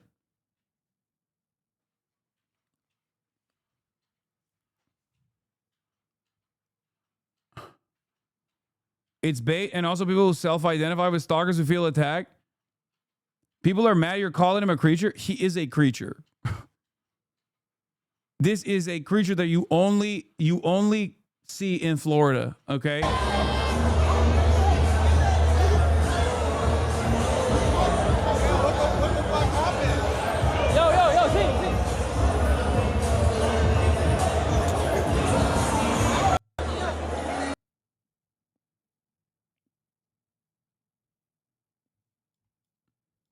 Hasan going to his right-wing turn went counter racism from his streamer friends and just encouraging violence when Creek streamers thrive on that shit.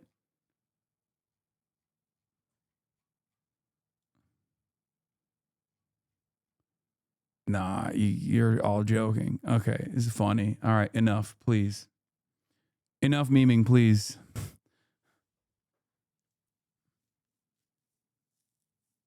Yeah. School's out of session, so all the kids are in here? No. In any case, security guards who saw the Clavicular Cybertruck incident said he made the right call. He's a good guy. The one on the ground was a bad guy. He just did what he had to. At least your brother's safe.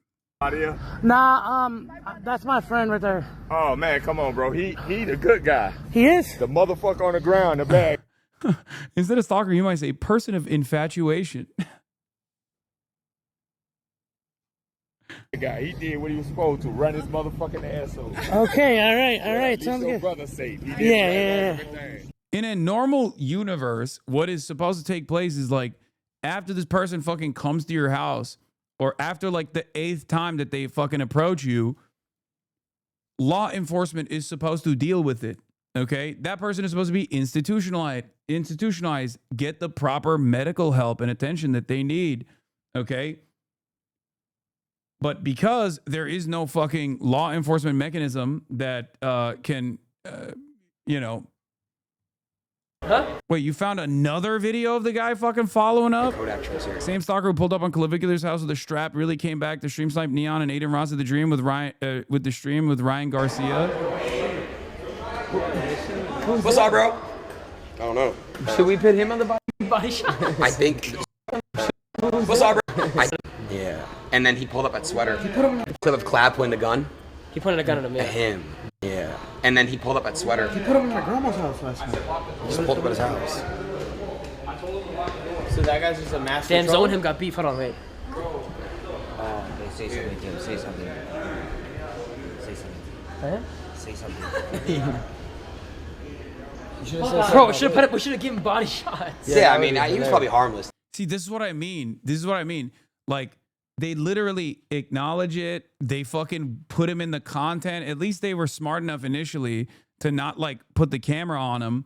But then they start talking about how they should bring him up to upstairs in front of the camera to give him body shots with Ryan Garcia. It's fucking psychotic.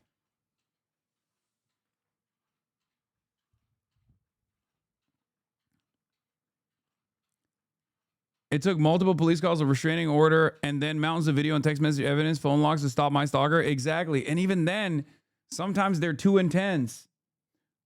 Okay.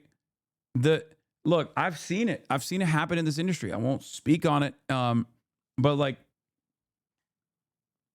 sometimes the only way that this stuff stops after doing all the legal things that you're supposed to do is when you find out that the person literally fucking like killed themselves later down the line. Straight up. They just don't. There's some people who just don't stop. Yeah. It's crazy.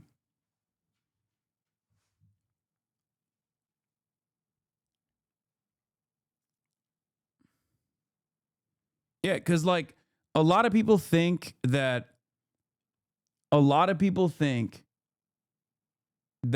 a like shit like this clip resurfaces a clavicular stalker harassing him weeks prior at the mall. I got the biggest clip tonight.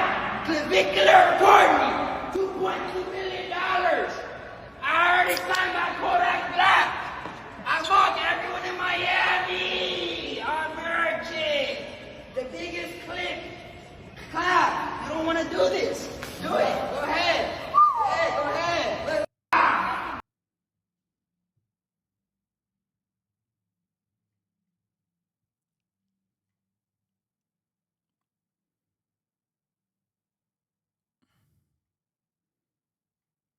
Who's on more meth, him or clavicular? I think clavicular is microdosing the meth, whereas this guy might be macro dosing it, or he might just be fucking high on being a Florida man. I don't know. In any case, do you think this will create more stalkers for him going forward? Probably. That's the other thing. Is it's like unstoppable in general. So the worst thing you can do is put the camera on him. You know?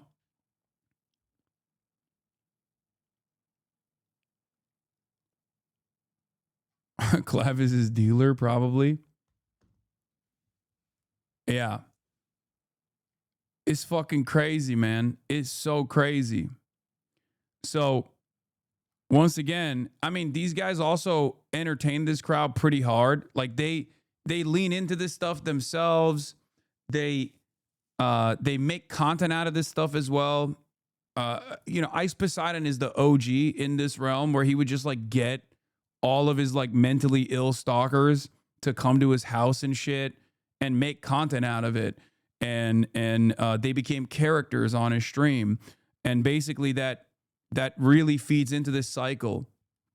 And these guys do the exact same shit where instead of like trying to avoid it, instead of trying to show it as little as possible. And it's such a prominent fixture in the streaming space that that's where the term Andy comes from. You know, like Mexican Andy, Asian Andy, that kind of stuff. Like that literally came from Ice Poseidon's community.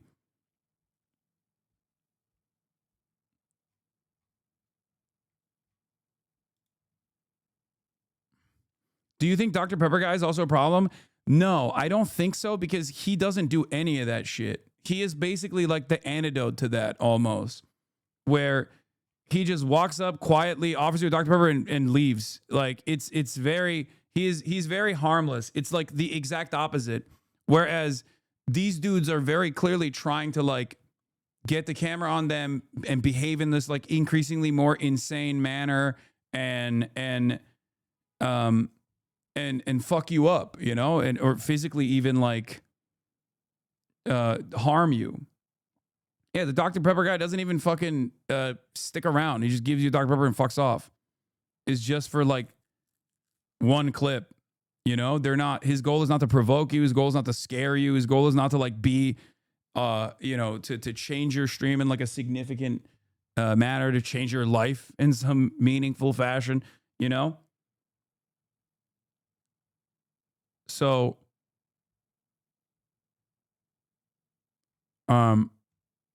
I don't think it's like in the same vein at all. Like this guy, you don't know if this guy's trying to harm you or not. You see what I mean? As a matter of fact, you do know he's trying to harm you, right?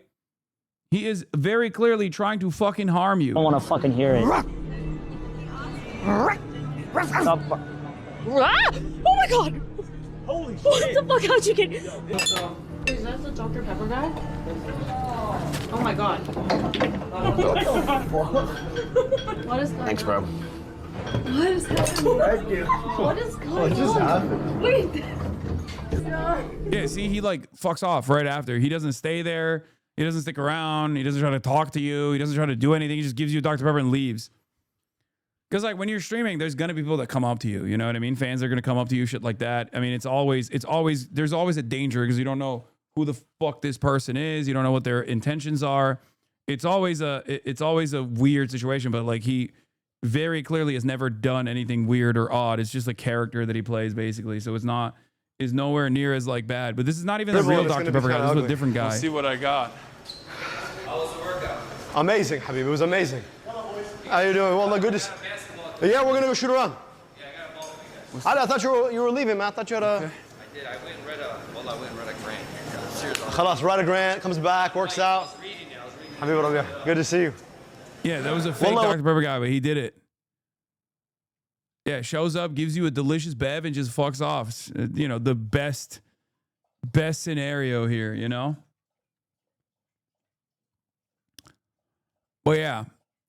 Like I said, it's one of those stories that's like very like ultimately him fucking running the dude over and very openly being like, I want to kill him, and then actually running him over in other states would immediately put him immediately face criminal repercussions for doing that.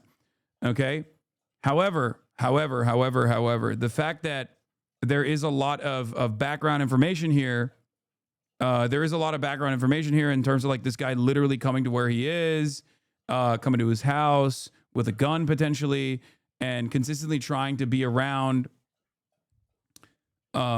consistently trying to you know physically involve himself with this content creator, no matter how fucking stupid or dumb or crazy or racist the content creator is, and clavicular is all of those things.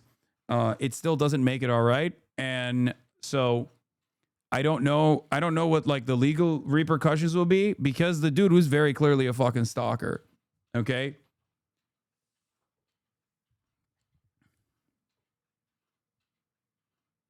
So yeah. I wouldn't go so far as to say it's based to fucking run someone over with your car. But anyway, this is more background on clavicular channel that is free. It is free, but if you're watching this, you're premium. I gotta pee real quick. And you look incredible, but you could look better. You could maximize that. I guess if that's like something you care about. There's like this trend of looks maxing online. It's been talked about a fair amount. There's lots of very scary YouTube videos where people use like geometry to analyze people's faces and tell them that they need to like fix their jaw or something in order to be accepted by society. And their king, as of right now, as I can tell, is a 19-year-old by the name of Clavicular, which is like a name you can't say in a cool way. I don't know what to do about that. But Clavicular, he's again 19, so he clearly knows everything about everything. His mission is to mog the universe, I presume, by his devilishly good looks. Today I'm here to get to the bottom of who this is, and why I'm a little nervous, because when there's a young person saying very dangerous things online, there are likely, and they have an audience, there are very likely other young people who might be eating that shit up. And hey, no judgment. I was 19 once too. It's just a very impressionable time in your life, so I'm a little worried. I found this article on MSN.com, which is a website that still exists. Looked it up, stands for Microsoft Network. That's how you know it's good. It says, who is kick streamer Clavicular and why is he facing backlash? Details explored. Clavicular, sometimes called King Clavicular online. By who? It's already hard enough to fucking say his first name. Now I gotta say his government. He's a kick streamer, so that unfortunately does explain a lot. I don't know if there's a single kick streamer that's defeating the kick streamer allegations of being a fucking weird ass. There's gotta be someone. There's gotta be a wholesome kick streamer out there who's just there for the revenue share, you know? but I've yet to see them. Focusing mostly on self-improvement topics like appearance upgrades. Life is an RPG, and you can just get DLC for your face, which is true. And if anyone wants to get, you know, any sort of appearance affirming, gender affirming care, I support it. But when you sell it as like a... What do you think the repercussions of running a stalker over should be? I mean, if he had a gun or something and he was like literally threatening you with a gun in that moment, like I think it would be so valid. It'd be the most valid. It would be unironic self-defense. Do you see what I mean? Like the only reason why this is like a little bit this is a little bit on the edge. The reason why it's a little bit on the edge here is because like he jumped on the hood of the car and he fell off the hood of the car and then he got crunched. But I don't even know if now that I know more about the background of this dude, I don't even think he could have actually fucking de-escalated. The dude is fucking crazy. So I don't know.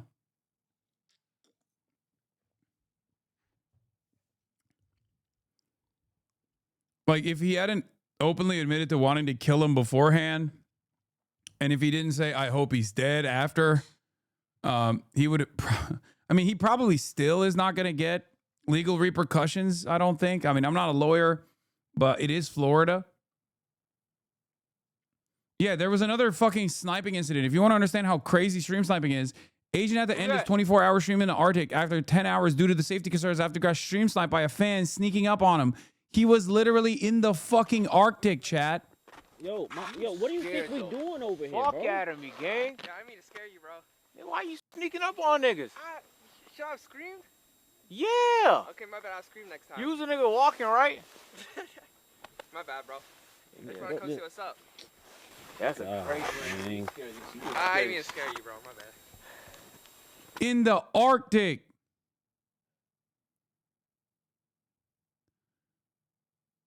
In the fucking Arctic tundra, bro. Yeah. Okay, my bad. I'll scream next time. You was a nigga walking, right? How is that even fucking possible? What's up? That's a crazy thing. I didn't mean to scare you, bro. My bad. They found him using stars and shit. What up, man? What up, bro? No, bro. Can I just say what's up, real quick? I just want to say what's up, bro. Well, it's nice to meet you. Next time, you gotta warn niggas. We can't just show up in the dark and shit like that. My You bad. scared the soul I'll out scream of me. from afar, bro. I'll scream from afar. My bad. Yeah, you straight, man. As much as I would love to thug out the cold, what I'm more disappointed by is the fact that I don't know who could show up at Night Gang. And we've had probably like 7, 8 stream snipers.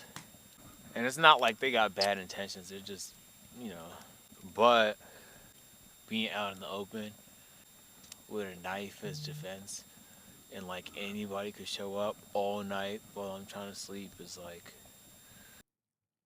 Brother, that is one of the most insane stream sniping situations I've ever encountered. And as you guys know, this community is famous for taking photos of me in the middle of a fucking riot as cops are deploying stun grenades, okay? This is a whole different level. Like, talk about the effort placed on doing this. This is close to the city, though. Brother, what do you mean is still close to the city? You're making it seem like there's a Walmart behind him. He's in the fucking... He is in the Arctic. He is 15 minutes from the capital city. Brother, 15 minutes in the fucking tundra, dude. Set myself up. Like, the problem here is, like, yeah, sure, you can kind of see from afar where he is, but he's out in the fucking open. It's minus 31 degrees. Canadians, y'all are fucking crazy. Like, there is definitely like, you are not Yeah, 15 minutes is like a 10 mile. It's 10 miles out from like normal human existence in a very different condition too. I totally understand why he would be. I totally understand why he would be worried about being compromised.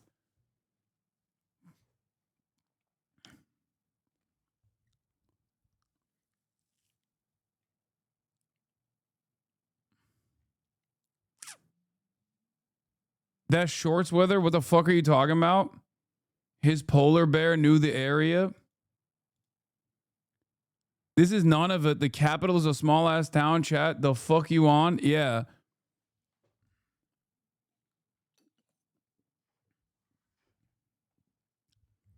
Who the fuck wants to be exposed not only to the elements, but once again, the real danger in that situation is not the elements that he's exposed to. It's the human beings that are in Nunavut that he doesn't fucking know about who can just show up to his position. It's over at that point. I totally get why you would stop that.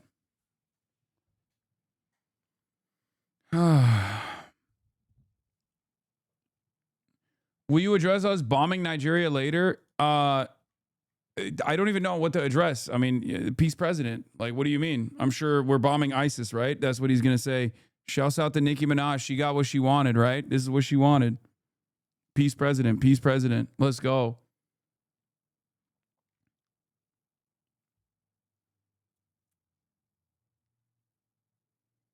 What? When did they bomb Nigeria? I mean, just a couple hours ago, I think. As an Alaska chatter, there are a lot of people living around there. Not much to do in the area, clearly. Yeah. Bro, it's crazy because it's like, dude, it's like fucking the meme, right? Or not the meme, but like the question, the hypothetical is like, oh, would you rather encounter a man in the woods or a bear? And it's like, objectively, the polar bear is I don't even know if there's polar bears around this area, probably not, but like, is the apex predator on the land, right? You will not choose the bear in that situation, but honestly, man is still pretty fucking crazy here, okay? Because you don't know. Fuck no, a polar bear will kill you. They don't have polar bears here, right? Or the polar bears are hibernating? Pull up this place on Google Earth is wild. Anyone would go out to do this for any streamer?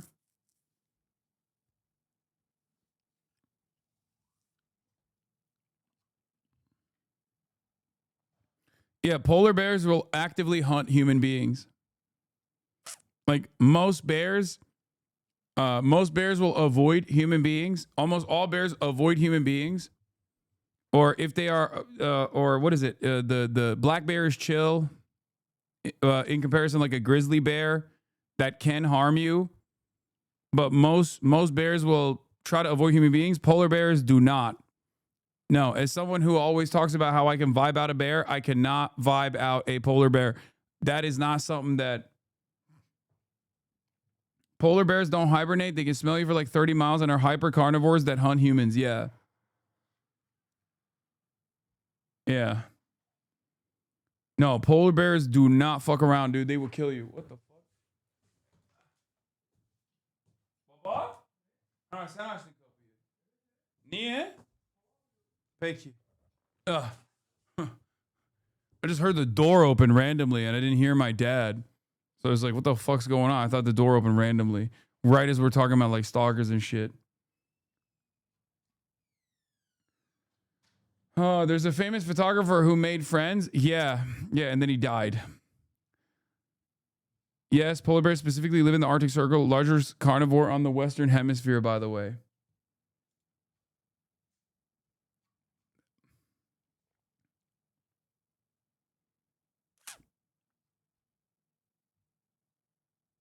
Did he not bring an armed guard because you shouldn't be out there without one? I don't think so, which is crazy. I would need a dude. If I were to do this kind of thing, first of all, I would never do it because this is way too uncomfortable and I hate that. Okay, I don't do this like, you know, outdoor boy shit. I think it's like this is the most Caucasian activity you can engage in. you know, I was a little bit confused when I saw that the stream sniper that pulled up seems to be not white. That was already shocking to me. I didn't know that none of it was like that. Okay. Number one, I think this is white people activity. Okay. Doing this kind of stuff. Number two, and yes, Murat style activity. Murat loves this shit. Murat does this shit all the time. Number two, if I were to, I don't know, have to do something similar to this, he's native. Oh, okay. That makes sense. Number two, actually, I don't even know. Do you know that? None of it is majority Inuit, so not surprising. Okay, that makes sense. Anyway, number two.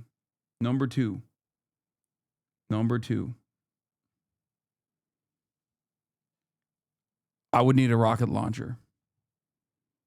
Okay? If I had security out there and polar bears are running around, you need a rocket launcher.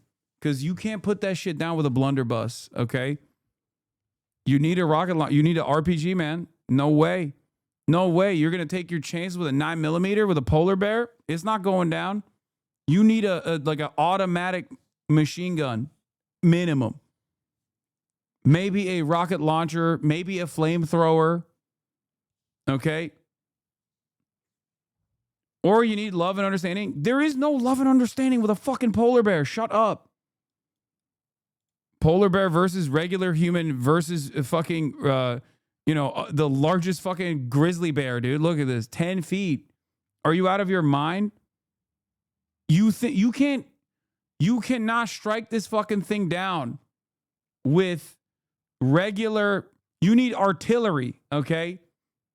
You need artillery fire. I'm calling Maya. What do you mean? I think even Maya would agree. It's life or death. I love bears. You know this, okay? You know how much I love bears. I famously think I can vibe out all bears except for the polar bear. I know.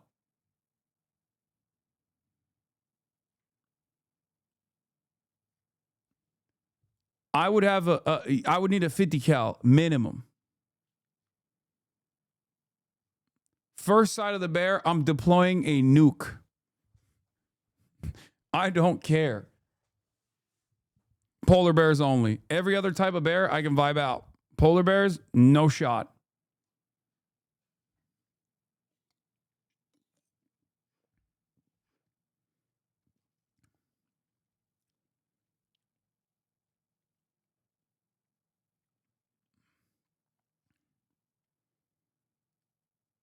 Not an Alaskan at all, but I spent a good amount of years up there. The locals carry 357s.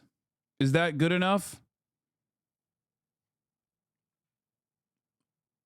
You've just never seen polar bears? They're chill? No. Yeah.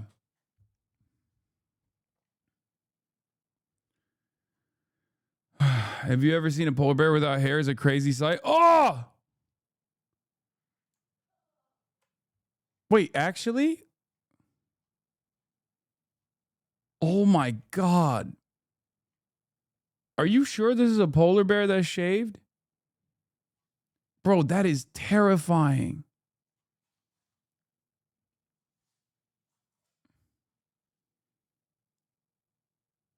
What a fucking creature this is.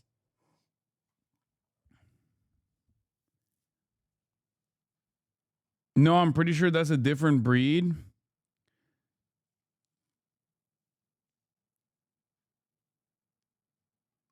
Yeah, I'm not, again, like I said, terrifying. Terrifying.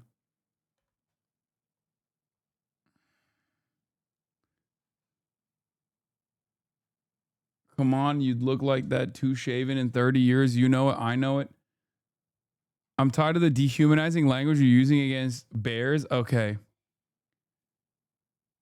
All right. Well, y'all are fucking crazy. Okay. We did this. I talked about clavicular, vehicular manslaughter. This is the other thing I wanted to show you. This is an incredible fucking disrespectful AI video, but it's the one AI video that I think totally fucking nails the issues with AAA games. Good. You made it. That you, Peach? I see Toadsworth roped you into this too. The Monarch's job is never done, but we can talk more later. Bowser's castle should be just up ahead. I thought I smelled something burning. Focus M. Oh, it's not AI? I thought it was AI. Bowser's got the power stars, and you know what that means. I thought the voice was AI voice, so I thought it was AI. It's a Blender render. My mistake. I apologize for thinking it was AI. Yeah, trouble. Exactly. So watch your back. Oh, and if you find any... It's not AI. The hatred in this video is genuine. Yeah, no, that's... red coins out there, make sure to grab those too. Collect enough, and I might... I love that. One of the little things that I love here is when the Peach is in the intercoms and she's speaking, and Mario is responding. The character still goes, ugh, yeah. Like that's a classic AAA trope. Collect enough, and I might just have an upgrade waiting for you. All right. You're the boss, princess. Yeah, you're the boss, princess. Ah! Like, so fucking stupid. Okay, Mario. Time to party. All right. All right. Good. You made it. That you, Peach? I see Toadsworth roped you into this too. The Monarch's job is never done, but we can talk more later. Bowser's castle should be just up ahead. I thought I smelled something. Oh. A mushroom. I should take a look at that. Oh my god, it's triggering I think me. I should go this way. A coin. This could be useful. Whoa. I'm Super Mario. The Goomba's head is exposed. If I can find a way to jump on it, it's game over. A mushroom.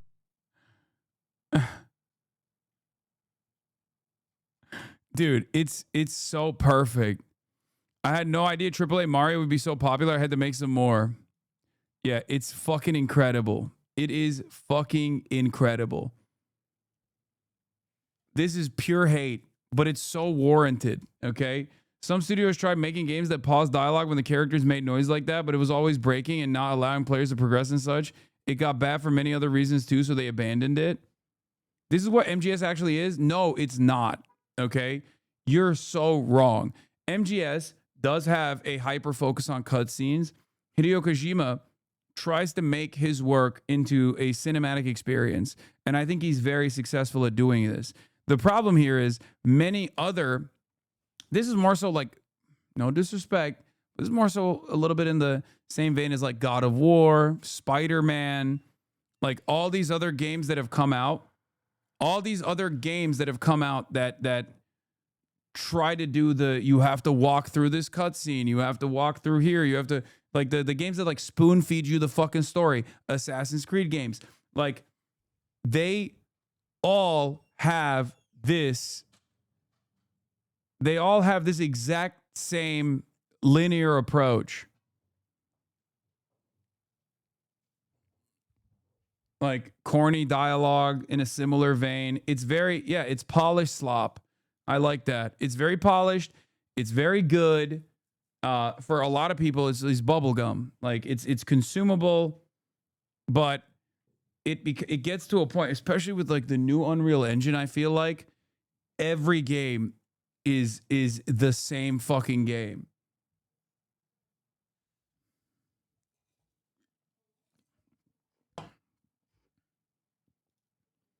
Logs. Hey, brother, is this the first... Bro, chill. I don't know, man. I don't know.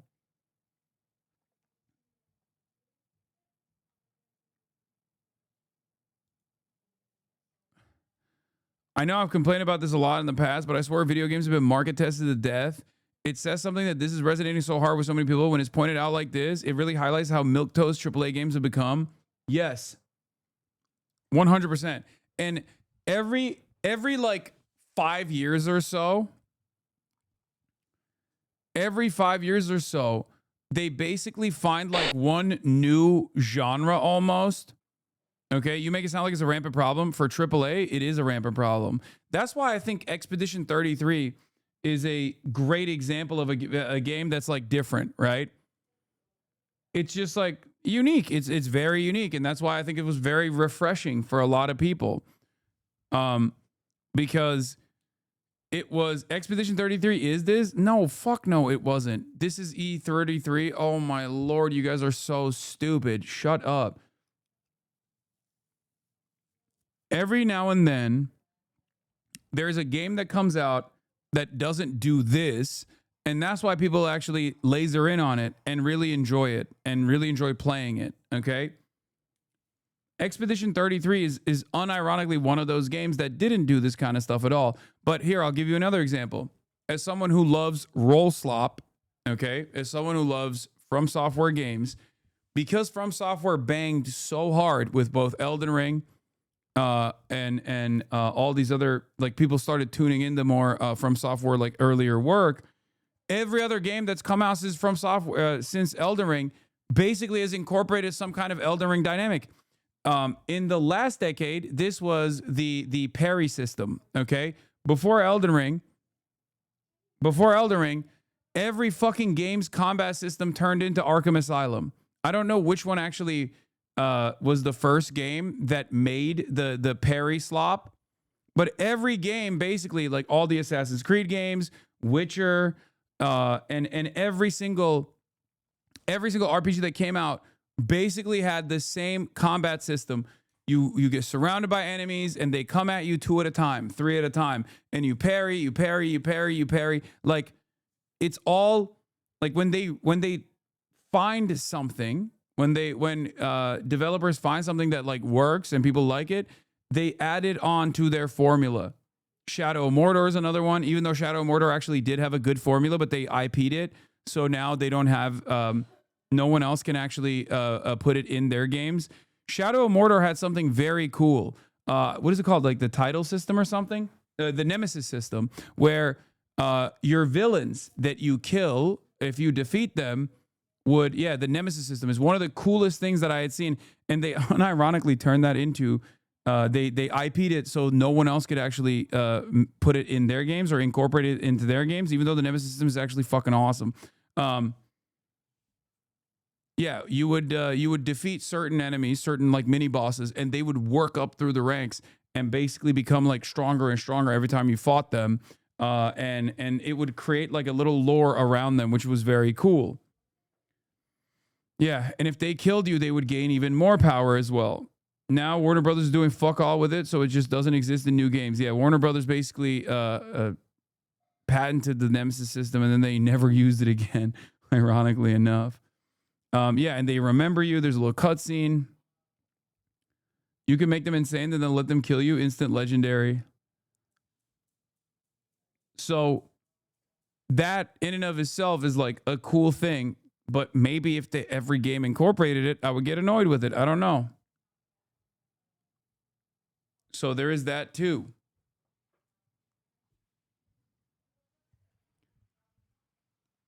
Are you saying this is a negative though? If a gameplay mechanic is proven to work, why reinvent the wheel? It's there's just so much of it that it gets boring and repetitive. It's stale, it's oversaturated. And I literally used to dream of a gaming world that I now live in, and I never thought that it would turn into a nightmare. When I was younger, I loved RPGs, and I always thought to myself, why doesn't every game incorporate RPG elements into it? Every game, whether it's a first-person shooter, an action game, should all have a skill tree structure, should all have RPG elements baked into it. Now every game has RPG elements baked into it, and I fucking hate it, okay? I used to think, why can't every game have RPG elements and a sandbox style system where you can just like open world explore all the time? Now every game has that, and it fucking sucks, okay? Every game has skill trees, items, you know, all this shit, and many of those games also have like some semblance of like an open world, and it all sucks. Some of them still do it well, obviously, when they have something unique to it. But yeah, it becomes lazy after a while. It's too formulaic. There's not a lot of passion put into it. Are you admitting that it's your fault games are like this? I mean, I'm not the only person who is this age that thought that, I suspect. Clearly, many developers also thought the same thing, and that's why they incorporated it.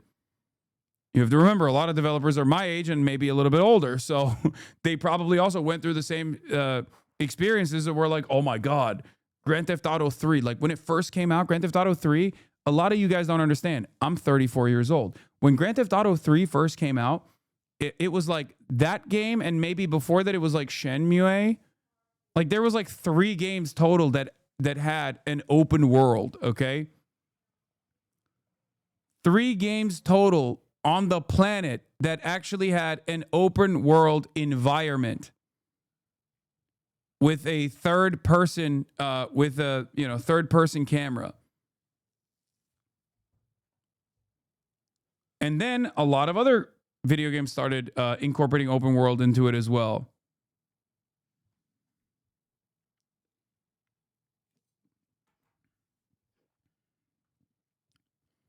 GTA 2, brother, are you fucking insane?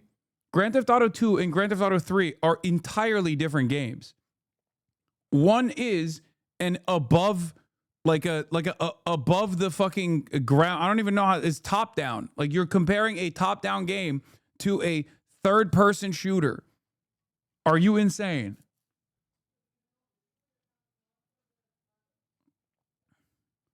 GTA 2 was a top-down arcade-style game where you could run over Girl Scouts. Okay? It was insane. That's the other thing. Grand Theft Auto has always been vicious. Yeah, I played Grand Theft Auto 2 as well. Yeah.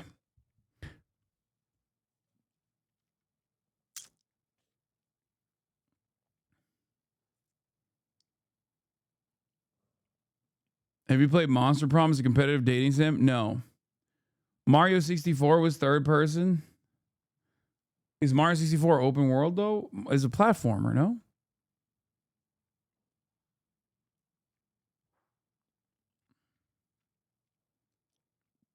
Damn, you really are a gamer? Who remembers Manhunt? I do. I remember it because everyone made such a big fuss about how scary it was and how like I think it was rated adult, right? It was one of the first games to actually been one of the first games to have been rated adult, other than Grand Theft Auto, with much controversy, because Grand Theft Auto had a hot coffee mod that they found out after the fact that wasn't even in the game, but it was in the files. So all the boomers that don't understand that slapped on the adult only sticker onto it for no reason instead of rated M for mature. But yeah, I played Manhunt. I used to also be a massive BioWare fan. Like I played all the BioWare games, okay? They were some of the most important games in my development, in my video game history, okay? I was a major BioWare fan. Yes. I didn't like the Mass Effects that came after Mass Effect 1 and 2 as much. Although I did play them. But KOTOR is the greatest, I think is one of the best games I've ever played in my entire life. KOTOR 1, KOTOR 2. I played Jade Empire. That was incredible too. Fuck, Jade Empire was so sick.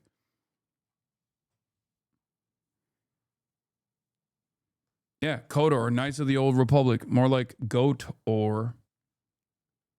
Yeah, Jade Empire is an incredible game too.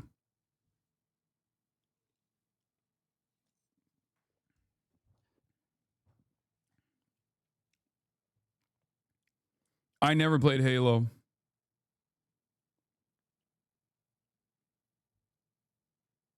Yes, I played all the Command and Conquers. I played all the Red Alerts. I played all the fucking... I played a game called Commandos, which was kind of similar to that ninja game that came out, which is like it has the... It's not 3D necessarily, but it's like top-down isometric, I think, or not top-down. Commandos was really sick too. I fucking love that game.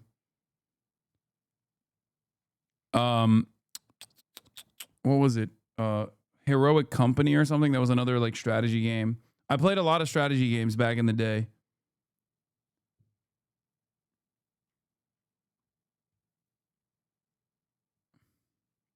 Red Alert, Command and Conquer, Tiberian Sun, Company of Heroes. That's the one I was thinking of. Company of Heroes, Stronghold. I never played StarCraft, but I played Warcraft. I played Warcraft 3.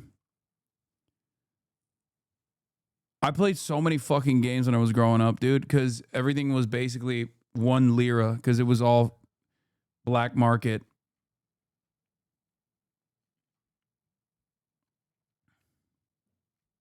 Rise of Nations. Yep. Anyway, let's start the fucking Socialistmas. Let's do it. Rise of Nations, the ultimate developing world game. I also played like the Total War stuff too, but I never really liked it as much. Did you play BioShock or Star Citizen? Tony Hawk? Yeah, I played all of them. Not Star Citizen, but I played Freelancer, and it was one of my favorite games that I ever played. And I really loved it.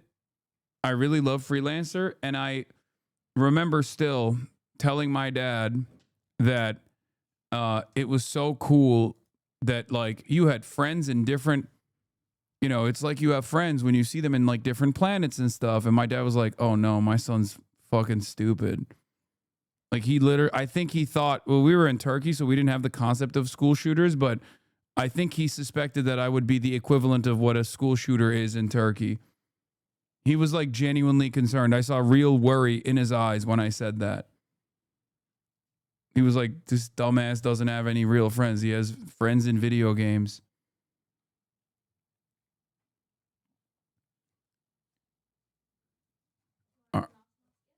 What? Oh, sure. Austinox sent me a gift, by the way, because it's Christmas. So let's see. See what it is. What the fuck? No. Ain't no way. Ain't no way he put me in the fucking Zor. Oh my God. Now I got 2. He put my dumbass face on the classic New York Post Zoran after a campaign that promised high taxes, free stuff, hating Israel and vibes. Socialist Zoran Mamdani romped to victory last night and will become the 111th mayor of New York City. Yeah, technically he's not the 111th mayor of New York City, by the way. Technically he is the technically he's the 112th. Apparently they cooked the books. And they got the number wrong. They just don't want a brown boy winning, okay? They were like, oh no, that's too cool for him to be 111th. Okay. Thank you, Austinox. All right, so yes, I saw Trump bombed Africa. He bombed Nigeria. Everyone needs to calm down. We're not doing that right now. What we're doing instead is Socialistmas. And this year, as a part of Socialistmas, how are we going to do it? Is Frogan going to send me the... Okay. Okay, pinned messages, randomization tools. Google random number generator. Or wheel spin to make it fun. Okay. Number range is 2 to 2,561. Holy fuck. There's 2,561 submissions. Y'all are fucking broke, dude. Y'all are broke as fuck. What? Oh, there was even more. Okay, so you guys submitted. Oh, wait, it only goes up to... No, it won't go up to 2,561. Yeah. Yeah, I got to do a random number generator, unfortunately. The wheel spin doesn't do it. How many you picking? I don't know. I'm going to go by vibes. Okay, as I did last year, I'm going to go by vibes. And we are going to also incorporate a new thing this year where in the past, Socialistmas, you guys sent in your submissions, your Amazon wish list, and I would go through them randomly. Sometimes I click stuff from the chat too, even though I'm not doing that today. 2,561 submissions. Come on now. And I would go through them and I would just like buy some of the things within the realm of reason. This year, from what I understand, a lot of you motherfuckers are demanding PCs, full-blown PCs. Every year, shame dies in this community, okay? Every fucking year, shame dies in this community. Like, the first time we did Socialisms, everyone was like, oh, I don't know, like, I want breadcrumbs for my starving family, or I just recently had a child. It would be nice to have, like, diapers or whatever. And then the year after, it was like, it'd be nice to have a baby crib for my baby. It's fine. And now, every now and then, there would be someone who would just go crazy with it and be like, I want a PC. And because I rewarded that behavior, it seems, perhaps too much, all of you motherfuckers demanded PCs. Frogan said, I've seen at least 700 Switch 2s. 700. What are we doing? Do you think I have Aiden Ross money? Even Aiden Ross is not giving 700 Switch 2s out. Do you think I have cryptocurrency gambling websites backing my fucking giveaways? No, this is just out of my pocket. Y'all are crazy. Okay? My newborn baby would love a PC. He loves the 5090. Thanks. Yeah. My newborn needs RAM. That'll be $10,000.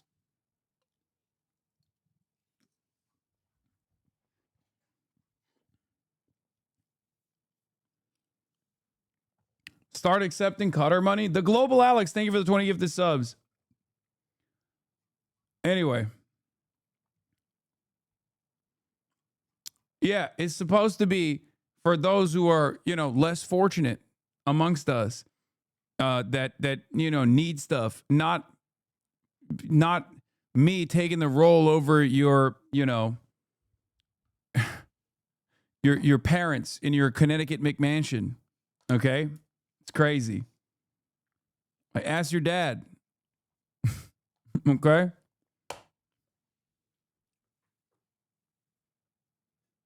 Anyway, you're running a giveaway? No, it's not even a giveaway. It's not. It's just a thing that we do once a year.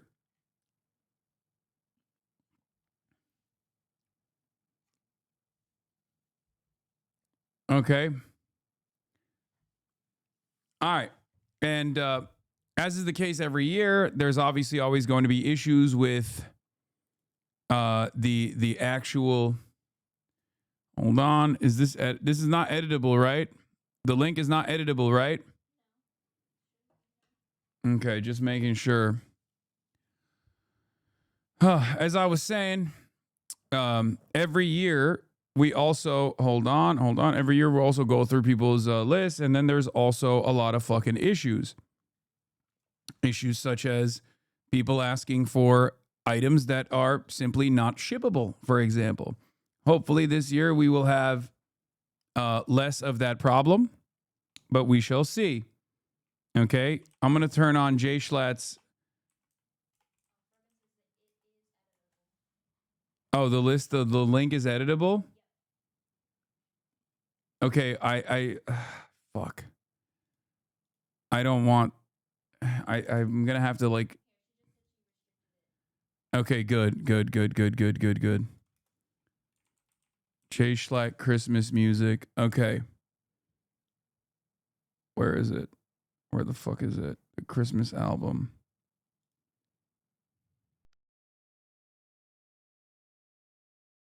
All right. Ladies and gentlemen. Jay Schlatt, a very 1999 Christmas album, is going to be the sound, the score of this beautiful masterpiece. All right. You made the link non-editable, right? All right. Sharing only. Okay, good.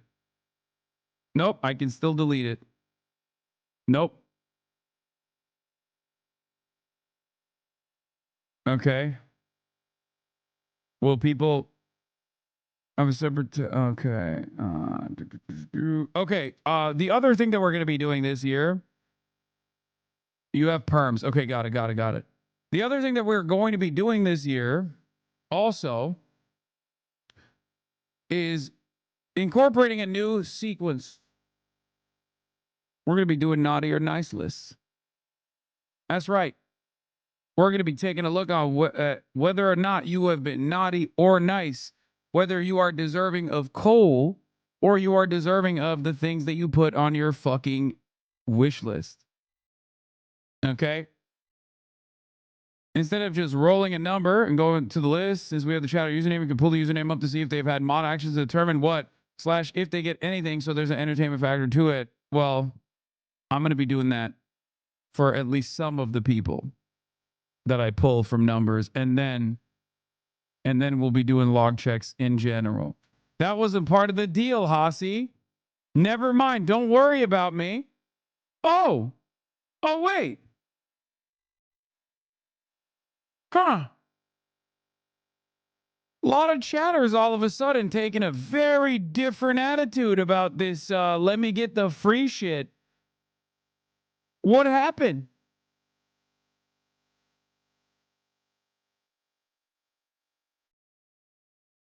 Let's do it first. From 2 to 256 first, okay?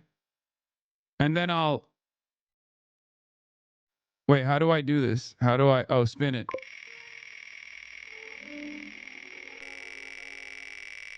Wow.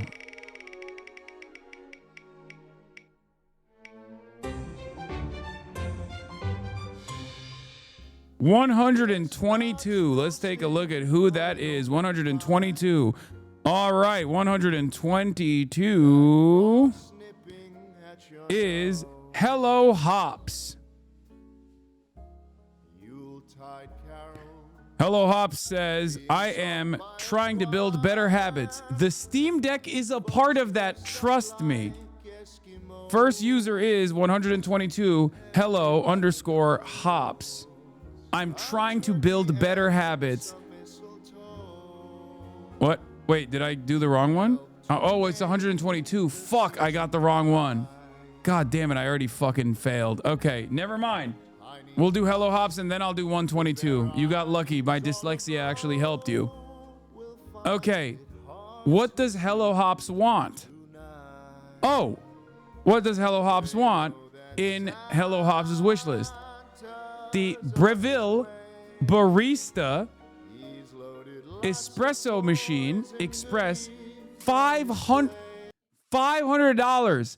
The Valve Steam Deck OLED 1 terabyte SSD plus 16 gigs of RAM, international version, 7.4 inch, 90 hertz. A Sony WH-1000X M5 premium noise canceling headphones. I feel like this is for audio purgatory with 30-hour battery. A Ninja Creamy. I like that you didn't even give me the option to choose something like normal priced, okay? I like that the first one that I went to is literally like, oh yeah, minimum like $200. Like the cheapest thing on this list is a fucking Ninja Creamy. $200. The collective total of this would be in the thousands. Are you out of your fucking mind? What the hell are we doing? Now let's look at the chatter and see if they're naughty or nice. No, they're not even in here. That's so funny. Hello Hops is not even fucking in here right now. Bloodletting is an effective treatment for hemochromatosis. Give them permission to boost the servers DJ Khaled style. No delay. And then mostly just ad break segues being rated. When will Chavo Trap House become a Montreal-based podcast? Montreal mentioned. Canada mentioned. Montreal rent cheaper. Let's go. Canada mentioned. This guy redistributing wealth by trying to make people leave the stream. Hashtag real leftist. RDJ also played a Jewish guy. 9 out of 10. What about racism against Quebecois? Quebec mentionné.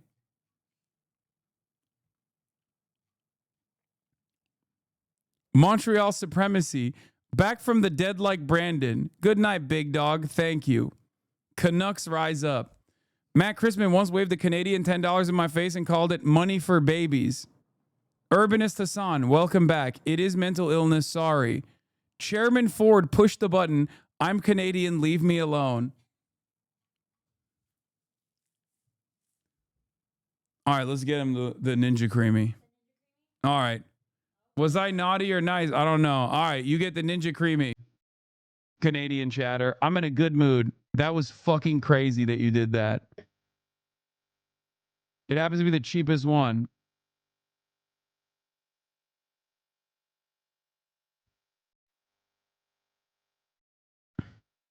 Crazy.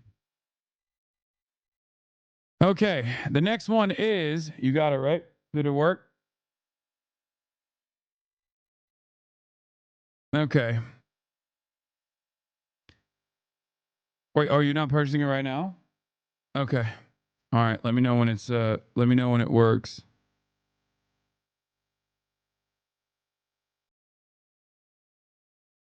Okay. Order placed. It will arrive by January 3rd. Up next is BC Matt 25 at 122. Okay, 122. User BC. Oops. User BC Matt _25. Wait, why didn't it work? Did I? Oh, I fucked it up. User BC Matt _25. We're checking your logs. He said, holy shit. But you can vibe out a panda. Okay, but wait. Calling into question whether or not I can successfully vibe out a panda? Not a very good start for you, BC Matt. Not a very good start for you. Mao bless you. Okay, point in your favor. Just constantly using heinous shit Republicans do as a platform to run for office instead of actually changing anything. I just want one reporter to ask Trump what he thinks it means when he says prices of oil will go down by multiple hundreds of %. Old boys say 3 goes. DOJ preparing to explain why Trump should be allowed to starve people. I like that a lot of these chatters don't actually chat a lot. Okay? And I kind of respect it. Hundreds of millions. If my mom ever talked about me like this, I'd kill myself probably. Increase it by 200 billion after cutting $1 trillion. That's real good math. Shit reads like a bad 80s rom-com. Remember how I did exact thing that plugs a massive hole for investigators? Elon in front of Congress would give Crash Out Patel a run for his money. Black clothes and Converse is identifying features. Omega Law. This guy in Aruba by now. They ain't catching shit. Okay, this is actually a very good chatter. Okay, this is a good chatter. Let's take a look at what this good chatter actually wanted. He says, the books I've been meaning to read forever but forget to buy, and the audio stuff is just way out of my own budget. LOL. Ooh, good start. Books. Holy shit. Sennheiser HD audio file. Oh my God, it's literally called audio file. It's literally called audio fucking file, dude. I am giving my own community better tools to harass me. I am basically turning good chatters into bad ones that are going to go, why are you eating at the same time today? I don't like that I can hear you through your noise gate. I don't like that I can hear the hair on your back moving because you got me the Sennheiser HD 660S2 audio file open back over ear headphones with deep bass extension and refined acoustic performance headphones for PC music, gaming, podcast, and premium black.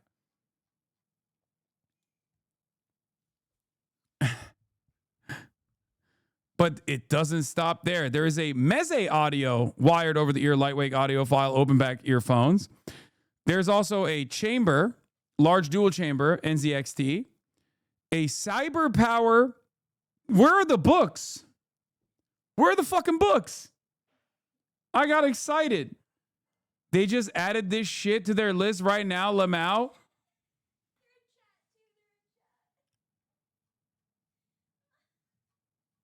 Are you fucking kidding me?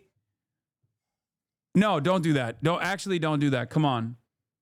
Morgan had to look through 2,000 inquiries to. That's crazy. That's diabolical. Haha, funny. Don't do that. Okay. Gonna need to have people send in screenshots of what they want. That's crazy. That's crazy. Cole, chatter. Cole. Cole for you.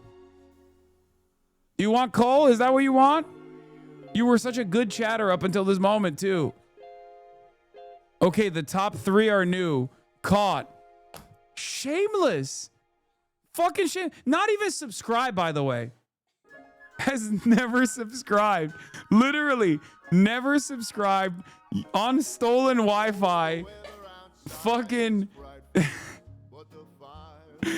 just unfollowed and then refollowed at some point, it seems. Or no, just only follows to September 10th. What the fuck? This is a post Charlie Kirk assassination follow too. Oh my God. Oh my God.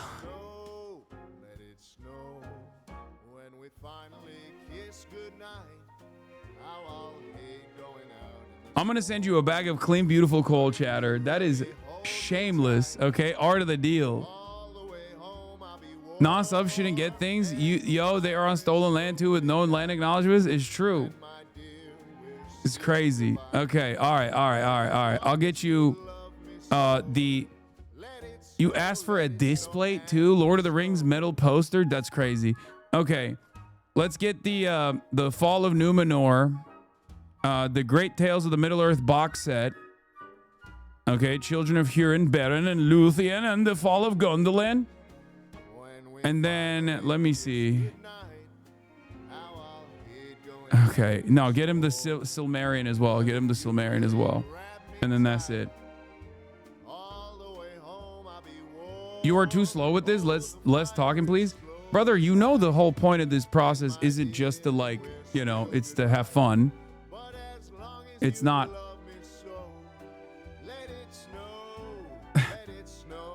It's to also make content out of this as well. It's not like it's not about improving your chances of having me buy you shit. I hope you understand.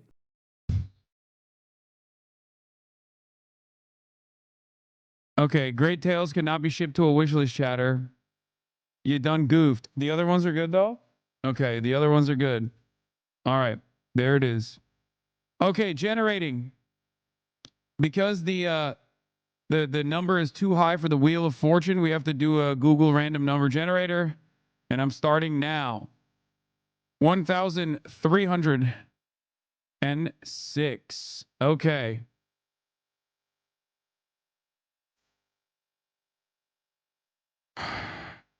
One 306. Okay. Scroll. Oh my God, there's so much scrolling. 1,306. Frank Fisto. I had a rough year and wasn't able to afford to buy myself gaming and D&D stuff for myself, only the bare essentials, so it would be nice to get these things I've had to hold off on buying. Okay, Frank Fisto. Let's take a look at your let's take a look at if you've been naughty or nice.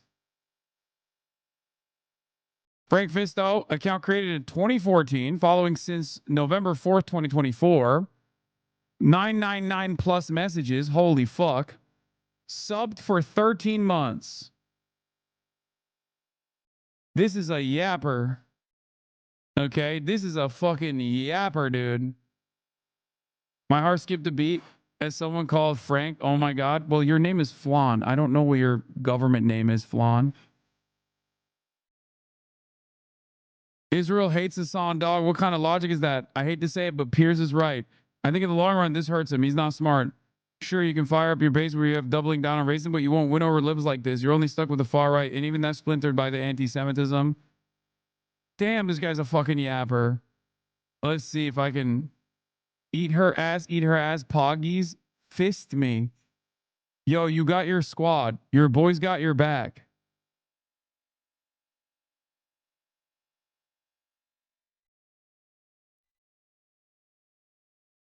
Mecha dork got him.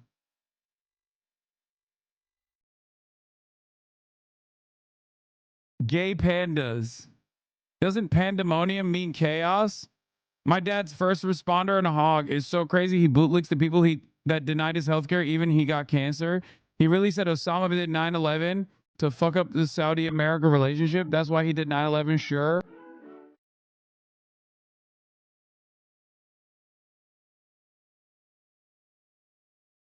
$18 mod actions and 2 mod comments.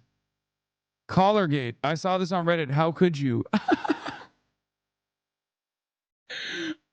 I'm bad. I did a joke, and I should have made it more clear I was joking.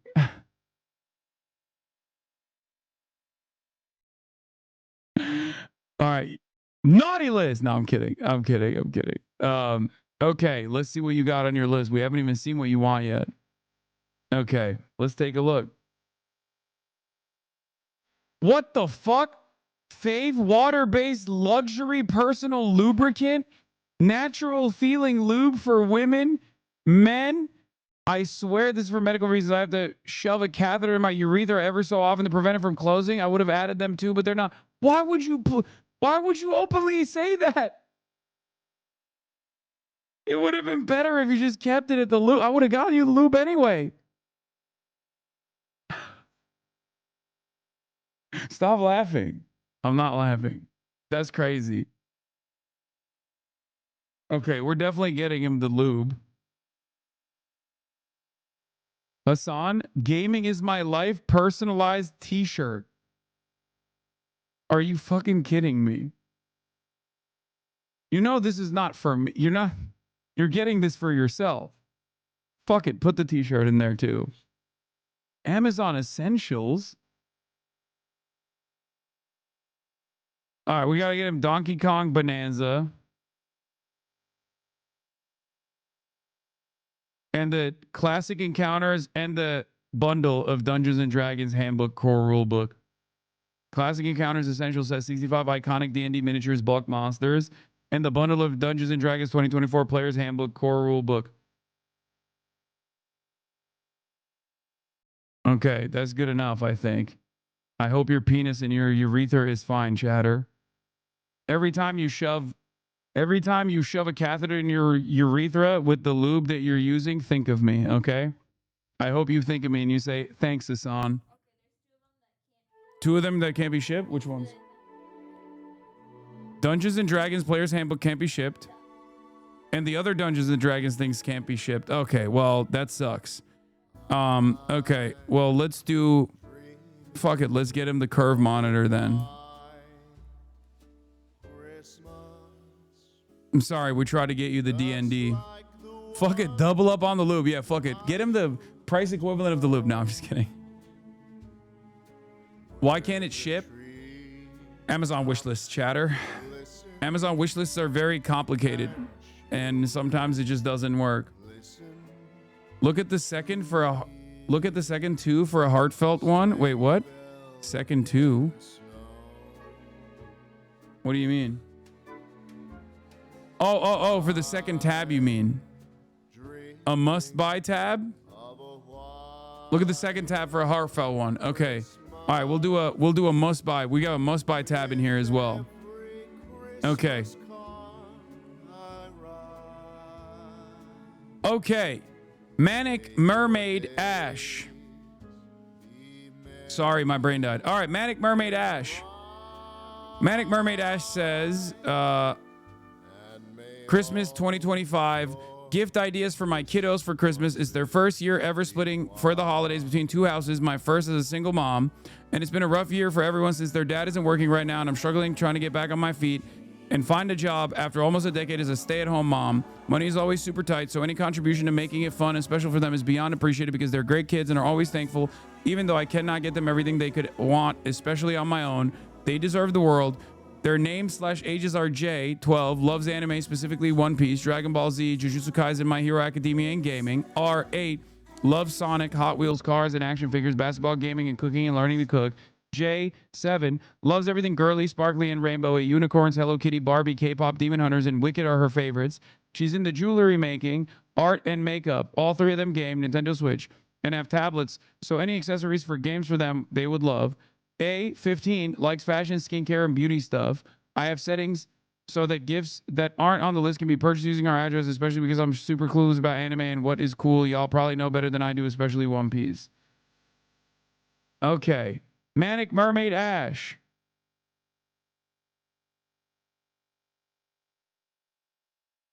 Let's just, I don't know, just get all of it. Like, not all, I mean, there's a lot here, but not all of it, but yeah, just like get like 4 or 5 of everything.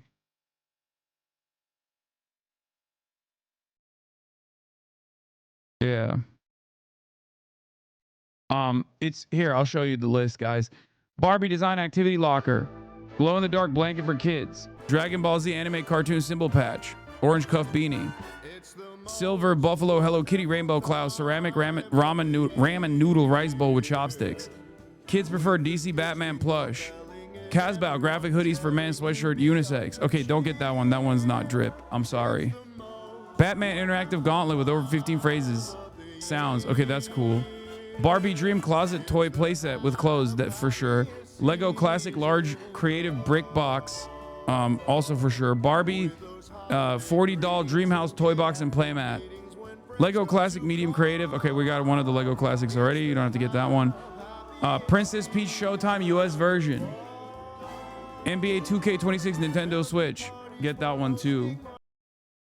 You unironically save a child from bullying? Yeah, I know. The DBZ beanie is fine, but the not the sweater. This one, if he wears it, they're gonna bully him. I promise you. Okay. Funko Pop. No Funko Pop. Wait, is there anything else One Piece related? Funko Pops suck. Let me see. Is there other one? Oh God, there's so many Funko Pops. Okay, never mind. If he likes Funko Pops, we'll get him the Funko Pops too. Fuck it. Funko Pops are so lame. Okay. Funko Pop's Birth of the Treatler? Okay, calm down.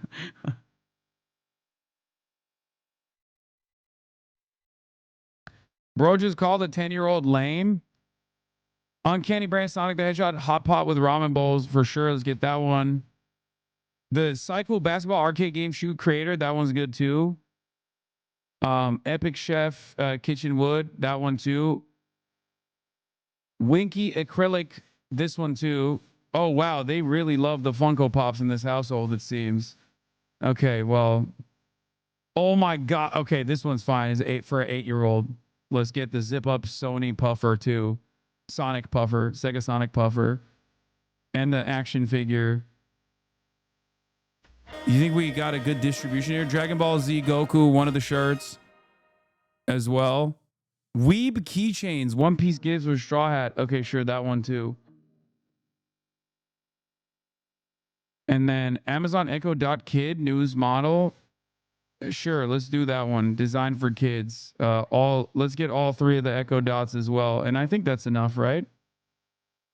All right. Barbie Dreamhouse Adventures as well for the Nintendo Switch. Merry Christmas Orange HasanAbi private page. Oh, white page. Merry Christmas white page.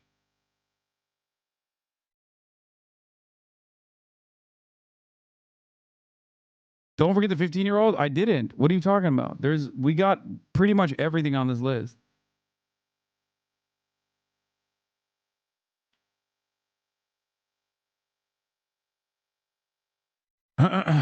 Okay. Let's get back to the random numbers now. Congratulations. Merry Christmas, Manic Mermaid Ash.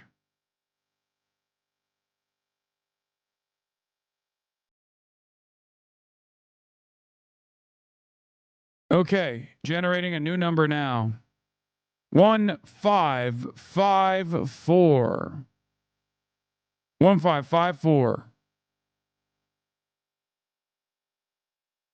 1554. Let's take a look. Where is it? Where is it? Where is it? Oh, there it is. Wallflower. Wallflower 5683. Let's see if you've been naughty or nice. I'm not a good chatter, says Wallflower. Before you even got picked. Before you even got picked, you already came in hot, not knowing whether you'd get picked or not. You came in hot. You said, nah, I'm not a good chatter. Fuck. What do you have to say for yourself right now before I look through your... I'm just quiet. Oh my God, wait, no way. I'm just quiet. No, that doesn't mean you're a bad chatter. Sometimes the best chatters are the quiet ones. We love Hank Piker. Get rid of a VIP. Sub for 5 months following since January 29th, 2022. Elwig. L, I just got here. Cat Game. Stalin.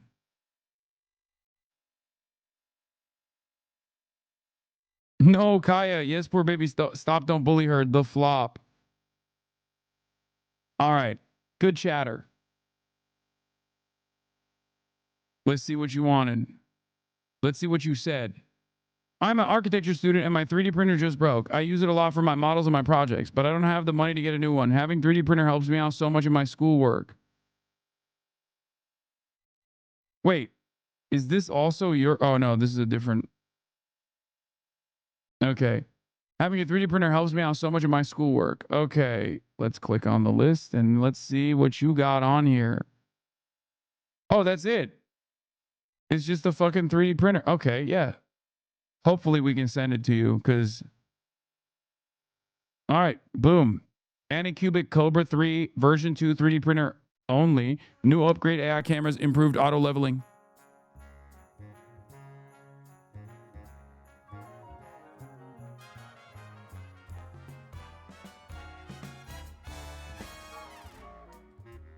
Wait, are there chatters in here that are writing nice things right now, thinking that they'll get on the nice list this far in? Big Ugly Anthony says, wow, that chatter is the GOAT. Kind of like how LeBron James is the GOAT of the NBA and no one has ever and will ever do it like him, except possibly Wemby, who is also cool because he's a Maoist. You think this kind of last second commenting is gonna save you when I look through your entire user history? The answer is yes.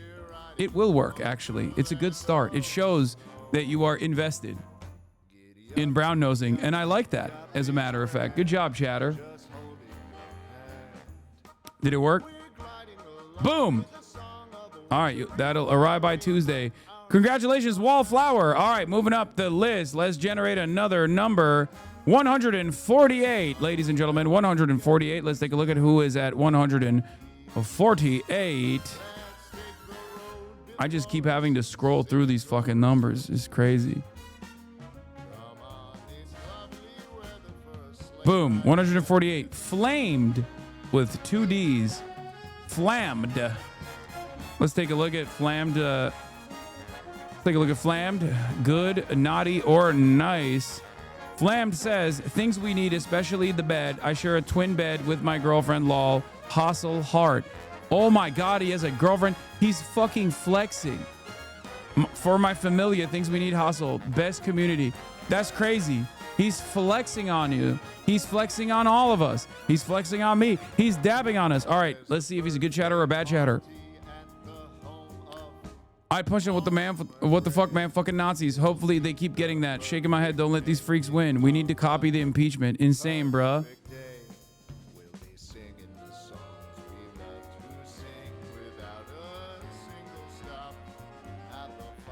Dude, annoying AF. Subscribe for 38 months. Wow. Been a long time community member following since November 1st, 2020. Came in during the election. One mod action. Got timed out by Fossabot. That's it. That's it. Let me do something here. Oh, this doesn't populate all the... It doesn't load all of his messages, so I can't even see gaming. All right, that's a good chatter. That's a good chatter for sure. Okay, we got a Hisense 75-inch E6 Cinema Series. That's crazy. Shark Freestyle Max Cordless Upright Vacuum. Hexclad. LifeMent. Mellow Naturalista Classic 12-inch solid wood platform bed with wooden slats. Casper Sleep Element full mattress. Okay. Let's get the mattress and the wood platform. I don't know. Either works. So that you and your girlfriend can sleep and have sex on this bed. And when you guys do, you should think of me. Okay? There you go. Think of me, chatter. We got one urethra catheter situation. They're going to have me on the TV anyway, you know? The HasanAbi Broadcast stays on during sex. Okay?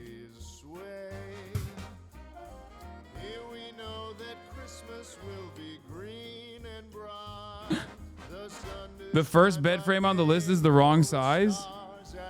Wait, is it? No box spring needed, natural twin. Oh, yeah, it's a natural twin. Yeah, get the other one that's a full.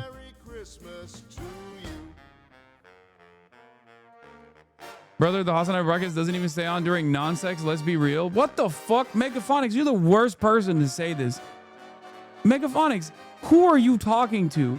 Brother, you could be in like a school shooting style situation and you'd still be in the chat being like, hey, can you cover the school shooting that I'm in right now? Also, did you know that Elon Musk had a statement?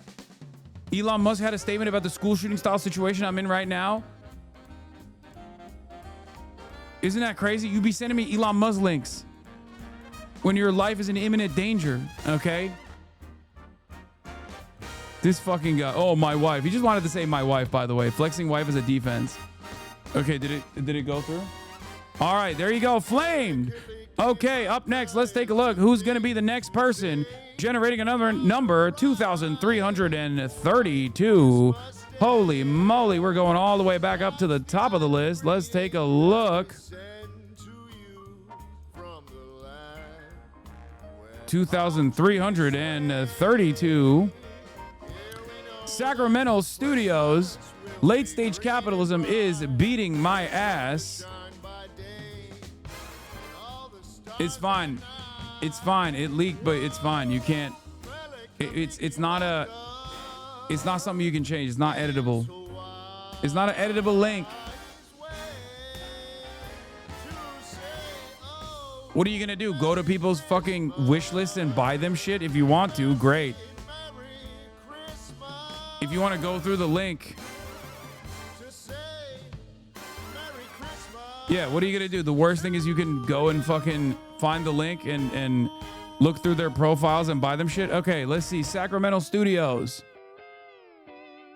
Do you think he has some sort of nefarious plant energy going on? He literally popped into my algae out of nowhere. I saw this statement before. He's talking about clavicular. Algae out of nowhere, and every other post is one of his clips. Is he just that viral right now? I saw some dude make a post about some weird conspiracy shit where a lot of his search traffic started at the same time in Israel, Saudi Arabia, and a few others. This guy, oh, this is my favorite type of chatter. Wait, real quick, why was XU saying you broke TOS and need to be banned? Oh, God, TOS chatter. Damn, why did I get banned? Are you mad at me? Damn, did I get banned? This is a boomer 100%, okay? Following since October 18th, 2025. Jesus Christ. Previously subbed for 5 months, though. He followed and he liked what he writes, are you mad at me a lot? Okay. Oh, it is what it is. Let's take a look. A Logitech G733 Lightspeed RGB wireless gaming headset. Pinball Silk Rainbow PLA 3D printer. Oh, wow. Govee TV Backlight Pro triple camera. What the fuck is this? Anxious attachment to the streamer. A gaming chair. Yeah, that headset sucks, chatter. The fuck? Also, there's not even a direct buying link. Let's just get the printer stuff and whatever this is. The Go VTV Backlight 3 Pro with HDR triple camera. Cooking his shit. Yeah. All right, there you go. Sacramento Studios. Merry Christmas. Can you be louder? My wife moans really loud. Okay, stop. Let's be real. That's not happening. Okay. Let's be real. Even if you had a wife, she is not moaning really loud. Okay. With that kind of attitude, you're typing in the HasanAbi chat right now. You're typing in the Piker Broadcasting Service, which is sponsored by you, the viewers, for you, the viewers. Your voluntary contributions in the form of a subscription or a free one in the form of a Twitch Prime will allow my editorial independence. The Piker Broadcasting Service is sponsored by you and always will be for you. Thank you. Wait, you didn't put your address in correctly, Sacramento Studios? Okay, we'll reach out to you privately, but you fucked up. That will automatically put you in the naughty list, okay, in the future, just so you know. Okay, random number generator. Let's get back into it. Let's go. Janarin, thank you for the 10 gifted. Tech School Dropout, thank you for the 10 gifted. Caked Up Bot, thank you for the 10 gifted. And Kai Minutes, thank you for the 10 gifted. And Blonde Bob, thank you for the 10 gifted. 2071. Okay, let's take a look. Let's take a look. 2071. 2071. Matt Sarvey, thank you for the 10. Helter Skeleton, thank you for the 5. Blonde Bob, thank you for the 10. Chili Spider. Anxious Arachnid. You really like spiders, huh? To be an even bigger weeb than I already was, says Chili Spider. Let's take a look at Chili Spider. Huh? Monka, huh? You don't even know yet, but you got picked. Man, a near 90-year-old made a 6'7" joke on national Swedish TV yesterday. Oh, God, Swedish chatter. Yeah, here's a clip of it, though. Hasan caught. Chatter's being unable to read the pinned message. I swear, man. Oh, that's a good chatter. Jesus Christ, I knew what Fuentes is, but until now, I had the luck of never hearing him speak. Ignorance is bliss, I suppose. Religion is a tool to galvanize the masses, a damn powerful one, too. Susja, he only had one wife. He only had one wife. All right, let's see what you got on your wish list. Chili Spider. Holy fuck. It's just One Piece box set. Dressrosa, Reverie, Skypea, and Water. All right, let's get him 1 to 23 and then set 2. Let's give him the first and second set. Yeah, I don't even have this. What the fuck? Good choices though. Good choices though. Hopefully you'll be able to ship that, but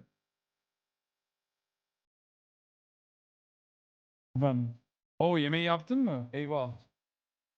Okay. Here, give it to me. Good. Cool. Okay. Bana şey verir misin, sosları? Cacık ve ezme vardı orada. Are you gonna go down to the kitchen in that fit? What do you mean? Okay. Ordered. You're good. Okay, Chili Spider, you're good. Generating a new number. 2295. 2295. Okay. What was wrong with my address, Sacramento Studios? I don't know. Frogan is reaching out to you. Or has reached out to you already. 2295. Let's take a look. 2295. Zor-El 21. Zor-El 21. Just some things that were on my wish list that I moved over to this list. Okay, what the fuck? Is this from your registry? What? Is this? Did you just get married or some shit? What the fuck?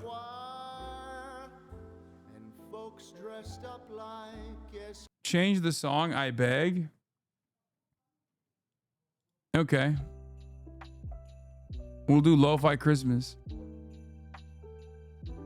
Lol, oh hi. Sub for 60 months. I don't know, it made it that way. Okay, this is like the GOAT. This is, let me tell you something. This is a mythic pull, okay? The chatter that's been in here since 2020, sub for 60 months. Gotten 5 mod actions. Şeyden aldım ya sosları. O döner yerinden. Koymadın mı buzdolabına döner yerinden aldığımda zaman? Orada olması lazım.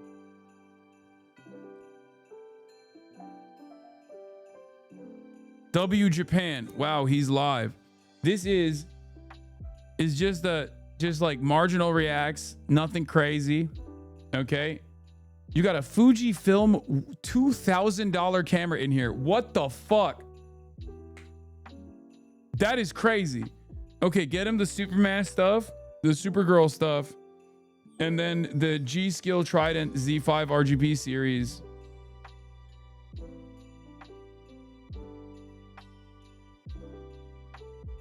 Fucking RAM, dude. I feel like that's a... Get him the candle? Sure, get him the soy candle too. Get him the camera? Dude, the camera is $1,000. It's $2,000.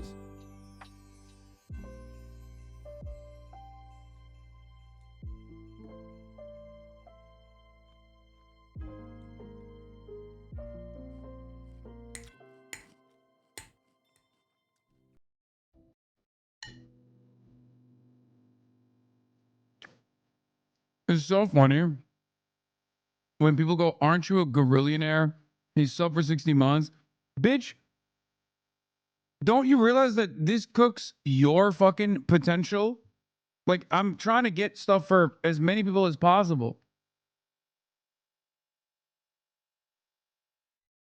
And you guys are unironically cooking yourselves.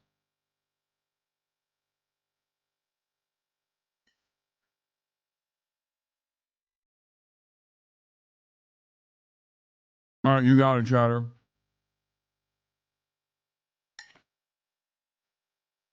Do a mod pull?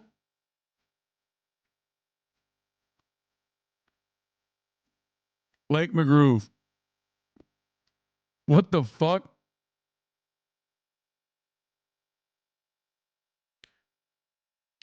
I was gonna make fun of you, Lake. I was gonna fucking make fun of you and be like, what are you getting crayons in bulk to eat? What are you, fucking a Marine Corps veteran? What's happening? And then he says supplies for my students. All right, well, we'll get everything. The Acer Nitro, so I can mod better? Get the fuck out of here so I can mod better. Oh, really? Oh, really? You need an Acer Nitro 5 gaming laptop so you can mod better. You ain't slick. You ain't slick, motherfucker. All right, yeah, let's get them all of it.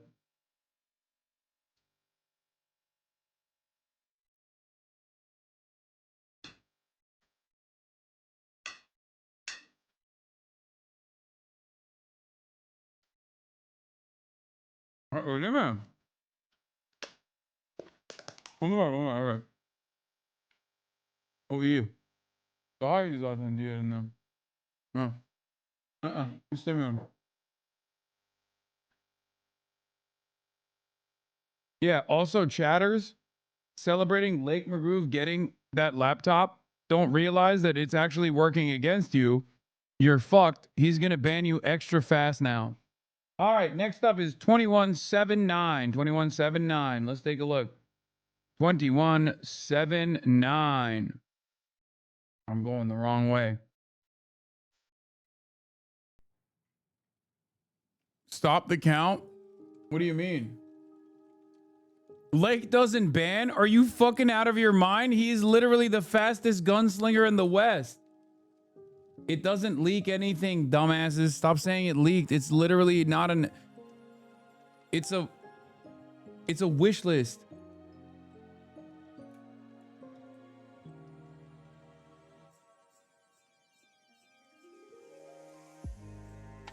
Freezer Bride.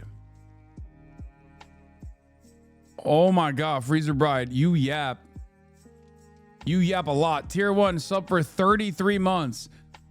Following since December 16th, 2025. Okay, that's definitely not the case.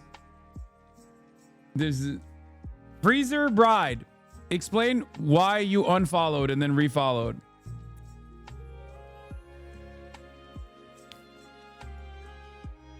Huh? What happened?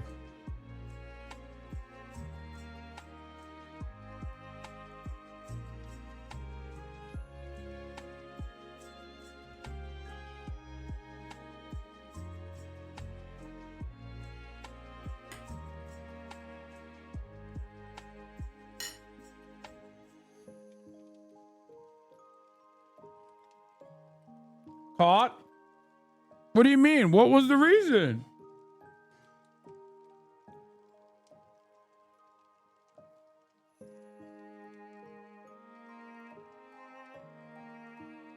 What was it? December 16th is when you refollowed.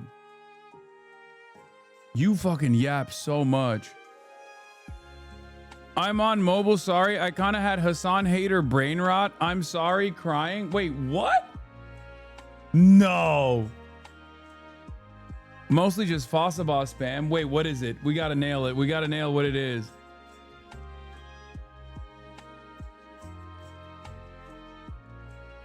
Oh my God. What was it?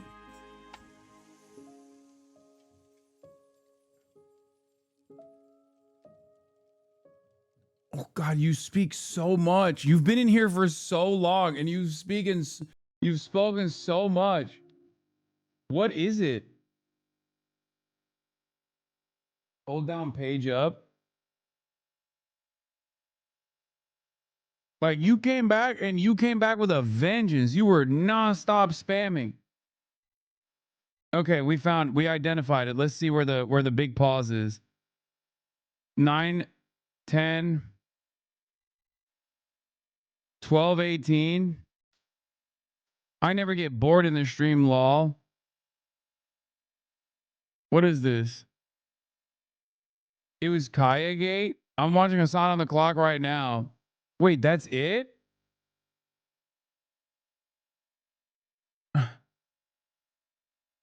That was it? Go higher, look before they left. This is it. This is like when they left. My brother sent me that electric shock picture this morning crying. Wait, but I don't understand. I had October 7 levers, and I guess I had Shocktober 7 levers as well. But that doesn't make sense. You're like memeing about it.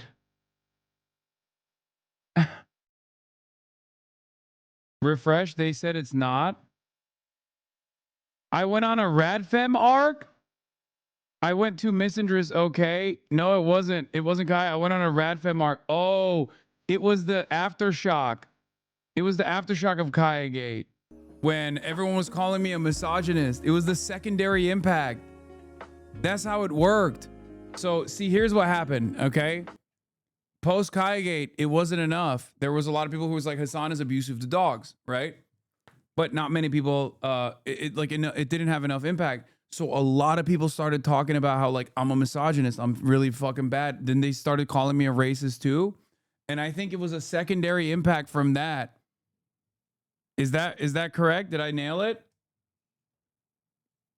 The hater lore is far too dank. Oh my God, this is so awesome. I'm glad that we're doing this with the naughty and nice list. Also, I'm not going to put you on the naughty list for that, for the record. Just, yeah, it was basically the second tower. Was I right? Is that what I'm so sorry. Yay. Wait, what? Why didn't you say it? You went on a Radfem arc, but is that what it is? Did I nail it? You saw all the fucking TikToks of the viral TikToks of me getting called a misogynist? That's how it works. That's the second tower, exactly. Or no, that's the tower 7 of it all. Anyway, let's see what you got on your wish list. I didn't even look at that yet. You said, there are a few categories on things here. Some stuff is related to music as I'm currently learning guitar and want to learn piano as well. I also recently moved into my first apartment and I'm still lacking in some random furniture and decor. Slash decor that I haven't gotten around to getting. So I would really appreciate any of those things. And lastly, I have a backpack here because I'm planning on going to law school next year and would love a quality bag. Thank you so much in advance if I get chosen. Okay.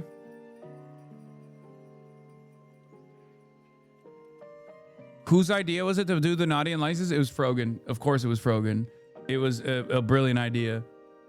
She is the devil. Like, she literally is the most...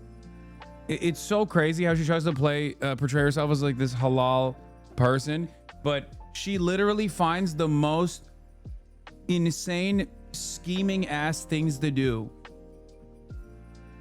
It's great content, but you have to be a little fucked up to be able to to be able to torture chatters like this.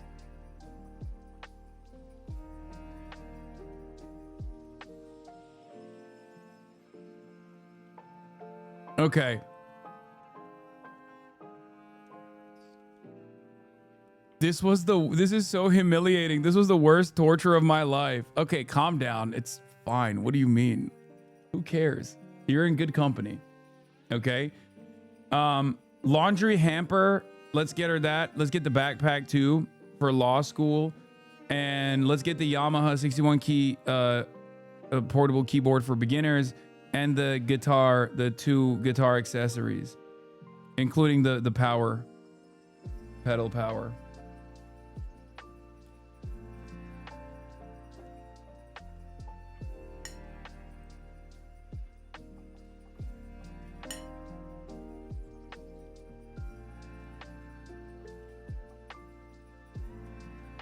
Get an 8861 is useless, bro. She wanted it. Fuck you mean? Why are you yucking her yum?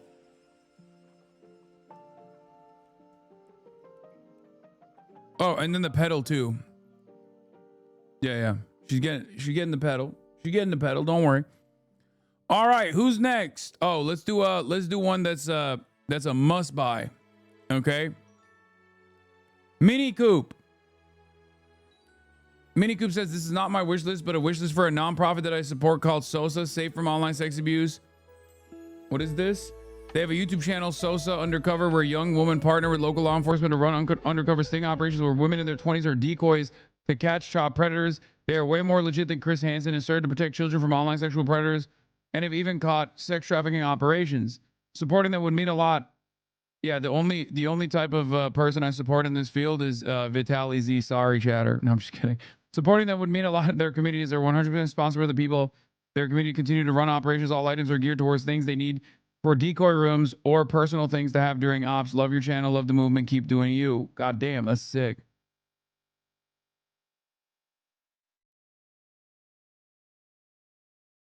Portable Bluetooth speakers? What the fuck? And then stickers? I mean, that's crazy. So that's like, these stickers are going to be used to catch pedophiles? That's kind of sick. That's dope. Okay, let's get all of it.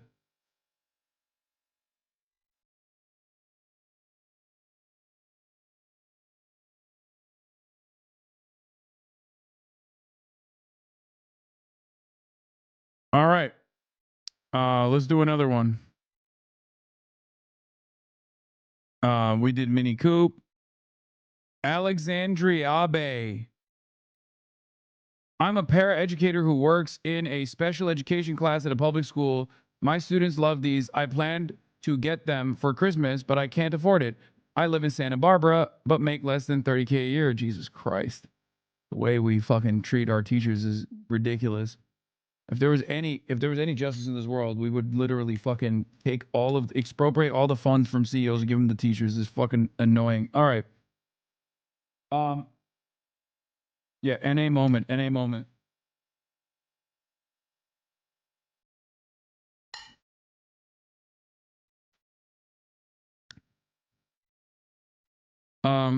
I plan to get them for Christmas, but I can't afford it. I live in Santa Barbara, but make this isn't 30K a year. They had a terrible year. Families scared of ice. Some kids unhoused. We provide so many essentials that I'd love to give them something as a fun treat. Thank you so much for considering. Aw. Oh, what the fuck? It's all cute ass shit. It's like tea turtle plushies. What the hell? Okay, we gotta get them all. That's all you just. Oh, that's all you want? These are meant to be belated Christmas presents for the special education class. I'm a paraeducator too. Oh my god.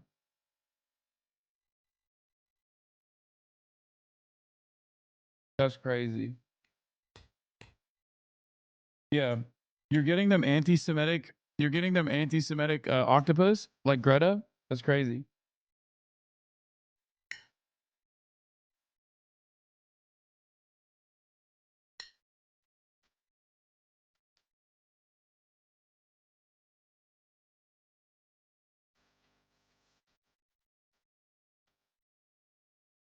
All right, we got it. Oh no, they are not anti-Semitic. No, no, no, they're not. They're not. They're not. I'm kidding. Oh my god. Oh my god. Oh my god. I'm kidding. I'm on the phone with my grandma. I just tuned in. No, no, it's a joke. Remember when Greta was like saying Palestinian children should not die and they deserve to live? And then all the pro-Israel people were like trying to find something that they could pin on her to claim that she was anti-Semitic. And then they were like, look how anti-Semitically she's holding on to this octopus plushie, which was literally one of these plushies that she had. She's on the phone with her grandma. She can't hear you. Okay, well, god damn it. I can't make a damn joke. We have parents of these kids who are self-deporting and this shit is so sweet. Okay, all right. Well, now I feel extra bad that I even made a joke. Fuck! Okay. Hi, I run a cat rescue. Okay, this one is, hi, I run a cat rescue in cats. I run a cat rescue in Boyle Heights. Oh, here we go. Here we go. The cat heads rise up. Oh my god. Okay, there is no current long-standing beef with the cats, so it's fine. Okay. Under different circumstances, who knows? You caught me at a good time though. Visit nad.fan.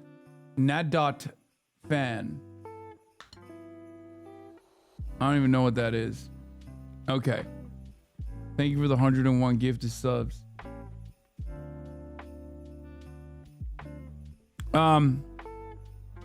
Is that a fucking cryptocurrency thing again? Nah, whatever. Suck my dick. Don't go there. Thank you for the money though.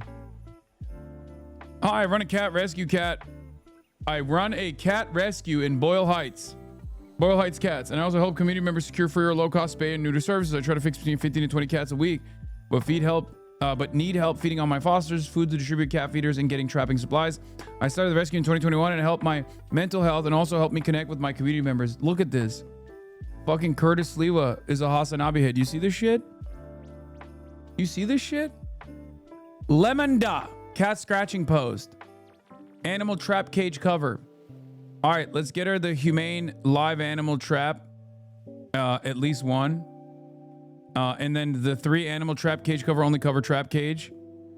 And then the gloves, and then the food.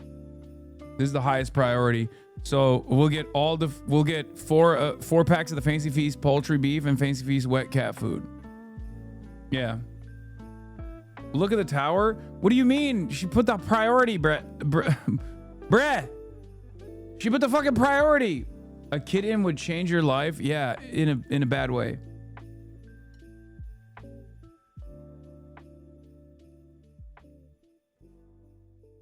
And then the Fancy Feast poultry beef and feast classic. The high priority ones like, oh, and then the dewormer too. Let's get all 5 of the dewormers.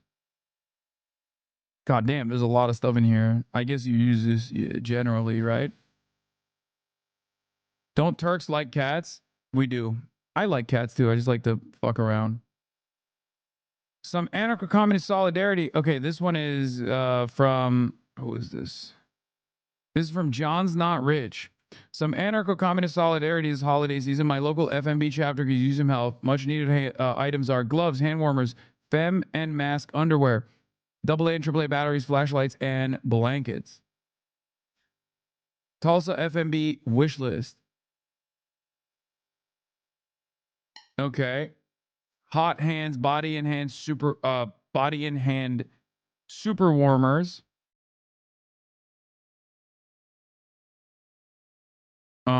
Let's get like a couple of those. I mean, by a couple, I mean like 20, 30, or 20 is fine. And then all the other ones too. Like just to, you know, just put it all in there.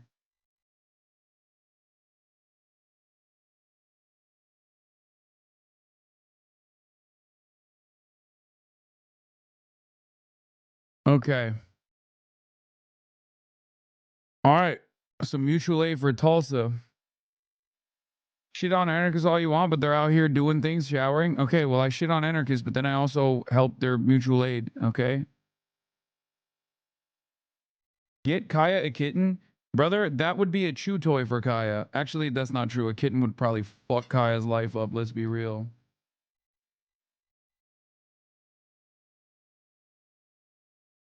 A cat would probably traumatize Kaya. Kaya would try to play with the cat one time, and then the cat would just fucking destroy her.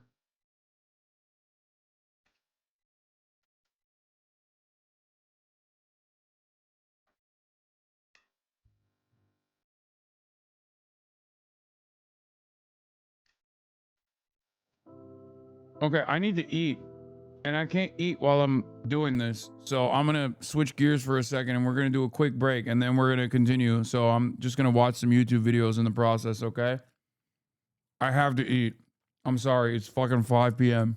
An objective good. So let's get back to Jarvis looking at the clavicular streamer. Or something that you need to fucking to be the guy. That's where I draw the line. Boosting confidence, changing daily habits. See, instead of playing games, see, this is the type of shit where I'm like, you don't have enough life experience to be giving life advice, but people take your advice because they think, I mean, a lot of times it's just because you're presenting as if you know everything, which is just not true. Me, never gonna see me presenting like I know everything. I don't know shit, dude. I barely know my own name. The only thing I know about this guy is that his claim to fame is that he like had this big glow up via getting face surgery, which is like, I mean, not a big surprise. I feel like a lot of celebrities do this. He's just crowdsourcing this type of thing from his audience. You have to be in the top percentile to even be looked at with a shred of romance. This is like loser mentality, right? Just like be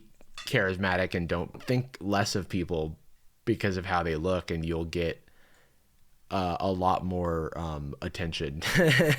I don't know, man. It's just like such a shitty way to think about the world because you're only going to attract equally shallow people. When you are not attractive, your life is hell. I've experienced it. I'm sure a lot of people have experienced it that are watching this right now. See, this is how it works. You're like you're like addressing the problem. It's like, you've been aggrieved. The world has done you wrong, and it's because you're fucking ugly, bro. So you can fix it. All you need is $35,000, get a number of facial surgeries, and then dubs in the chat, I suppose. You can better yourself. You can present yourself better without needing to have a surgery. And I think that there's like healthy ways and unhealthy ways of talking about this stuff. And it's okay to want to present yourself better or to be more attractive or whatever. I also don't think surgery is like a bad thing if someone wants to get it. I just think that advertising it is where I would like draw the line, or treating it as if like, well, I've done this and I'm like a poster boy for this, and that's what's going to make you attractive to the ladies. Anyway, that's like kind of where he's coming from. There's these clip channels on TikTok that just take these like long meandering 5-hour IRL streams where they're just like walking around and doing nothing or just being annoying in Miami, and there's like one interesting moment worth talking about, and mostly it's just him being a loser. But before we get into that, we have a brief word from today's sponsor, ZocDoc. Have you been putting off going to the doctor because you've had bad experiences in the past? This is a very relatable sentiment because it is hard to find someone to trust with your health. I personally have been frustrated before, bouncing from doctor to doctor, depending on who takes my insurance, and trying to find the right vibe for someone who has the right expertise and the right bedside manner. That's where today's sponsor, ZocDoc, comes in. ZocDoc is a free website that allows you to search and compare high-quality in-network doctors and click to instantly book an appointment. ZocDoc isn't just one type of care. I know one person who is absolutely not on the fucking nice list. Bro, we all know you're doing this for a tax write-off. Classic Slatty Matty. Classic. I'm kidding. I need the sim racing wheel. Yeah. Okay. Maybe I'll pull it up on a YouTube video so you can watch it from afar because your bitch ass ain't getting it. Okay. No, I know that's the Discord mod. I know. They have over 100,000 doctors across every specialty, from primary care to dental health, from eye care to urgent care to mental health. Really, the list goes on. I also want to mention that ZocDoc doesn't employ these doctors and medical professionals. It's simply a platform to get you connected and help you find the care that you need. I think that's pretty cool. You can look at verified patient reviews and filter for specialty, language, gender, really whatever you will need to feel comfortable and connect with your healthcare professional. I know that's something I've found helpful in the past and helps lower the barriers to actually getting me the care that I need. And the best part is you can see your doctor's actual appointment openings, choose a time that works for you, and click to instantly book a visit. ZocDoc appointments typically happen fast, often between 24 to 72 hours, and you can even score like a same-day appointment and get care ASAP. You don't even need to talk to anyone. You just make a few clicks and boom, you're there. You have to go though to the doctor. So stop putting off those doctor's appointments and use the QR code on screen. Click the link in the description or head on over to ZocDoc.com/Jarvis to find and instantly book a top-rated doctor today. How does ZocDoc make money? I have no idea. For sponsoring this video. Now back to the video. The full stream is from Clavicular's Kick Stream, IRL in Miami with the boys. All credit goes to the boys. Excuse me, bro. Nah, Excuse me, bro. We're viral, so watch out. Yeah. What is that? Get the fuck out of here. Excuse me, we're viral. It's me when I have a disease. Yeah, you probably don't want to get near me. You might catch some of the virality. Yo, chat, give us some suggestions for the club that you want us to end tonight. We're gonna start with some outside segments. What do these children in the Kick Chat know about clubs in Miami? Are they even gonna let him in? He's like 19. Would you mind letting me in the club? I am viral, so watch out. You might catch. Nah, just joshing. I have a lot of views. No, just. I was scrubbing through this 5-hour live stream. I didn't know what I was looking at, but apparently, like, his friend walked up to these girls and may have like touched one of them inappropriately. I truly cannot tell what's happening from the camera, but that's what it's been reported as. Check this out. All right, bet. Wait, go Wando, this is movie quality. Oh my god. Oh, let's fucking go, bro. We're viral as fuck. Oh my god. I couldn't even tell what happened in this clip, but he's like harasses these women. And so is that dude like memeing, or is that how he is? Like, because I only know about Clavicular, right? I didn't know that there was also like people in his crew that are somehow even bigger goobers than he is. But I guess that's how these guys move usually, so it shouldn't have been that shocking. But he has like goons.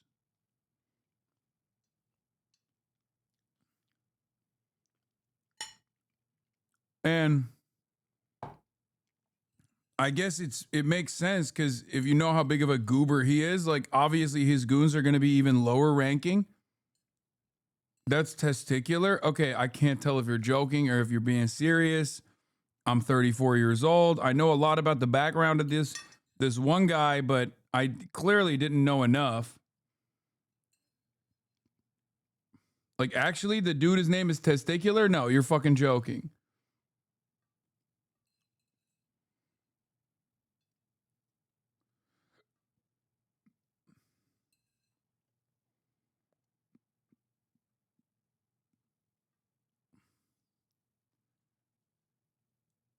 Testy for short? Okay, stop. Okay, that's a joke. No, he's not. The chat is like saying racist stuff. Big surprise. I'm not making this video about this random guy, but this is like the company he keeps, I guess. I'm not that into you, really.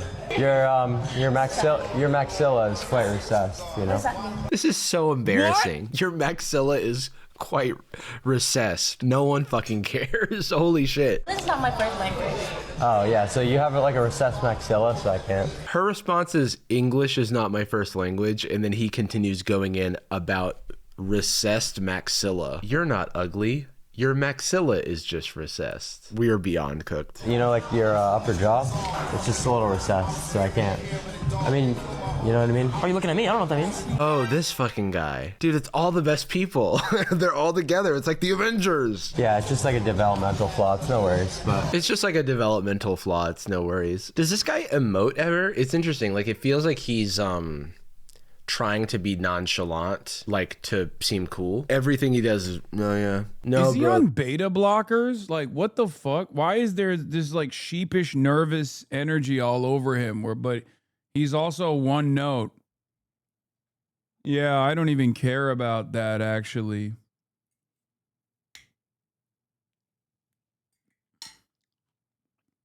That's crazy, bro. Chat, what club should we go to, chat? Oh, she's hot over there. Alright, can we call her? Oh, she's hot over there. I'm nonchalant, so that's cool. Fellas, this is how you should always be. Hello, you have a recessed maxilla and your Norwood line implies that you are not of maximal beauty efficiency. Dude, this is so ridiculous. Not into you. It's all good. Leave you go away. Yeah, I'm not attracted to you, so you can go away now. I really only want women near me who I'm attracted to. Processed maxilla, maybe. Recessed, no chance. I would say I mog you by at least like 2 PSL. Easily.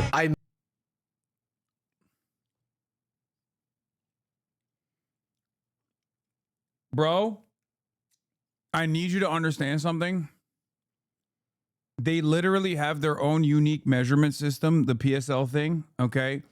And I see it all the time on my TikTok for you page, and it's really funny because it'll be like,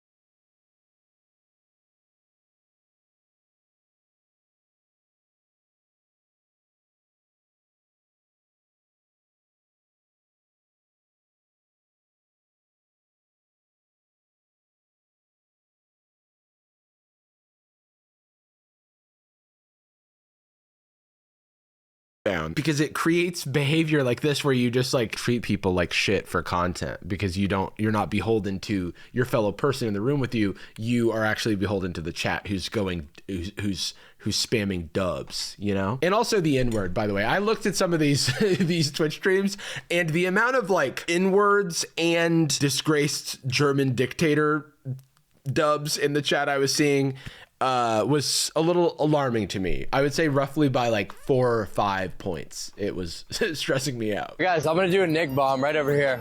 Nick bomb. What's that? Wait, show the area. Show the area. That's my world, mister. You're not allowed to say that because you're not cute enough. Everyone knows if you're cute enough, you can say the N-word. That's so cool, man. That's so sick. Oh, he just mocked them by 2 PSLs. You should have just seen the way he very unnaturally said the N-word. Oh, he's like almost said it before. He's thought about it. He said it in the shower. He sang along to a Kanye West song one time, and he didn't send. I forgot to mention this. That girl was way hotter than he is.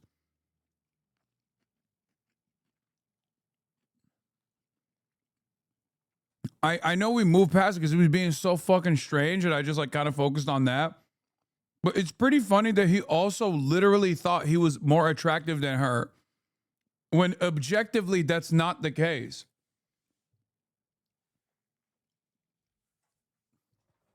No, they both chopped. No, that was a very attractive girl. What the fuck? And was much nicer. Himself. Just look at that comfort. I'll be honest, when he first said that, I thought he was about to take a bunch of nicotine. I thought he said Nick bomb. Did he say Nig bomb? They made a new term. This is what I mean about IRL streaming. You have turned yourself into a lab rat. Instead of cheese, you get dubs in the chat. And you are searching through a maze, aka IRL, to find rewarding pieces of fucking cheese. Things that'll make dubs go in the chat, okay? That is what creates, and you have issued all of society around it because you were singularly focused on getting the dub, getting the cheese, okay? That is what this is. That is how we get here. And also money as well. And why not a little bit of gambling on top of that for good measure, okay? Roughly 2 to 5 GSLs. Show the area, not a black person in sight. If you're gonna drop the Nick bomb, the Nick Kerr, the son of Golden State. Yeah, bro, do that shit in fucking Hialeah. Let's see how far you get away with that.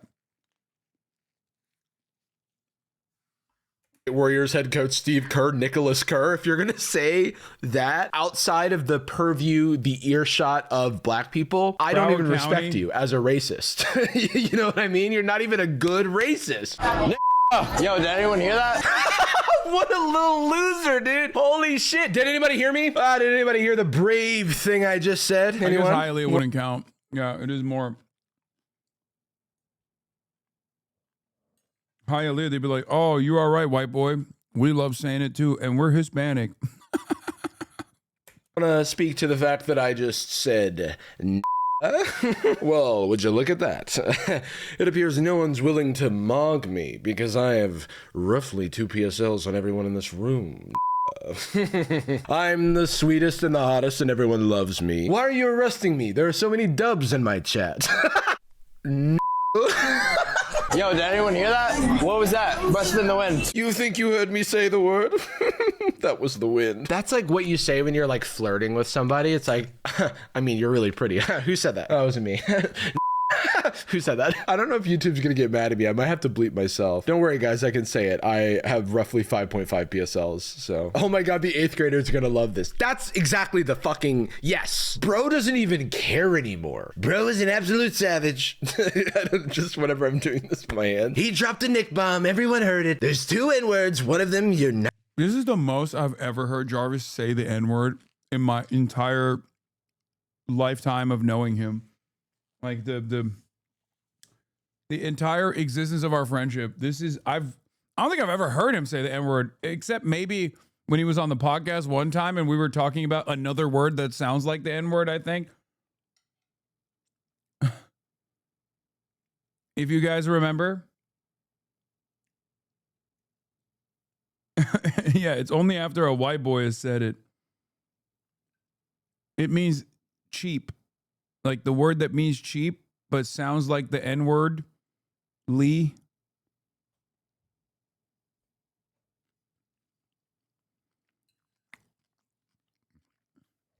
Not supposed to say. The other is Nick Bum.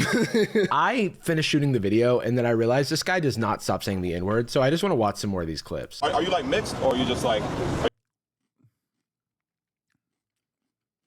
N-word Lee. I'm not going to say it.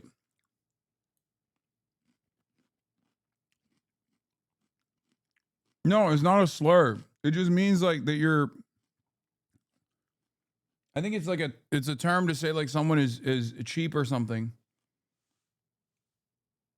I remember we looked it up. I'm pretty sure we looked it up on stream, not stream, but on the podcast to be like, it sounds like it was, you know, it was racist in its intention when they first came up with it, but I don't think it was. Like, it's one of those words that I think literally, I think it's like so old that it's not even like it's before racism. Like, like it's like Dutch or something and has nothing to do with like the N-word. It's like before the N-word was mass adopted.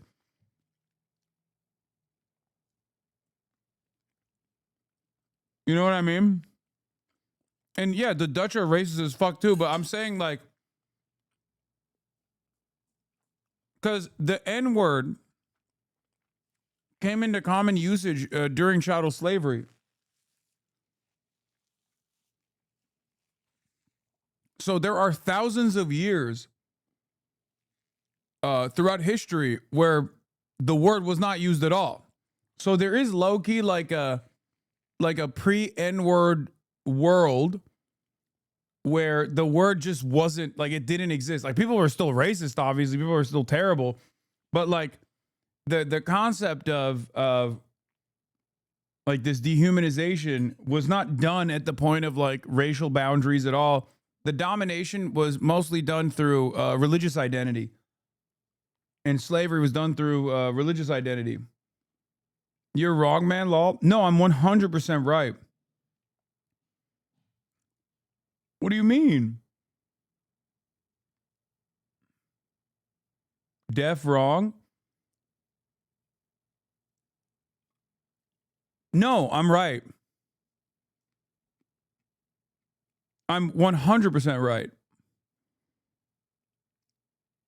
Why would you test me on this? I have a PhD in racism. Why would you test me on this?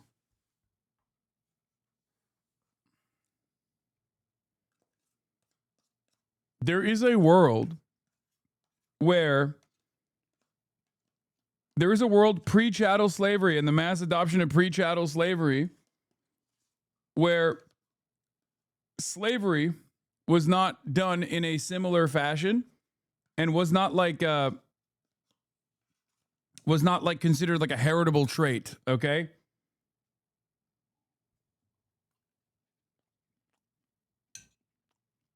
So don't fucking come after me like that.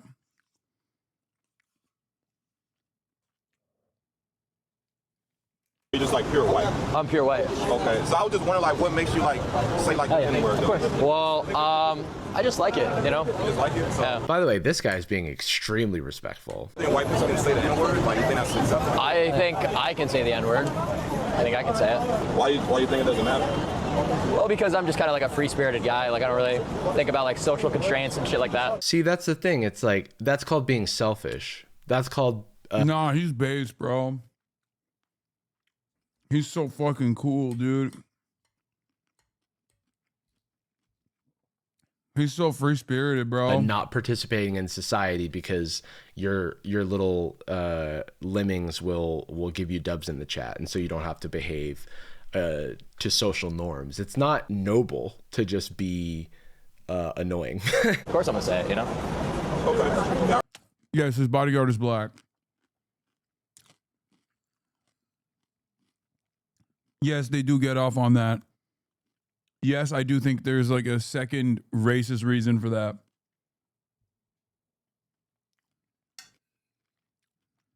Oh yeah.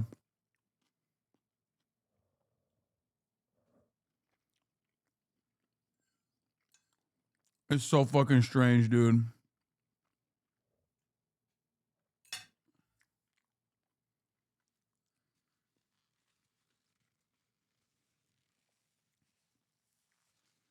I do think it's like done deliberately. I think they like that. They like being like, they like hiring black bodyguards. Someone said he's racist for an amazing reason.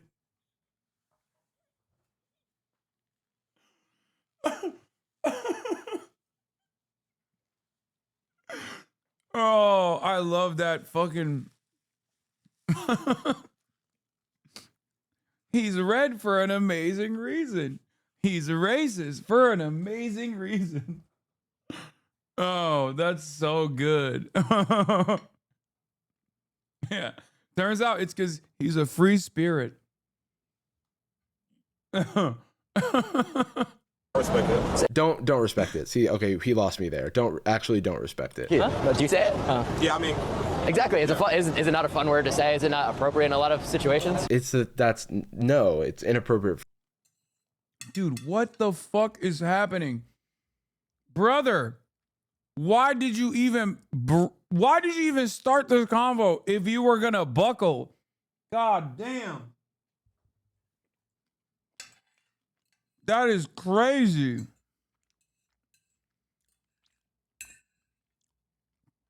He said, yeah, I respect it.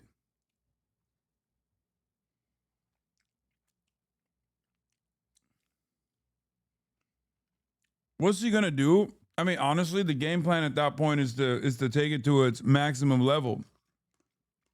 And if you're not willing to entertain that, then you probably shouldn't even approach him. Or at the very least, fucking, give him a stern talking to. For you to say it, it's like, this is not a discussion. This is not an argument. I want to be able to like just have fun and just like say whatever I want. It doesn't make you a hateful person to say it, but no, it kind of does when people tell you the hateful context that it's used in, and then you say, I don't care. I want to say it because it's fun for me. That makes you a bad person. Play gangster rap or some shit like that. He's got a booger in his nose, which I can relate to, but I feel like looks maxers may not enjoy that. They'd call it like a nasal maxima. Give me an excuse to say Dude, every time he does it, he looks around for approval or for shock or whatever, and no one fucking cares. It's the most embarrassing thing I've ever seen. Bro, it comes across so unnatural.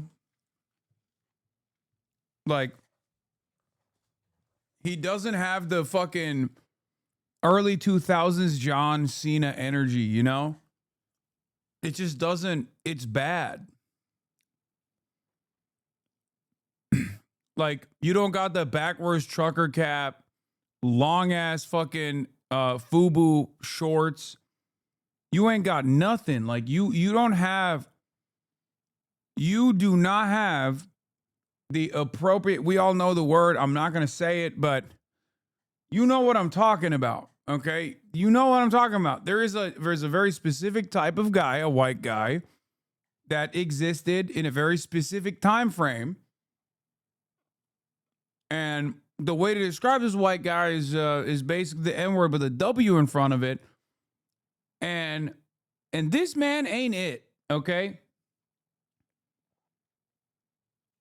it's just he's not. He is just simply saying it for shock factor, and it's so out of place. A professor of thugonomics, if you will. Yes, exactly.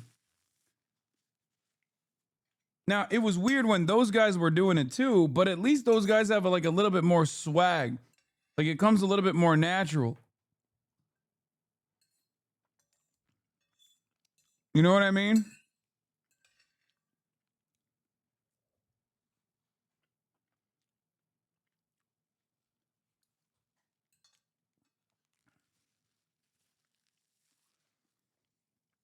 He ain't even Latino. Yeah, that he's just so white. He's like Anglo.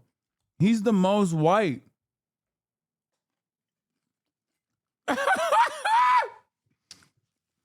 China is genociding those guys, I think.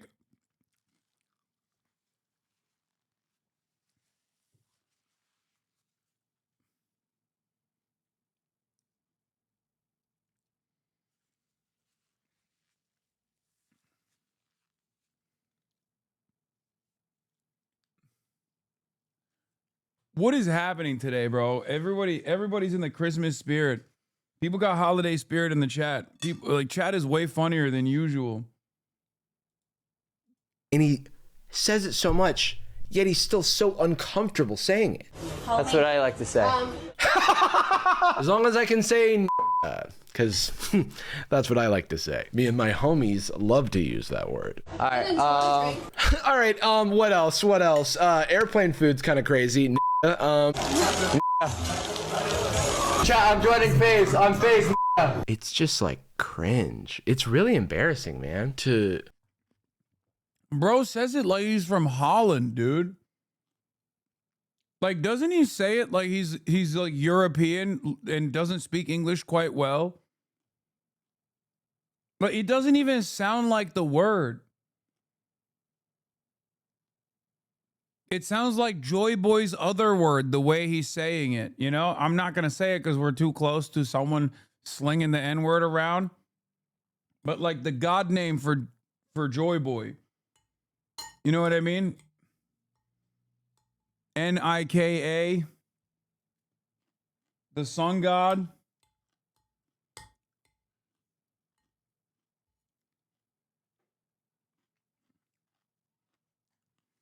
It's so pathetic. Like, honestly, if you're going to do it, you have to do it well. Am I crazy? Because you're putting it out there and you're doing it like a baby.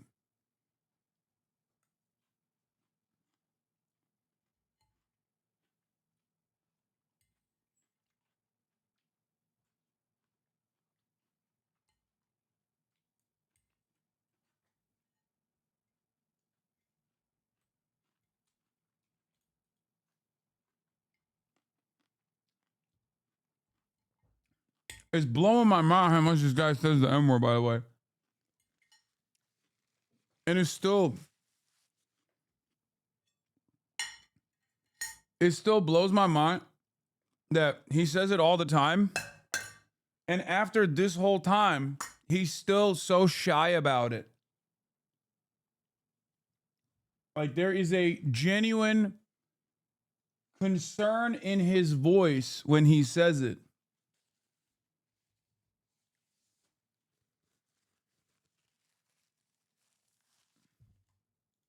Have such an audience, such a platform, and to have so much practice and to still sound so cringe saying the word. It's crazy. What's his N-word count, you think? Oh, dude, it's low. 100%. It's like, that's because Van's ratings, you can tell it's low. He can't even say it. Like, you need to understand. He might have said the hard ER way more, right? But like very clearly when he's in public and he tries to hit the soft A, it comes out so weird that it makes me feel like this is a new thing for him almost. Because if someone says it all the time, you can tell if they say it all the time, okay? Hiding this from Van Lathan is diabolical work. You clearly can't be trusted. I know. We would have had such a good time going through this video together. I didn't know it was like that.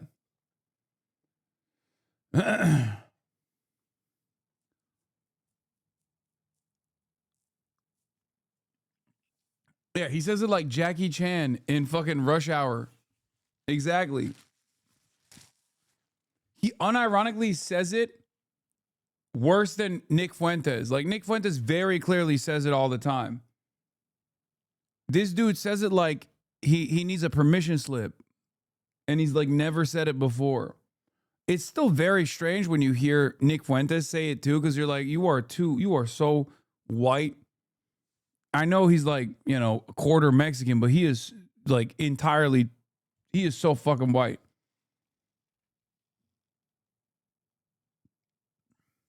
Like, you have so much. I have to warn you, Hasan, you're talking about it so much. I'm saying it over here to tell if I'm good at saying it. Okay, don't do that. That's crazy. Practice. We know you say it all the time, and you still can't pull it off. I obviously had to say the N-word because of how ridiculous that was.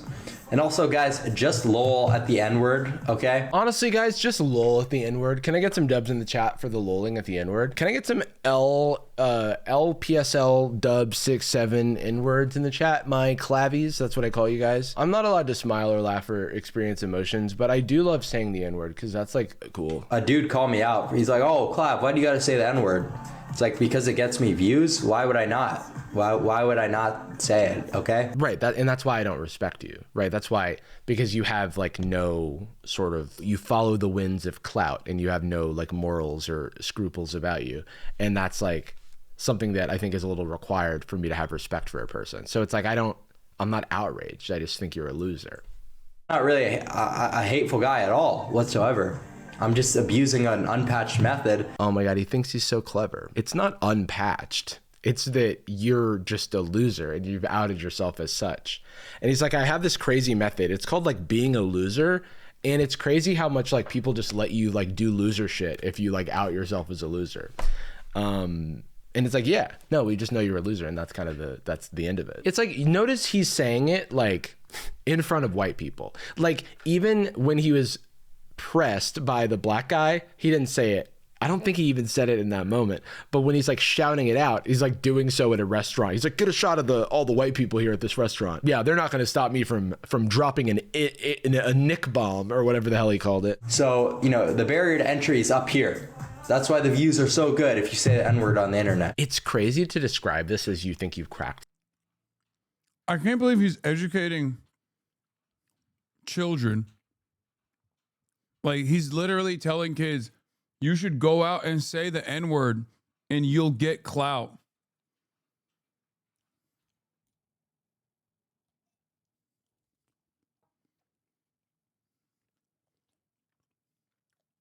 He's also 19. Like, I feel like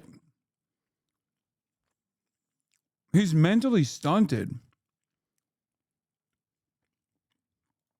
It feels like he is, like, he's 19 years old, but the attitude he's demonstrating, it kind of comes across like he's 12.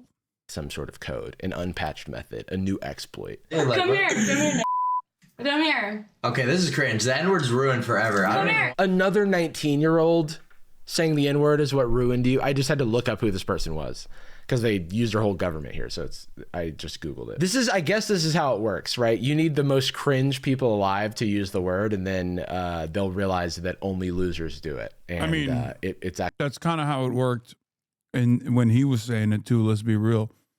Actually, it's a giveaway for like having no aura, you know? The way you talk, they don't fit it at all. They really don't. But that doesn't mean it's not part of my vocabulary. It's just like a free-spirited, just like fun word. Bro, he got the Miami Latinos telling him to stop saying it. Brother, at that point, you have to quit it. That's crazy. Like, no disrespect, but those dudes are probably saying it more than black dudes are. And they're the ones telling you stop saying it. You got to stop saying it. It's done. Yeah, Latinos say it the most.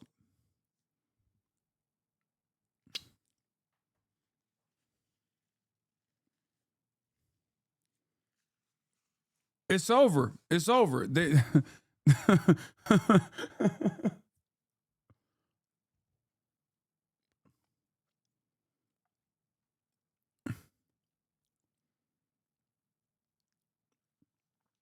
He has a confidence of a wet paper bag and talks like a 12-year-old who's still getting over watching watching porn for the first time. I just, it's funny that I wasn't the only one who noticed this, though, that he just comes across as very insecure when he's slinging it, so it looks really unnatural, that other people have approached him in public to be like, hey man, I love saying the N-word. And I actually am an enjoyer when white people say the N-word. But honestly, like the form of it is really bad. Like the way you're doing it is kind of, you know, it just seems so nervous. There's this like nervous energy surrounding it. Maybe you should like try to fling it when you're, you know, sitting at home by yourself so you can get better at it. I'm not lying to you. It works. I'm from Miami. These white 8-year-olds at McDonald's said it to the black employee like a mini hate crime. I was stunned. mini hate crime. That's awesome.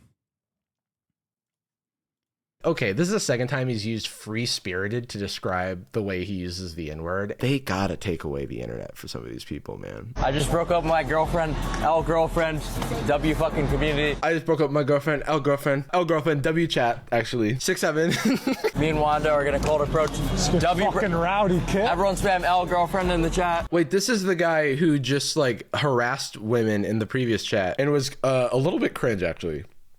I'll say it. W cold approach, L girlfriend. I don't know why I keep doing it. They're saying L girlfriend. I'm getting calls. 2 PSLs.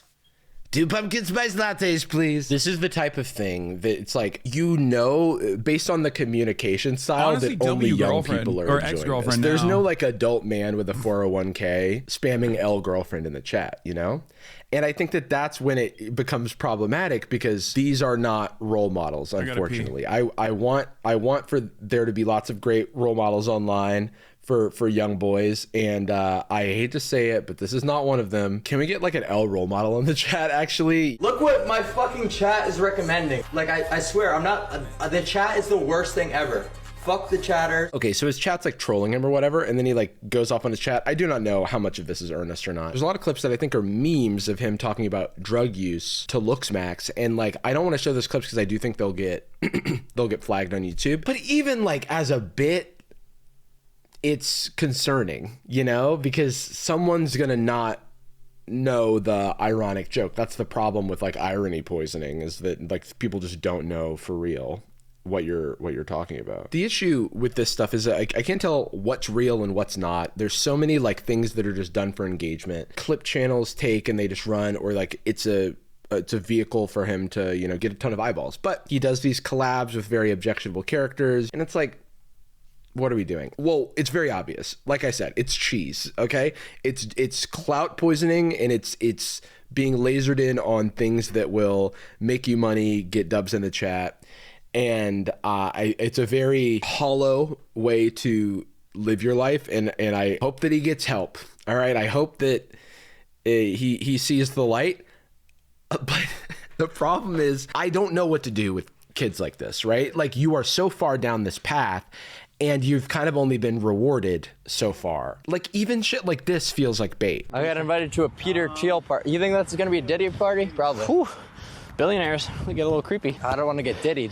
Hey, anybody that's working a lot after they make like $100 million has some mental issues. I don't know who this guy is, the Santa Cruz guy, but he has a point. Yeah, he's right.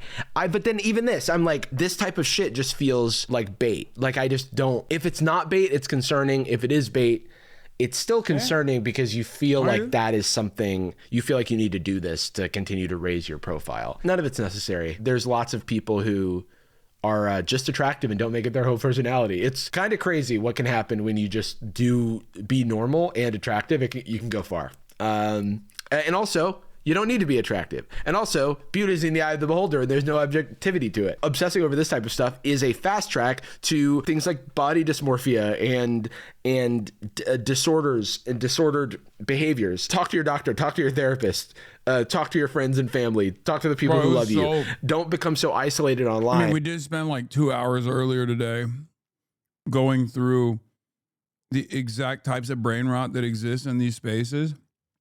And I'm glad we did that. And then I also told you like what the main concern is. Because there are a lot of young people that watch this shit and get their notes from this guy. And it is very, Very damaging. This becomes your value system because it doesn't end well, and I don't want to wish ill, or I don't want to wish bad things on anyone, let alone someone this young. But it's concerning, and when you're doing so much harm online, or what I perceive to be doing so much harm online to an impressionable audience, I feel like I need to say something, especially because I've been seeing all this shit on my feed against my will, and now it's only gonna get worse. Clean up for your husband, something like that. You're one of the good ones. He even laughs in like a nonchalant way. Nonchalance is the death of. It's not nonchalant. It's actually the most chalant, because it's like, it's fake. Like, he's trying to come across like he's above it all, but you can tell that he's like very deliberately trying to force it. Personality. All right, you're allowed to care. You're allowed to show emotions. When you're done smoking the cigarette, do you try to eat it after? What got you into the weed? Stress. What are you stressed about? The next meal? I'm the breadwinner. You're the breadwinner? What do you do to make your money? Suck guys off for McChickens? This type of thing, like this guy judging someone. Like, he's not even attempting. He's just not even attempting to be funny. What do? Suck guys off or make chickens? You're a whore. You're fat. You're fat and also slutty. Like, you gotta be actually fucking less than 10. This ain't even funny for 10-year-olds. I feel like you gotta be 9 to look at that and be like, ha, this is so funny. He's so ruthless.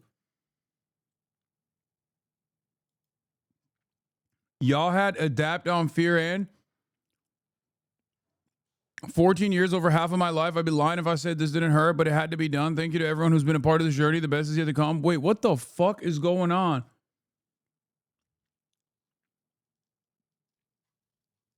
Bro, we literally just did an episode with Adapt, so I'm going to come out next Monday.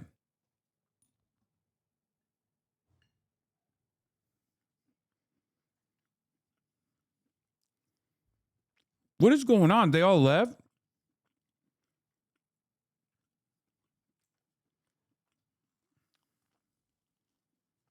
GG's. Aiden tweeted he bought FaZe Clan.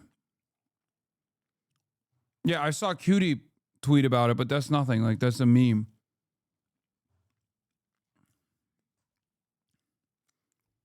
Wait, I've never stopped phasing up. What is this? Fat Boy Max's cousin? Or Fat Boy Max. Black Boy Max's cousin, Fat Boy Dip, reveals FaZe try to make Max pay $20K a month or give a percentage of his income to stay in the FaZe guest house. He says, I'll give you one part. Gang, you see that little townhouse? You see that little townhouse that Max was in? And FaZe? They tried to make that nigga pay 20 bands a month. What the fuck? Or give a percentage of myself. What the fuck? But Max is such a good nigga. He just, yo, bro, I just want to. And now niggas like Max look crazy, look like egoed out niggas. No, that shit not cool though. Like, niggas taking shit on the chin, making him look like this nigga the ego monster. Niggas don't know the truth, bro. This guy's really cool, right? He was the one who was just like shitting on a bunch of like right-wing people after the Streamer Awards.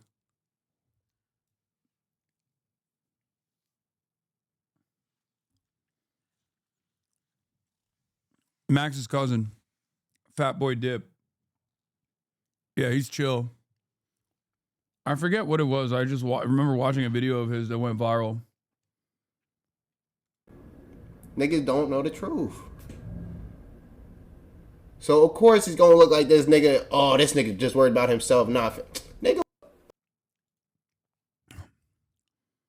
Banks, I have nothing to do with what's going on in FaZe Clan right now. I left 4 months ago and I moved on with my life. I'm fortunate to see. Wishing everyone involved the best. If there's anything I can do to help, I'm here. Nobody loves FaZe more than me. You know what's crazy? I haven't asked anybody about what the fuck's going on. I mean, I knew that there was, you know, some shenanigans afoot, but I didn't know Like, I didn't even ask him. And I genuinely have no idea. Like, I feel like I'm on the outside. Normally when stuff like this happens, I usually know what's going on. But I have no idea. And as someone who has phased up for basically the last decade or so, it's kind of making me phase down a little bit. I'm not going to lie. I know I've always told you guys, never phase down, always phase up, but kind of feels like it's we're phasing down a little bit. No, I don't think it's a bit. I don't think it's a bit at all. I don't think it's a bit at all, actually. Is Norm Finkelstein in phase still? I don't think so, man. I think phase Fink, he's out. Yeah, Adapt would not. This is the craziest. Adapt would not tweet this out for a meme. Left at FaZe Clan, 14 years old, half my life. I'd be lying if I said this didn't hurt, but it had to be done.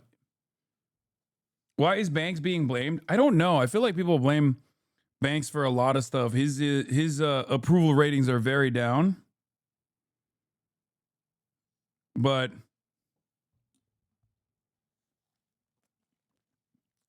I don't know. DDR5s are too damn expensive. What is this, pre-watch? Say it, right? And that'll be the one that bear bad news, right? But this whole phase thing, like, it's gonna come to a halt very soon once the pressure is turned up. Because reality is, you guys have no equity in this, right? You're under no contract, right? And soon enough, one way or the other, one of you guys is gonna want more, right? And it's gonna break the cohesion of the group. You guys are getting you guys are getting rolled now, low key. I'll be surprised if this shit lasts. No, he's not pre-watching it. No, I can tell you that I don't think that's the case.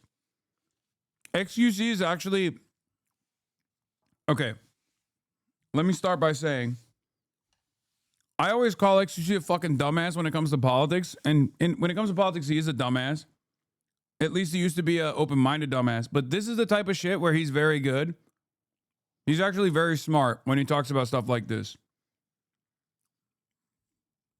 This assessment that XUC is bringing up under different circumstances would probably be a solid one. And as a matter of fact, that's always going to be a pressure point with a lot of big egos in the realm of entertainment. So he's not wrong. But I don't think this is the case. I think there's an organizational issue. Like when he says you don't have equity, he means like you guys are just kind of chilling and you're popping off and you're making money and it's great, but like you guys are going to want to divvy up the sum in different ways. That I don't think is the main problem. Like he's saying there's a lot of big egos and you have no equity, you're going to want more. I don't think that's the case. I think it's an organizational problem. FaZe Bank sold a large ownership of stake in FaZe, shifting control to a new leadership that pushed for 20% of creators' earnings, heading all the members to leave. I don't know if this is accurate or not, but I would believe potentially. Like I could see this being a more likely scenario than what XUC is saying.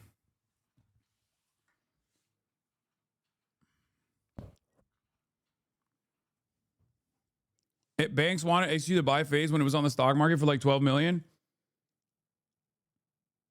That is a Kick Champ tweet. I don't know how true that is. I don't know if this is the case at all, but I'm saying that I could see that being the case more than what XUC is saying, which is like,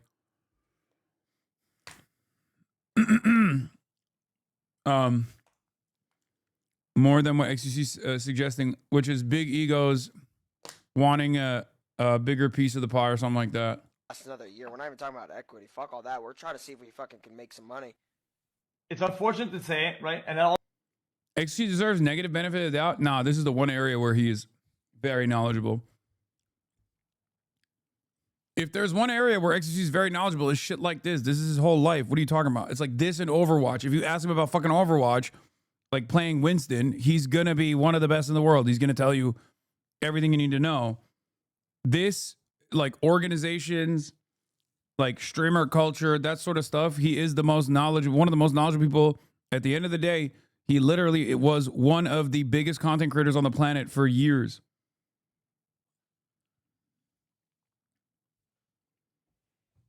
PBM is about to talk about it on live. Oh no. But I think it's an org related problem, like with ownership. If I were to guess, I would say that it's like possibly org related. But I don't know. I don't know what the fuck's going on. It's strange. I never thought Adapt would leave FaZe. That's crazy. Like you said, he's spent over half of his life on FaZe, dude. He's been at FaZe for 14 years. He's 28. You understand?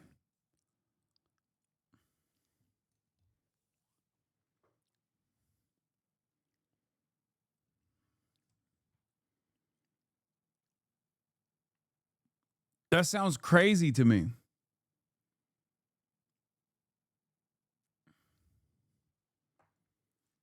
When Adapt joined FaZe, I was 10. Yeah.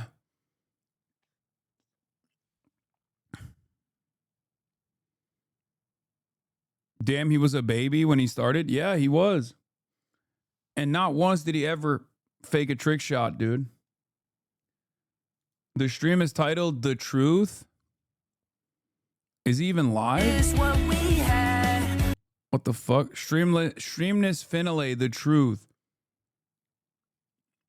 Promote that next podcast, Unc? Nah, that feels weird.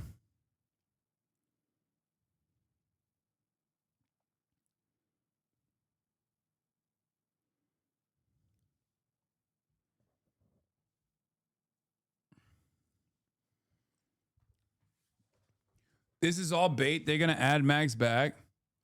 I don't think so, dude. I don't think so at all. They all left UAW this week too.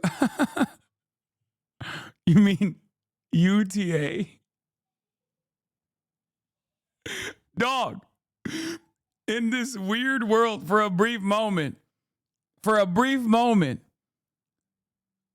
FaZe Clan was a part of the United Auto Workers in your mind? Like they actually left the United Auto Workers, UAW.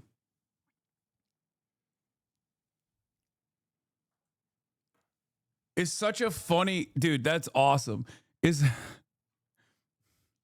Yeah, everybody's phasing up, dude. Sean Fain, more like Sean FaZe, the great chairman, phasing the fuck up.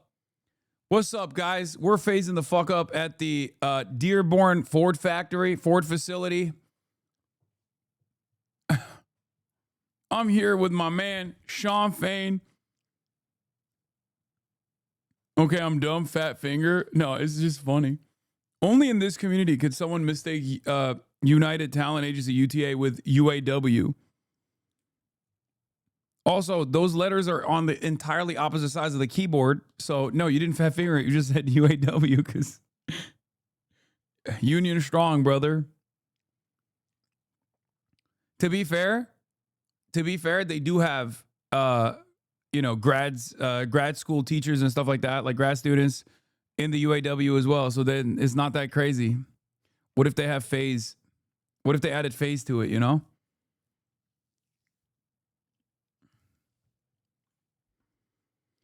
Will you ever collab with Nephew again? Nah, now that he's not on FaZe, dude, it's over. I won't be. Of course I will, dude. Damn, Max has 50,000 people already waiting in 7 minutes. Holy shit. This is why when people were fucking accusing these guys of botting, like the FaZe guys of botting, I was like, I don't think you understand how much like the next generation and TikTokers, like TikTok induced drama and real eyeballs that come along with it, with this kind of stuff. You're wash freaky, Unc. I mean, this is a big impact. Moment. Start the stream forehead. Why you got a fascist on my screen? I don't know. This is his entry. This is Black Boy Max's like loading screen. I'm 25 and I never hear people talk about these guys. Am I too old? Yes.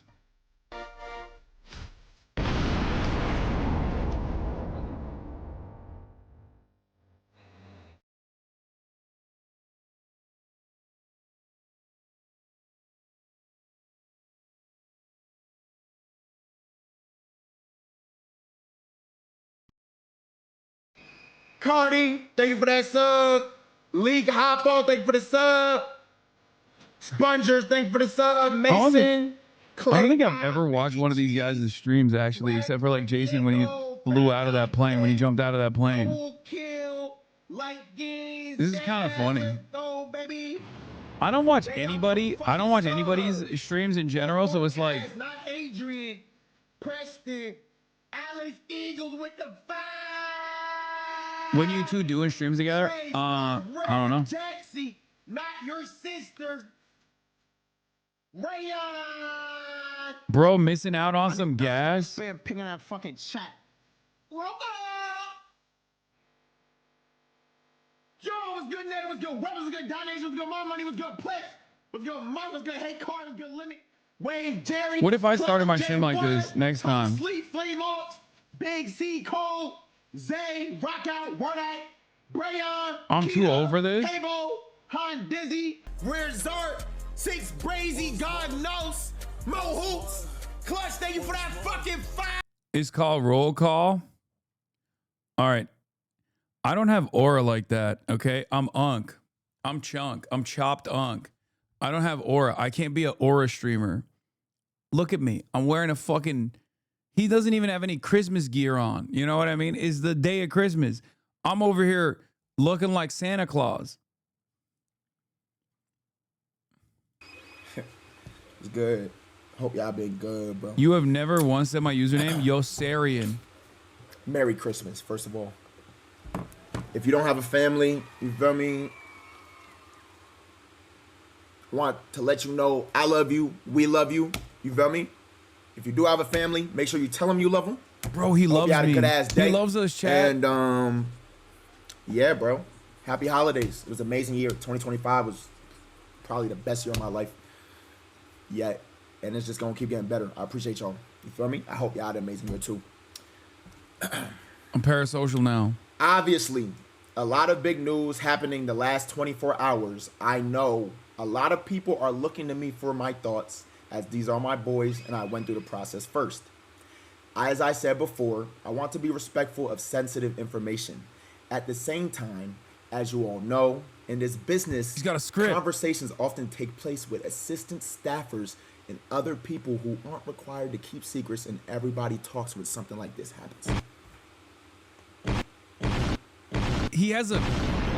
Bro, he has a script and a soundboard! I can share a little more of what led to my own departure and what I think may have been the feelings of my bros. Bro, he has a soundboard and he has a script. I got nothing. I joined FaZe Clan last year. I joined FaZe Clan last year, 2024 February. Shout out to Kason, shout out to Rage. Feel me? Help bringing me in. When we joined, brotherhood. Bros, good time, great vibes. We all some young kids. It's just like, damn, we coming around. And now we around niggas who, damn, niggas was watching niggas on the screen before we was in this position. You feel me? We in a position now where it's like, damn, where did Banks touch you? That's crazy. Do something amazing. I appreciate the fuck out of you not having a soundboard. Everything was smooth. Y'all know we was in Miami, then we went to LA. You know? Good times. Shit was cool for the most part. Hiccups here and there, but nothing where it's like ever be a major issue. I'm gonna mute alerts for this so I could just talk. As y'all know, Subathon happened. Even when we had our little issues, it was never, damn, this is something that would break up, something that would potentially be a huge issue. You get what I'm saying? We was good. Y'all know, if you was there for 2024, say me, nigga. Bro, y'all know, bro. Then, Xmas 1 happened. Everything's still smooth. Actually, I know Xmas last year, 2024, was great vibes. We had a good time. But, if y'all can recall, there was a stream later on into the month where I'm not even going to specifically name names, because if you was there, you was there. It's not the most big deal. But we had a sponsor. There was a sponsor for that day. And niggas didn't end up doing the sponsor. Game night. Yes, if you was there, you was there. Boom. Niggas didn't end up doing the sponsor. There was difficulties with the sponsor. Yeah. After that happened, according to the assistants and staff of the creators, because I'm not gonna lie, I just really don't remember. But they said W or L sponsor, I'm not so sure. L sponsor, I think. I don't know.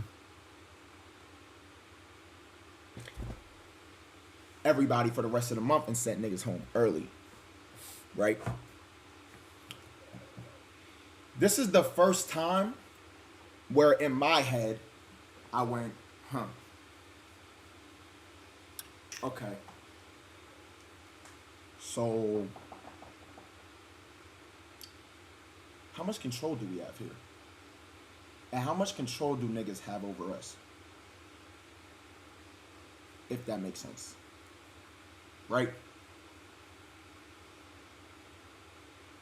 I'm gonna say that one more time again. How much control do we have here? And how much control do they have over us? Move into January. Y'all know I started 365. Someone at FaZe had introduced me to my old manager, Brandon. Shout out, Brandon. Was working with Brandon from about November.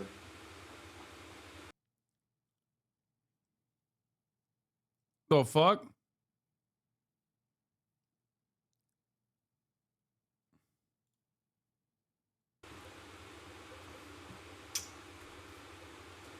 Brandon had falling out with person who introduced me. How do we tell you PBM is going to drag this for 2 hours and do unboxing? Wait, really? Tells me, according to my assistant and my creative director at the time, who were sitting. What the fuck is going on with the stream? Because they're on my team. Tell me.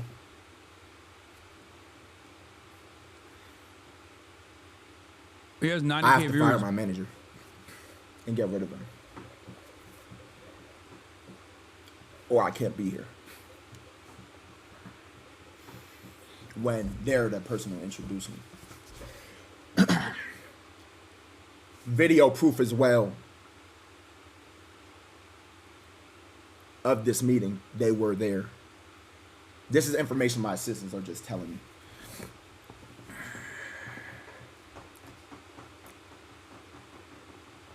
I can hear the rain in the background. After that happens, I stayed. Shout out to Brandon. He just wanted the best for me, wanted me to be as good as I could possibly be. We're still cool. You know, I got introduced to a new manager, as I know. I come back to LA after New York. All that happened in New York. And, you know, everything's cool. I'm cool with the boys, you feel me? Me and the boys cool, but it's just like, damn, like, it was a weird air for a little while, you know what I'm saying?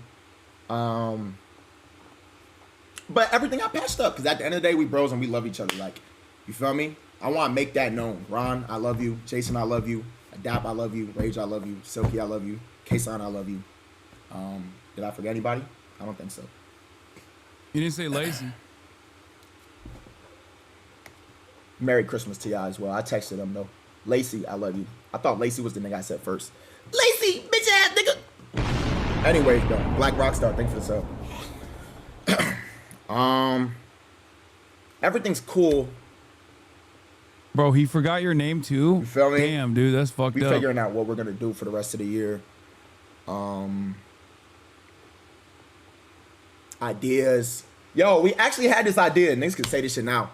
We were supposed to go on this hometown tour. Damn, bro. We were supposed to go on this hometown You didn't say tour. my name either? Where we Yeah, basically I'm go around. OG phase, We're that's just gonna why, go I to each of think. our hometowns, go to our high Drama. schools. Yeah, we was gonna do that right before niggas moved into the new house, right? So niggas was getting ideas, you feel me? That would have been fire. But before that happened, we started going through some turmoil. Streamers are just crazy because imagine making kids feel like they can be famous for just being themselves. The whole idea is one of the most intoxicating you can imagine.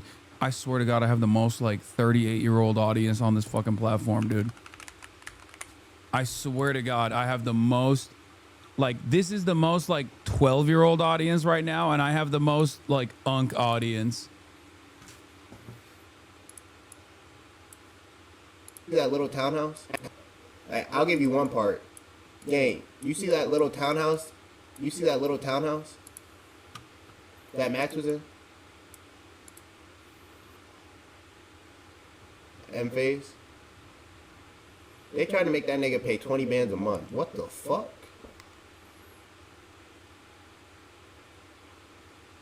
Or give a percentage of myself. What the fuck? But Max is such a good nigga, he just, yo, bro, I just want to. And now niggas like Max look crazy, look like egoed out niggas. No, that shit not cool though. Like niggas taking shit on the chin, making him look like this nigga the ego monster. Niggas don't know the truth, bro. Niggas don't know the truth. Now, as I know, FBD worked for me. It's my cousin. Now he streams now. He worked for me. He sat in meetings and he heard these things for his own ears. From me, free man. He's allowed to say whatever he wants as he feels. But as y'all know, I signed the phase in 2024. So at the end of the day, I signed papers. There's certain things I can and can't say. He has a non-disparagement, probably. You ain't signed that. Phase no When I workers' left rights. Phase, Yeah. It is pretty crazy that like these orgs don't have better. I mean, it's crazy that like because I guess the talent is so young. Because the talent is so young in general that they straight up lock them into shitty contracts, I guess. I don't know. I've never been a part of an organization. y'all remember the day? Y'all remember this day?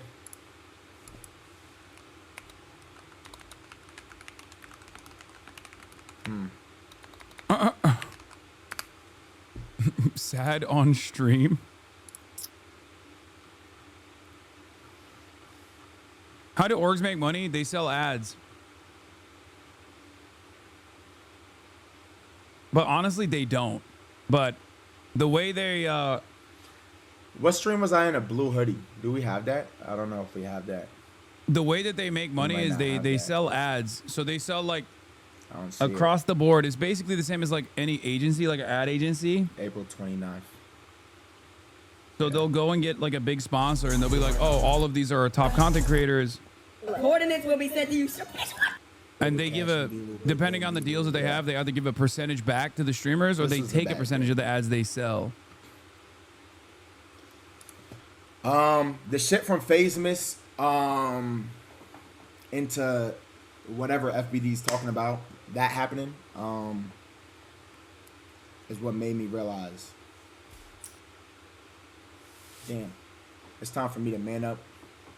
And if I want to be what I one day want to be or plan on being, I gotta bet on myself.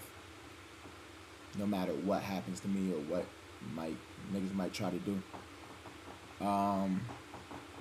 So yeah, as y'all know, I ended 365 shortly after moving into the new house.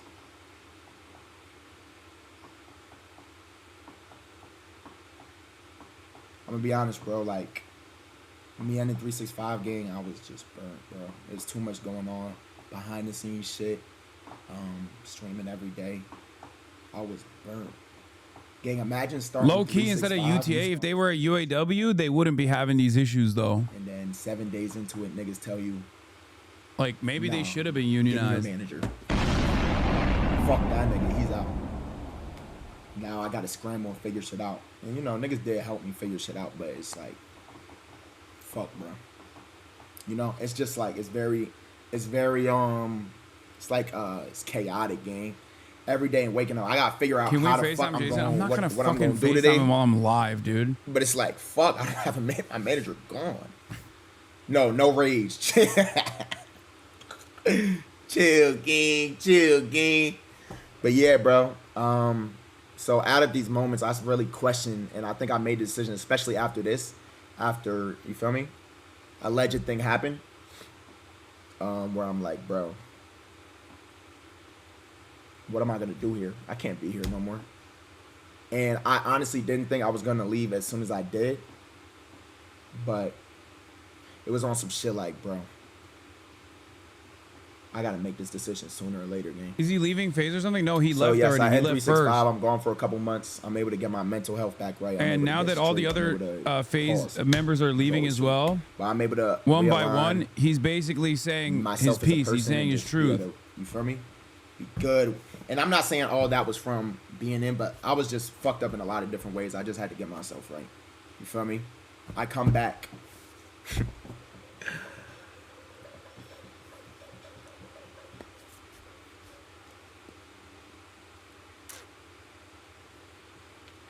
I'm missing one piece. Sorry to rewind the story to fuck y'all up. Y'all remember when Lacey got kicked from FaZe? Lacey got kicked from FaZe? He really got kicked from FaZe. He got kicked from FaZe because, according to the assistants and the staff and the cameramen, they said that he had missed a video shoot or something. And we were missing video shoots. And so he actually got kicked from FaZe. Granted, he was allowed back in a couple, later, because niggas all had combos, but yes, he got kicked from FaZe. So my point of this is to tell y'all this. We had no control. There was no control. We're just like we're puppets. At least that's what it felt like. You get what I'm saying? Anything could happen at any moment. Bro, Lacey love FaZe. This nigga campaign for this shit. This nigga go hard as fuck. Like, hard as fuck. Like, how can that happen, bro? Right? Cool. It come time, y'all know the whole war happened, etc. Right? Bro, if you're 14, And this then is we the had worst FaZe Christmas ever. I'm not gonna lie, for the past like 2 months, I was on some shit like, damn. Yo, this is Like, the am I really worst gonna Christmas leave? Am I gift gonna of all stay? time, Bro, dude. I'm not gonna lie. I'm I was, phasing like, just down. on the fence with it because at the end of the day, I fuck with these niggas. We almost have FaZe Marlin. We don't own this yeah. shit. We don't. And we don't have control over our careers as much as we should have. Why? So I'm gonna be honest, bro. This is FaZe 9/11, dude. That whole FaZe camp happened when we went to FaZe camp. I called up. My brother is 21 and he's having a bad Christmas because of bro, his. move my shit out. After FaZe camp, I'm leaving. And I'm gonna be totally honest, bro. Now that I'm here, I want to sit here and at least apologize publicly. That's crazy. To my boys, because it caught them very off guard. But the reason I did this was because I needed to make a decision and stand on it. I knew if I had niggas move shit out, there's no going back. I needed to make this decision and not have any return. You get what I'm saying? So, yeah. Niggas move all the shit out. We come back, you feel me? I told them morning of. Either morning of or day before. And I told them niggas, like, I literally remember sitting outside in the guest house. I was with Kason, I was with Ron, I think Silky, and Jason. Lacey If this wasn't isn't there. ruining And I your told him, I said, yo. Like, I'm Christmas, leaving, you guys. aren't phased up. I'm leaving. I'm also I told him, I 34 said, years yo, I'm old. leaving, bro. And you feel me? I'm gonna keep it a buck, bro. Like, I don't they know real if you niggas, know bro. They this. was trying to get me to stay, yo, stay, bro. But I'm Keep doing Unc. shit, we'll figure it out. Whatever, gotta, how you feel me? But it's like, bro, I gotta commit this shit. I know I can't be here, bro. niggas have did us wrong multiple times, according to the assistants. And it's like, bro, as a man, what do I look like, bro? I gotta fight for it. Not fight for it, but I gotta go after what I believe is right and what I want for myself.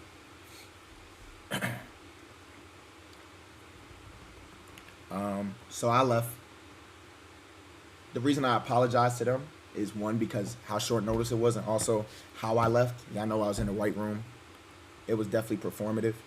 And even though it's fuck corporate niggas, it's not fuck my boys. You know what I'm saying? And they had to catch some of that too. Now, the reason why a lot of this shit I didn't, was never said was because at the end of the day, if I came out and said this shit or said whatever the day I left, dude, they had such a good team. In a position where it's they pretty look crazy crazy for staying. When like they had a and bunch of great they talent. They want to stay. You feel me? Like, What they needed that's was their career. FaZe Marks, Doesn't FaZe matter. Carl. That's why I still do shit with these niggas, because it's like, whatever. Actually, you want to be there, you want to be there. It's not, bro. That doesn't have to do anything. That has nothing to do with me. It's wild that they Hopefully like can they figure all their shit out blew one the day. fuck up. You feel me? Or if the shit work and Agent everything's says they're smooth, likely going to everything's make their smooth. own org now. I hope they do. When I left, I got told niggas that was there. I'm not talking about the boys. Niggas who worked. Dude, imagine they do a I got co-op. told it'd be the worst decision of my life. I got told I would KMS without being in this shit. You feel me? And I just want to say, I think you called us a while back. No, I didn't thank call this. A while God that I bet on myself. You feel me? Like that I bet on myself and that I just believed in what the fuck I'm trying to do and who I want to be. Because, like I said, a lot of this shit I want to be a good example for y'all, or like just be a good example of what you can be. I want y'all to be dreamers, bro. Dream as big as you possibly Cutie's chain can, looks bro. stupid now. You feel Okay, me? dude. But yeah, so I left. You feel me? It's Y'all know crazy there's a how lot of much we turmoil, talked about niggas was FaZe with a throwing dap. Just saying whatever. And then now he's not even a part of it. I don't know what the fuck Day, we're. bro, because I had to talk with somebody. I'm not gonna say who the FaZe member is, but I had to talk with him. He said, "Bro, please, bro, just." You feel me? He said, "Let us rock." Like, you know what I'm saying? We got what we got going on. And I'm like, you know what? You right, bro. Like, I don't want to fuck up nothing y'all got going on, bro. Nothing. Cause it's like it don't have to be. Niggas can all be cool, bro. You know what I'm saying? At the end of the day, the business side is the business side. But, bro, I don't want to. You feel me? So I didn't. But as you know, not everyone who left. Ron, Lacey, Jason, Silk, Adapt left FaZe. Yeah, that was crazy. Cutie left too. Yeah. Okay. Shut up, chatters.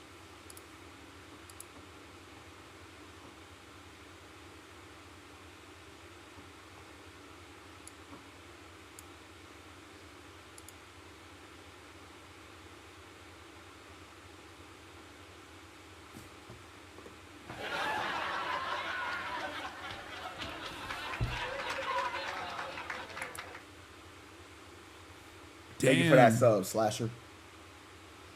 Damn.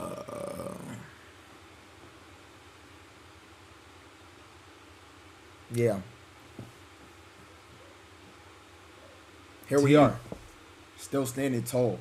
You feel me? Real shit. And I just want to let y'all know, anyone that was here, it stuck with me through probably my darkest months where I never felt like I wanted to quit before, because I always knew this was my purpose. But FaZe Angles? Like, this is the first time I ever felt that in my life. Anybody that's stuck here through August, September, you feel me? I was in a fucking hospital game. The Trump supporter one you had a call with, was it Banks or Adapt? No, Adapt's not a Trump supporter, bro. No, it was Banks. But I'm going to do it. I always knew I'm going to do it because I ain't no bitch. I'm not no quitter. So we going to make this shit shake. But, yeah, everyone leaving today. I'm not going to lie, bro. I'm not going to speak for them. But niggas in some shit, bro. And please be easy with them. You feel me? Because at the end of the day, they got some shit going on. Jason is a Trump supporter too. Go get your nephew. He is not. Stop slandering. Stop slandering my nephew. My nephews have shared shit that I could share, but I don't even want to do that because it goes deep. And I don't think I'm the person who should be speaking on that. I just want to be able to speak on what I can because I was able to. You know what I'm saying? But yeah, I let me check my phone.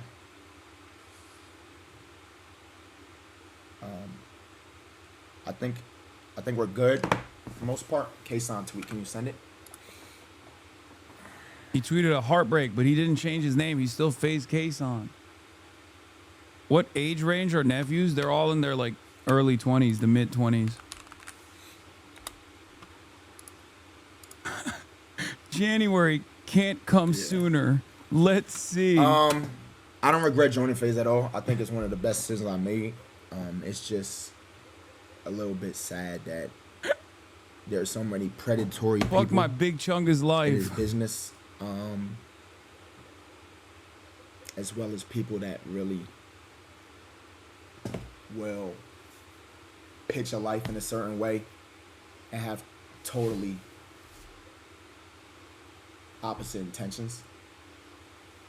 You feel me? I mean, look, the reality is it's not all that sad at the end of the day. I mean, it's obviously doesn't feel too great right now, but all these guys are great content creators. They're all friends. They're going to be fine. They're going to be better. I mean, look at Max. Max left before anybody else did for one reason or another, and he has only blown up further in the process. So the reality is all of those other guys, like, they were more beneficial to be on board with FaZe than the benefits that FaZe was giving them. Let's be real. As much as I say, you know, FaZe up, all this stuff, the reality of the matter is they got these guys early on. They saw something in them. They were all very talented. They were all very good. They had a great relationship as well with one another. But the thing is, they're not even like game streamers, so they're not even locked into like a video game. In the past, most of the people, like with TSM, with FaZe in the past as well, they were video game streamers. So they had their ups and downs. If the game was like no longer as poppin' or as relevant, they would lose their audiences. But these guys are making original content. And that was not only new for FaZe, but that was just like new for orgs in general. Some of the other organizations were trying to do that as well. But like, they're lifestyle content creators. So there is unlimited potential for every single person, right? So for them, they can just keep doing whatever they're doing. And they can do it on their own with more editorial creativity, with more editorial independence. They can continue collaborating with one another. Like at most, they just don't have like the YouTube, but that's it. And that was probably more so an obligation that you have to do for FaZe than what is this? Lacey's mom shares her opinion on Lacey, Stable, Ronaldo, Jason, Wayne, and Silky officially leaving FaZe kind. These guys don't need FaZe. FaZe needs 100%. Chat, listen. These guys do not need FaZe. W Lacey's mom, but she's right. That's 100% true. FaZe needs these guys. That scared the shit out of me. Shit! Mom, that was the hardest bar you've ever dropped. It's true. Oh my God, this is, I assume this is Lacey's brother, but this is literally, what the fuck? It's like freaking me out how similar they look to one another in sound. Right, it's true. Because these Bro even has the head dent. What is going on? guys brought FaZe back around and about. So She's right. She's like, W Lacey's mom. Lacey's mom be like, united they bargain, but divided they beg. You know? Phasers of the world, unite. You have nothing to lose but your chains type shit.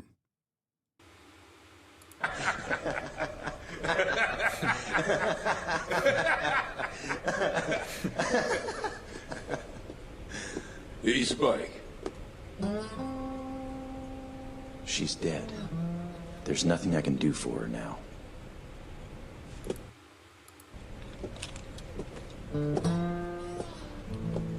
What anime is this? Cowboy Bebop? Come on, man. That's a classic. Bro, niggas on Twitter acting like KC3 invented anime, nigga. Fuck, nigga. Oh my gosh, bro. I hate Twitter niggas, bro. Holy shit. Shout out for Kyle for fucking with anime though. There's a lot of great. This is a anime. distraction from the The only shit files. I Yeah, watched- FaZe dropped this bomb. FaZe dropped this bomb to distract everybody from the Epstein files, I think. You're right. I agree. Yeah. My life. All my life. That's what's up. But out y'all and God, I'm nothing. And everyone that was here and stuck around despite whatever niggas was saying, like, whatever was going on, I appreciate y'all. Real shit. I love y'all. And I owe y'all the world. And I'm going to keep going. I'm never going to quit on y'all. All we do is evolve and keep moving. You feel me? Nothing can tear this shit down. That's why I wore this shit. This is all I bleed. But I think it's my time. I gotta catch a flight. I love you guys. The fuck? Not everything's what it seems, gang. You know that. Unc, ain't it Not past your everything's what it bedtime? seems. And sometimes you gotta look between the lines because. Are you joining FaZe Clan? Fuck no. Not after this. But yeah, have a good ass night. Merry Christmas. Why I'll are see you y'all on the glazing FaZe so 31st. hard? You know a lot of FaZe communities hate your ass, right? Every time you're mentioned, the chat spams fuck Hasan, especially the Trump supporter FaZe guys like Kason and Lacey. Kason even called you the R word a few years ago. Dude, you know this is like the maximum parasocial thing that you could possibly do, right? I don't know if you understand this, but I know these dudes in real life. Like, you encounter us from clips and you encounter us from, oh, here come the ads from the chat. No, I'm sure there's going to be plenty of chatters who might even agree with you. But like I've hung out with Kason since then. Like, we've, like, very publicly and also in person. I pray AMP never does this to me, inshallah. I like all these guys. I don't give a fuck if there's people in their communities that are just like, oh, fuck this guy, fuck Hasan. What are you, crazy? All this attention is making my hands sweat. You can use that for gooning. The hand sweat. That's crazy. Just did a quick in and out. I miss everything. Can you sum it up? All of the new FaZe guys, they all left. I guess they had issues, like some kind of like org related issues, and I don't know why, really. And Max had left beforehand. I think I can only assume that it was probably like the org wanted more control, or the org wanted more money, like a bigger percentage of something, like of the ads that they sell or the revenue that they generate potentially.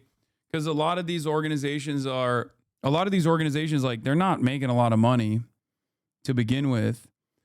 And and they do have some overhead, like with the rent and content creation and whatnot. This is not even a defense of the org, obviously, because I do think that this kind of stuff could be done without any corporate middleman. Because a corporation in that situation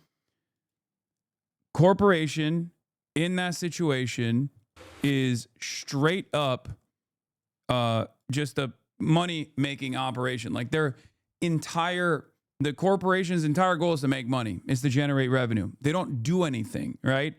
Because the entire product is them. The entire product is Max, it's Jason, it's Lacey, it's Ron, it's Silky. So it's this weird predicament where, like, it's even more in your face than the productive aspect that labor can only provide. Labor provides value. Not to get all socialist with it, but without labor, there is no value, right? Your bosses can't sit around and work in the factory floor by themselves and generate the same yield, generate the same output. And so when the organization demands more, like when the bosses basically demand more from the content creators, they're like, well, I don't need to do that. Because they can do it on their own. As Lacey's mom correctly pointed out, FaZe, the organization, needs them more than these guys need FaZe, the organization. Which is also part of the reason why I don't feel too bad about this disbanding. Because they're not dead. They're still here. Like, it probably sucks because now they need to figure out their housing situation. Now they need to figure out, like, where they're going to live, how they're going to, how they're going to get back into the content sphere. There's probably some legal battles going on as well in the backdrop where there is, I'm sure there's like some legal shit happening, some lawsuits. The saddest one is Adapt. Because Adapt, as he also said himself, was with FaZe for 14 years. And he's 28. He's been with FaZe for more than half of his life. Like with the organization. Like he grew up with every era of FaZe pretty much. So that's pretty crazy.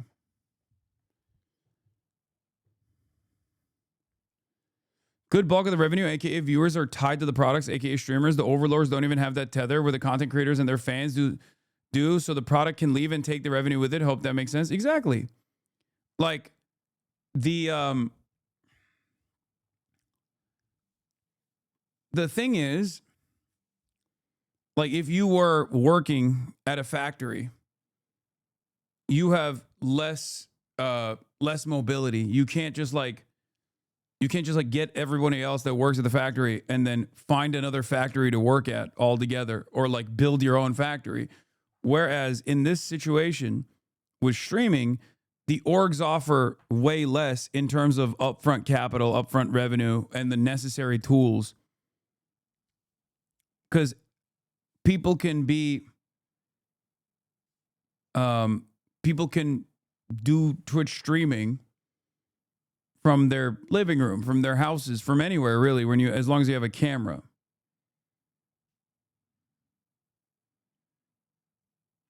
So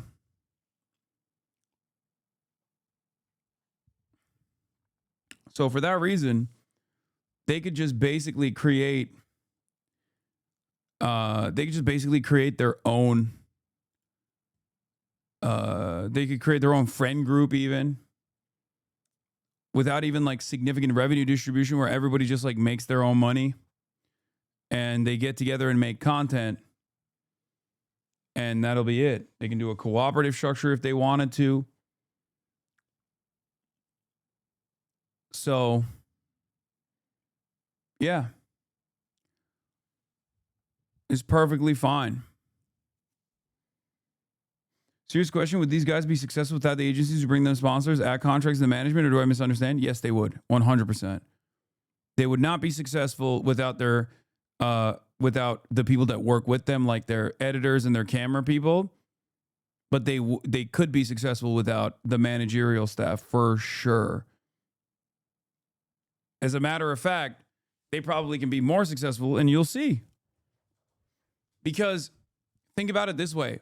I've never been in an agency ever in my entire career. I've never wanted to be a part of, like, I'm rep by WME. I have a manager, but I never really got too much out of the WME relationship regardless, and I never needed it, but they can still do that, right? TYT is not an agency. I was working for TYT as a worker. That's a little bit different. There's a difference between like being a gig worker / like a 1099 worker under FaZe, under the banner of FaZe, versus working as a W-2 straight up wage labor at the Young Turks. So FaZe in and of itself basically operates like an ad agency, and ad agencies would love to get these guys on board anyway and take a 10% or maybe a little bit more than that off the top for every ad campaign that they sell. And even then, the breakdown mocked every other TYT show, but nobody's ready for that combo. It's true. Thank you. And you should be celebrated for saying it. And it's not like people haven't asked me. Organizations wanted me to join many, many times over.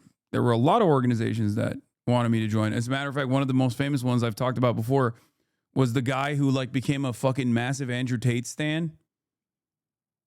I forget who it was, but there was this guy who was an org owner, and he was like constantly trying to get me to join his organization. And I just kept saying no. And then he like lost his mind and became like a fucking huge Andrew Tate stan. I think it was G2. Yeah, so like there have been a lot of orgs that I've had the opportunity to join, had the opportunity to be a co-owner of, and I just always said no. And the reason for why I always said no is because I don't really like it's not for me at all. It's not. I don't need to join an organization. I don't. I feel like it's more trouble for someone like myself because like I usually say no to ad campaigns anyway. A big part of what I do is saying no to advertisers. So it's not great. Why don't you start one? Why the fuck would I start one, dude? Because I'm not good at managerial tasks. Why would I start an organization? This is what I'm good at. I'm good at this. Okay, that's it. This is what I'm good at. It's the only thing I'm good at. Close one you have is Fear And, but Fear And is not an org. It's a co-op. It's a cooperative.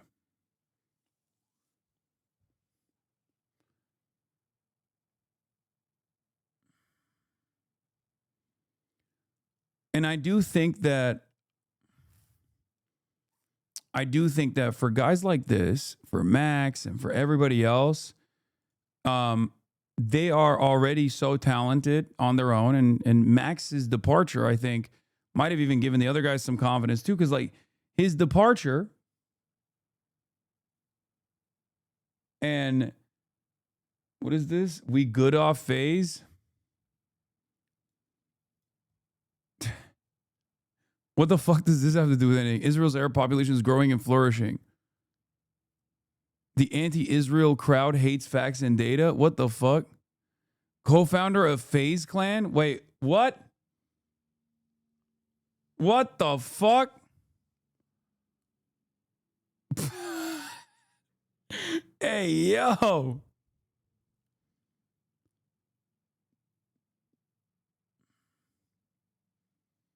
Okay, maybe not so bad that they left. Jesus Christ, what the fuck is this?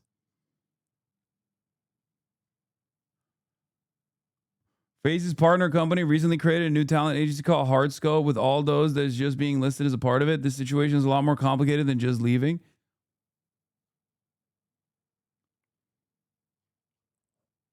I mean, dude, I'm phasing the fuck down now. Holy shit. I didn't know it was like that. Oh, wait, I do know it's like that. Yeah, FaZe Apex is Palestinian. And he's one of the OG founding members of FaZe. I think this guy's on the corporate side. Check his profile banner. Yeah, this is like the corporate guy that came in. Yeah, Jesus Christ. Oh, brother, I didn't know that. That's crazy. Okay, no, you weren't wrong. He is not a co-founder, by the way. I don't know why he says co-founder on his fucking bio.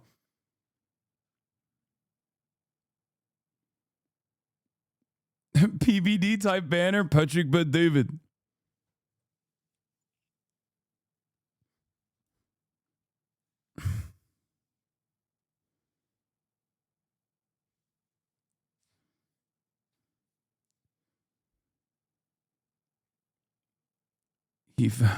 FaZe was promised to him, dude. FaZe was promised to him. Okay, you need to chill. Y'all remember when Lacey got kicked from FaZe? he really got kicked from FaZe. He got kicked from FaZe because now we know why I according never got to the that FaZe assistants chain, dude. Now we know. and the staff and the cameramen, they said that he had missed a video shoot or something,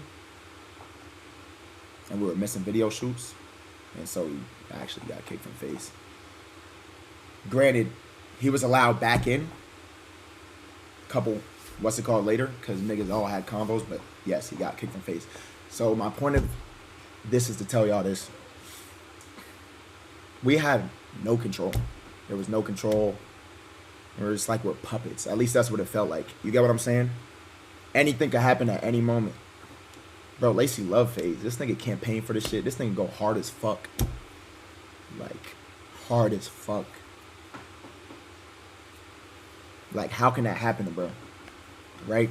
Cool. It come time.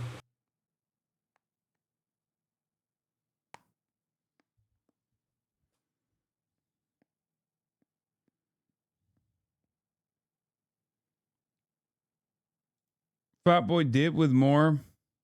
They do funny money, and now they're just doing funny money towards everyone, but I don't want to talk about the niggas' business, but they did some weird shit, chat. They done some weird shit because he's still part of some shit, so I'm not going to talk about everything. But all I'm going to say is,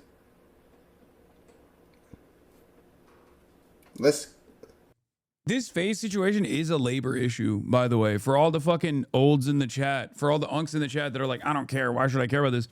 But it quite literally is a direct issue with not having any autonomy in a workplace. I know it sounds stupid because they're like 20 and they're multimillionaires and shit. So you're like, oh, well, who gives a fuck? Oh, woe is me. I work in a fucking Amazon distribution facility. And I understand what you're saying, but it's no different than when players have contracts. It's no different than when I try to explain to people like the basketball players union is the reason why the contracts are as good as they are. Because you also have to remember, if LeBron is making $40 million a year, someone is making money off of him that's a lot wealthier than that. You know what I mean? There's a billionaire on top of that is like giving him that salary that's making even more than that. Okay. There's always a person who owns the team. So in this situation, it's no different. It's not dissimilar than a high earner wage employee taking issue with a contract that they're getting. But it's still the same exact dynamic between labor and bosses. Corporation wants more from the labor. In this circumstance, the laborer is the content creator. And clearly they had some sort of dispute around that. I assume they wanted if was it Fat Boy Dip who worked with Max is saying this, and I assume it's because it's like, let's have it like this. Let me make it simple for you. How do I put this in like terms that is like understanding? Because again, I don't want niggas in FaZe to feel crazy that they're still in FaZe, like where it's like forcing them to leave. That's why I didn't even say nothing to begin with, because I don't want niggas to feel like, damn, I gotta leave now. You feel me? But basically, it's like, how you gonna go off of faith, and then when it's time for like you get paid because shit didn't go out in your favor, you try to R-word the niggas that turned you up.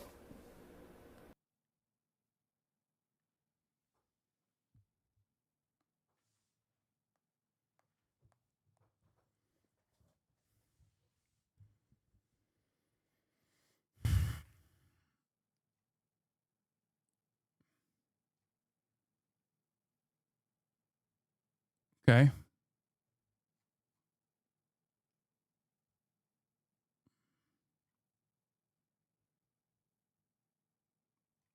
On Christmas. All right, listen. I'm gonna end it here, but I'm gonna do more Socialistmas tomorrow. Okay. I need a refund. FaZe Clan worst Christmas ever. This person is another content creator who's memeing. But I'll do Socialistmas tomorrow as well. And I'll do banana peels tomorrow as well, because the Christmas spirit and the New Year's spirit is still here. Okay? Please put Nigeria on topics. Yes, I'm going to talk about Nigeria tomorrow. Okay? Yes, of course. I'm going to do news as well. And then we'll do banana peels as well. But I'm tired. And it's been 8 hours. And I'm also distraught with this FaZe Clan news. You know what I mean? I really can't be alone right now. No. Anyway.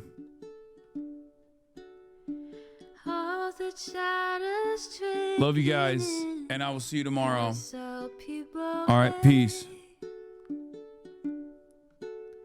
Sunny Los Angeles, California, says Hasan. The starlock to the starlock to the topic just begun. There he is again, Hasan is streaming. Hasan is streaming. There he is again. Hasan is streaming.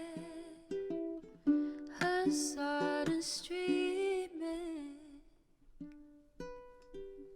Reviewing the P.O. box, Uncle Uger's face.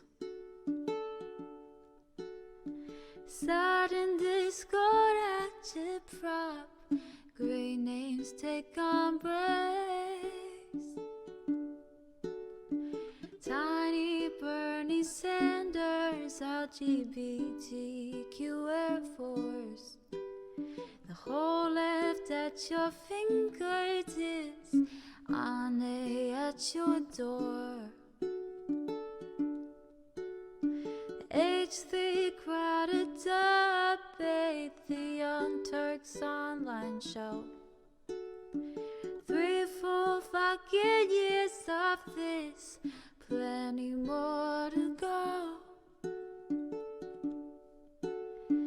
90-day fiance talks of champagne bourgeoisie. A Trump rally live reaction, a mass riot at DC.